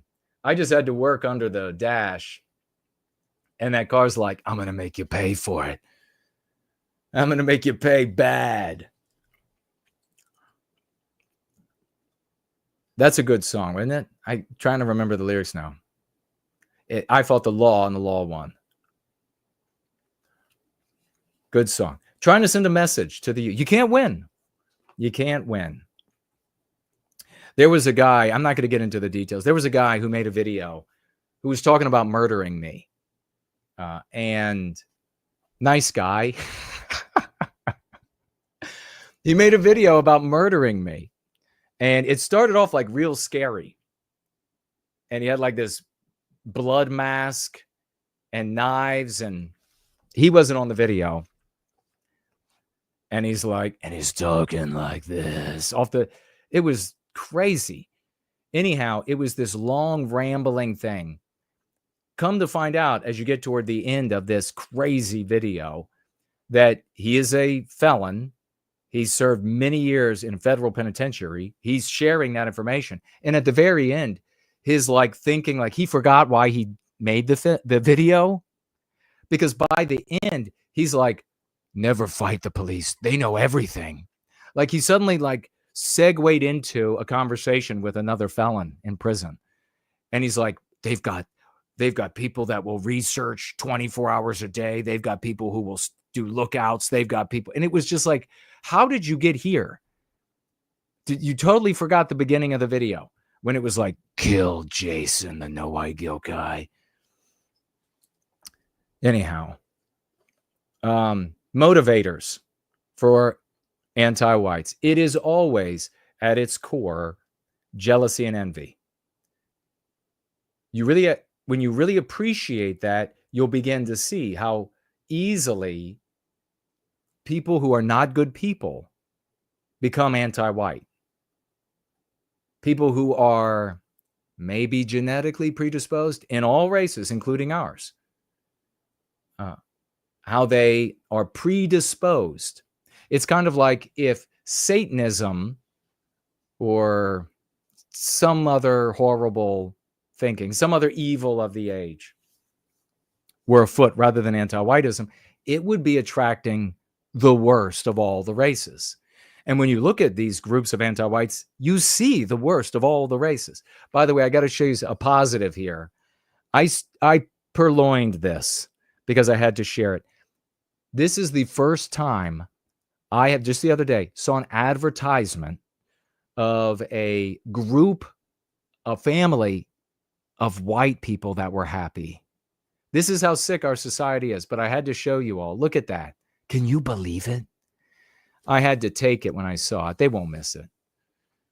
But I would literally, it stopped me. I was like, oh my God, a beautiful white family. That's where we are today. And the schmucks and the cucks are like, let's keep doing it the way we've been doing it. Let's not. Now, after anti-whites have the initial motivation of jealousy and envy for what we've done, jealousy for the impression that they will lose in a contest with us, for something that they would like, that we would also like. You often have joined to this plunder and lust. So you see this all the time. Anti-whites, they'll get into positions of power, and then they will begin sating their bloodlust on the white race. They will plunder us. They will use the power and the money for sex, so for lust, plunder, and lust. So these are your motivators for anti-whites of all races. These are your motivators. And probably as we pointed out before, the biggest motivator for the jealousy and the envy is the great dignity that is conveyed by our history. If you wonder why a white person would feel jealousy and envy over the dignity that's conveyed to white people, it's because for various reasons in their mind, they feel like they are not an inheritor of that great dignity that we see when we look back. It's identical to when we look in the present.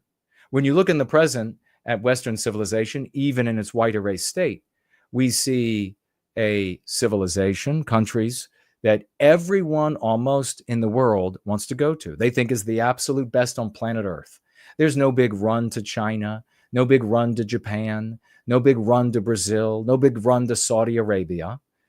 Everybody looks to Western civilization. Well, the same holds true when we look back into the past at the civilizations of the world. We feel great dignity and pride if we're healthy, if we feel connected to it. The rest of the world looks on. I had a great conversation with a Japanese girl years ago about her mother was an immigrant. She was born here. But growing up, they had lots of conversations about the history of the West and the white man, this Japanese mother, talking about how amazing the white race is. Can you believe that? This is, of course, a sober and honest impression from a non-white person who is an anti-white. She could look out at the world and she's like, it's the white race. It's the white man. This is amazing. And her instructions to her daughter were to be as much like the white race as the daughter could be, to imitate us as much as she could. So when we look back, we see the exact same phenomenon, this great dignity. Well, there are white people who, even if they're rich, they might be ugly. Even if they are a great singer, they have no health. There are a lot of wealthy people. You see it in the Waltons. They look on at gorgeous white women living in trailer parks, deep jealousy and envy. Any of these things can motivate a person who hasn't been reared in a productive way or hasn't arrived at productive conclusions on their own to develop this disconnect. And the more things become anti-white, the more likely things are to become anti-white. So it's a self-perpetuating machine until it's undermined. It will destroy the West unless it's undermined. Motivators. We then have the objective. What do these people feel? What do the anti-whites feel when they're having this jealousy and envy? What is their recourse? What do they want to do? Well, they can't blame God. They can't, because that's unproductive. That doesn't help. They can't blame society in general. There are other people like them out there.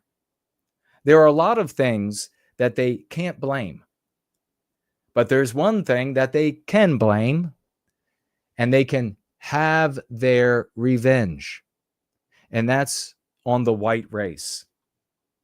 So, by proximity of the white race, not initially and not in the deepest marrow of their bones, are they feeling every moment of every day, unless they're especially insane, that they are robbed of all that they could have. It's our presence that's an affront. Having beautiful faces is an affront. Having health is an affront. Building Western civilization is an affront. Having to see these things and know these things is an affront. Watching white people build industry, watching white people figure out science, watching white people go to outer space and put satellites in orbit. Having to know that while your people are not doing it, or they're only doing it by struggling way behind after getting the old material or maybe even stolen information to be able to do it, is an affront. Healthy people in these populations are going to say, well, that's life. That's the way things are. I'm going to do the best I can. My people are going to do the best we can. Not everybody is healthy. A lot of people are very unhealthy mentally. And they look out and they see our intelligence, our wealth, our suavity, our riz. They see whatever it is.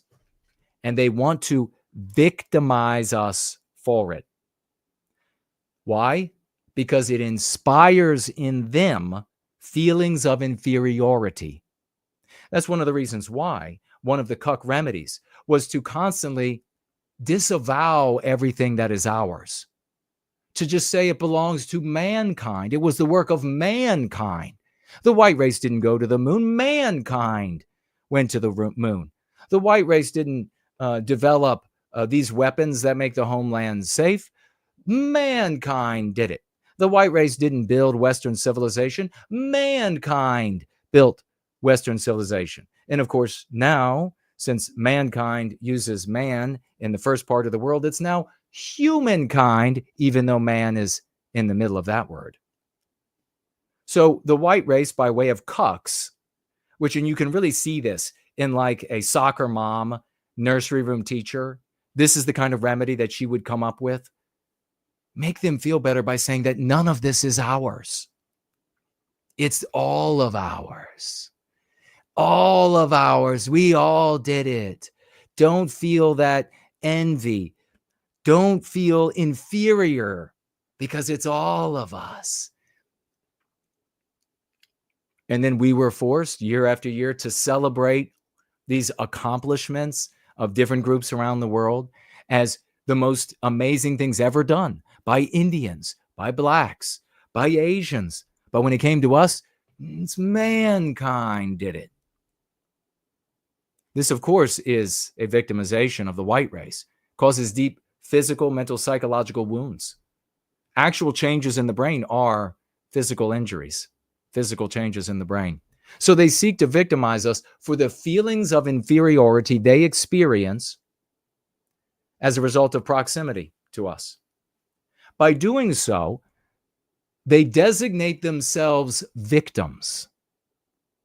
And when they designate themselves victims, they gain virtually globally in all cultures the right of self-defense. This is why you see such fanaticism out of these people. This is why you see groups come together that appear to be in harmony, even though their different ideologies would eat each other alive. Islam and feminism, Islam and the parades that were just going on last month. They act in concert together. From a distance, they appear to have this great unity. The only unity they have is in anti-whiteism. Nothing else brings them together. They have intense rivalries of their own. So by gaining the right of self-defense, even though it's an illusion, they are able to put body armor on and head with a dozen more of them to an ICE facility in Texas. They're able to get out into the streets and do fanatical things that cause so many whites to say, that's crazy.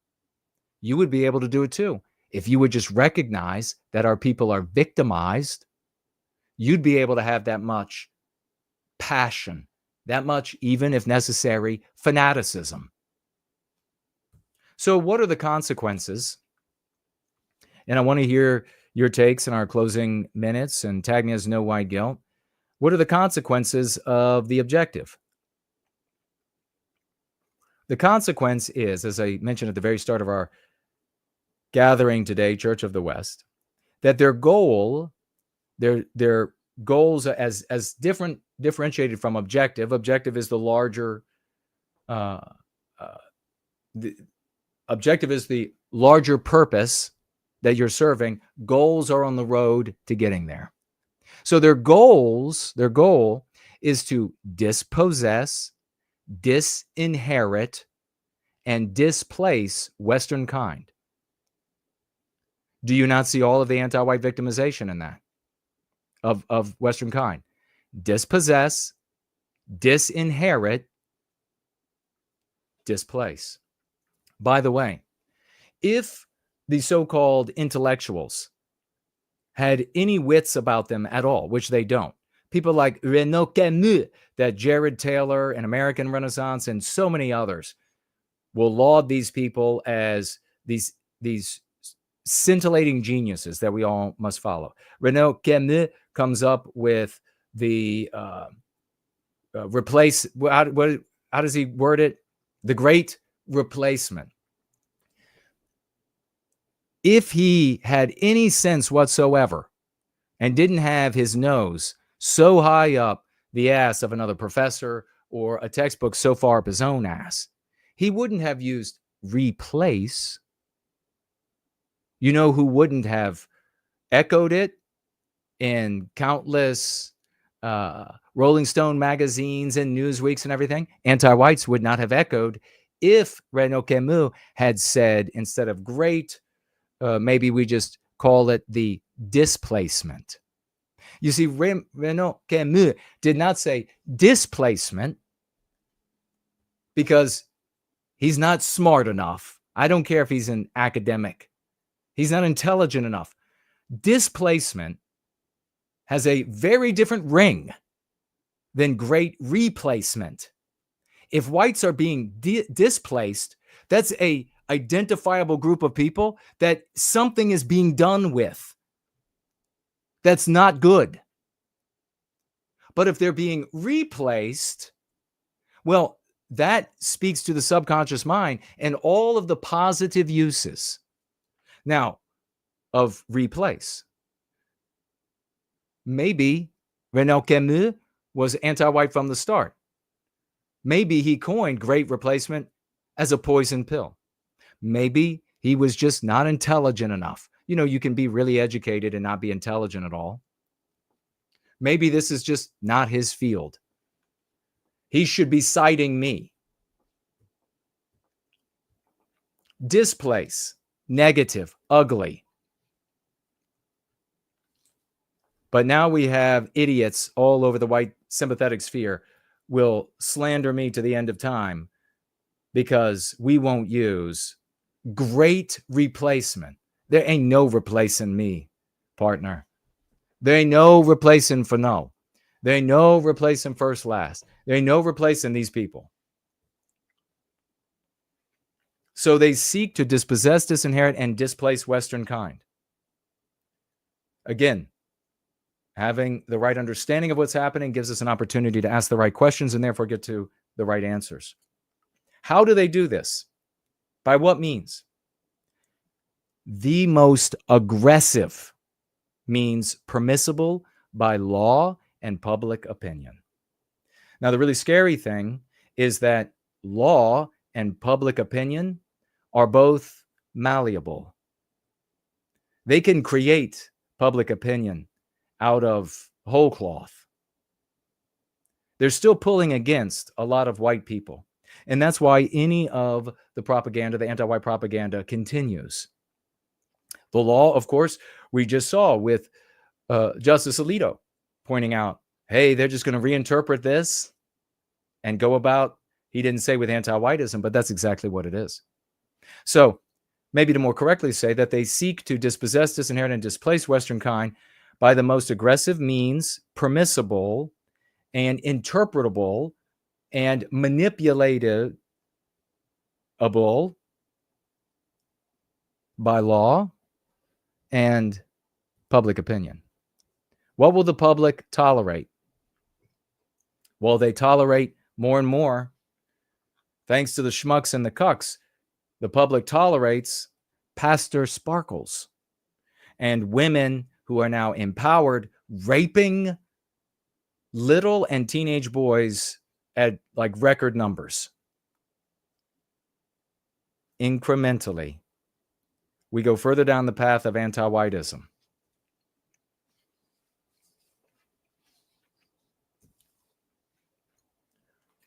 That is our lesson of the day. Understand the anti-white. You understand anti-whiteism. You can then formulate questions and answer those questions and quibble over them for the purpose of arresting that victimization. You are welcome, white race. You are welcome. Let me see if there's anything left in our closing minutes. None of the big content creators are going to be mentioning this, though.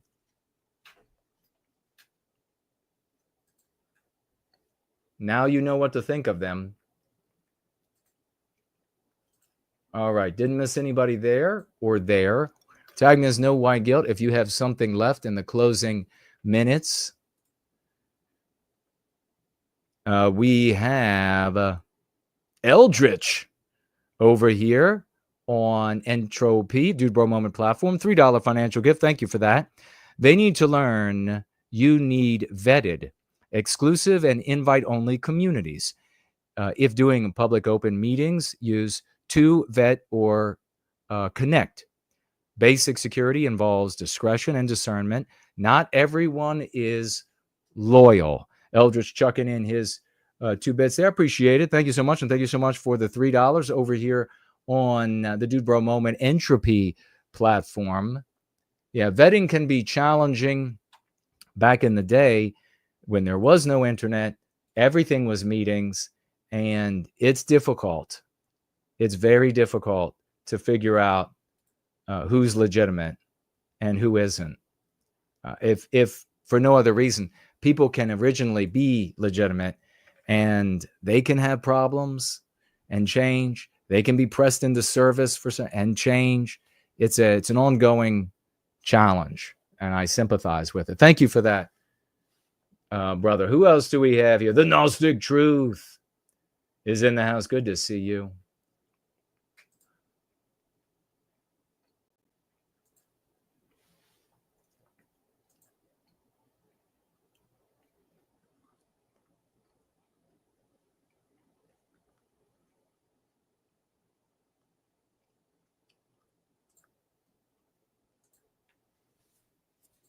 We got forecasting the death and destruction of Western kind and Western countries is anti-white.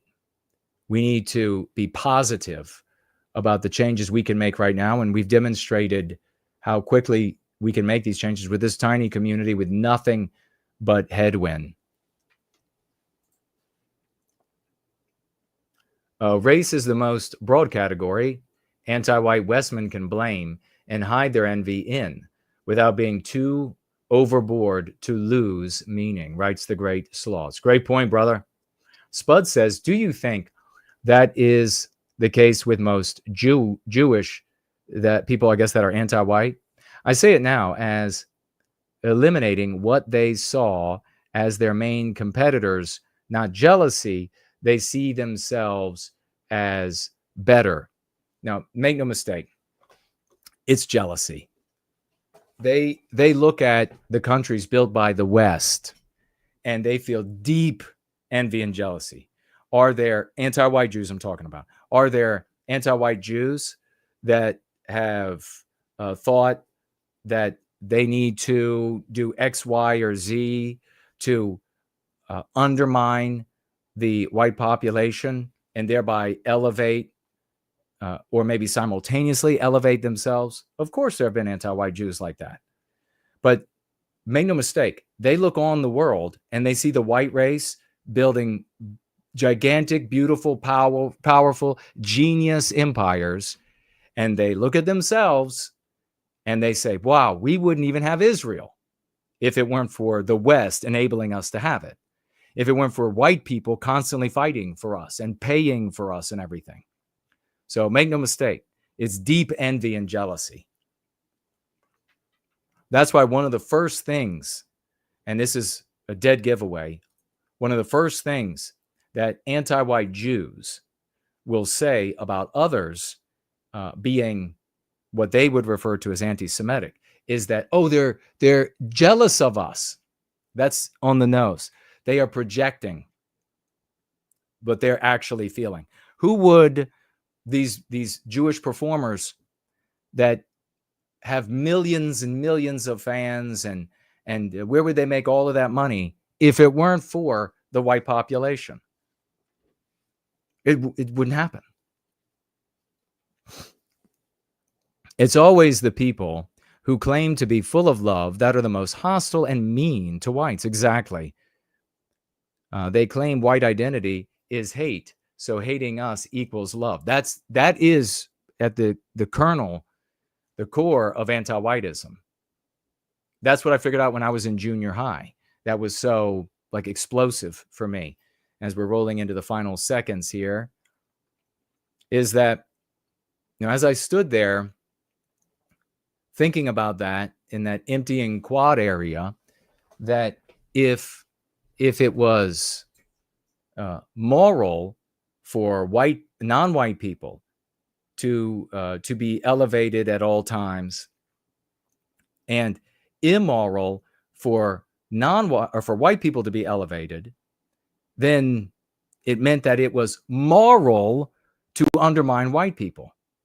And I took that very simple, you know, like if-then logic to all of my teachers and administrators, and they were like, you know, you just figured out anti-whiteism. And yes, that's the case. That is at the core. So is anti-whiteism an injury to white children? They're being taught every day that it is moral to hate themselves. It is moral to wage war on their people. You and I, we're the only people stepping up in front of them, shield held high, and saying, no more, not another damn step. I'll see you all on Wednesday. Let's go free.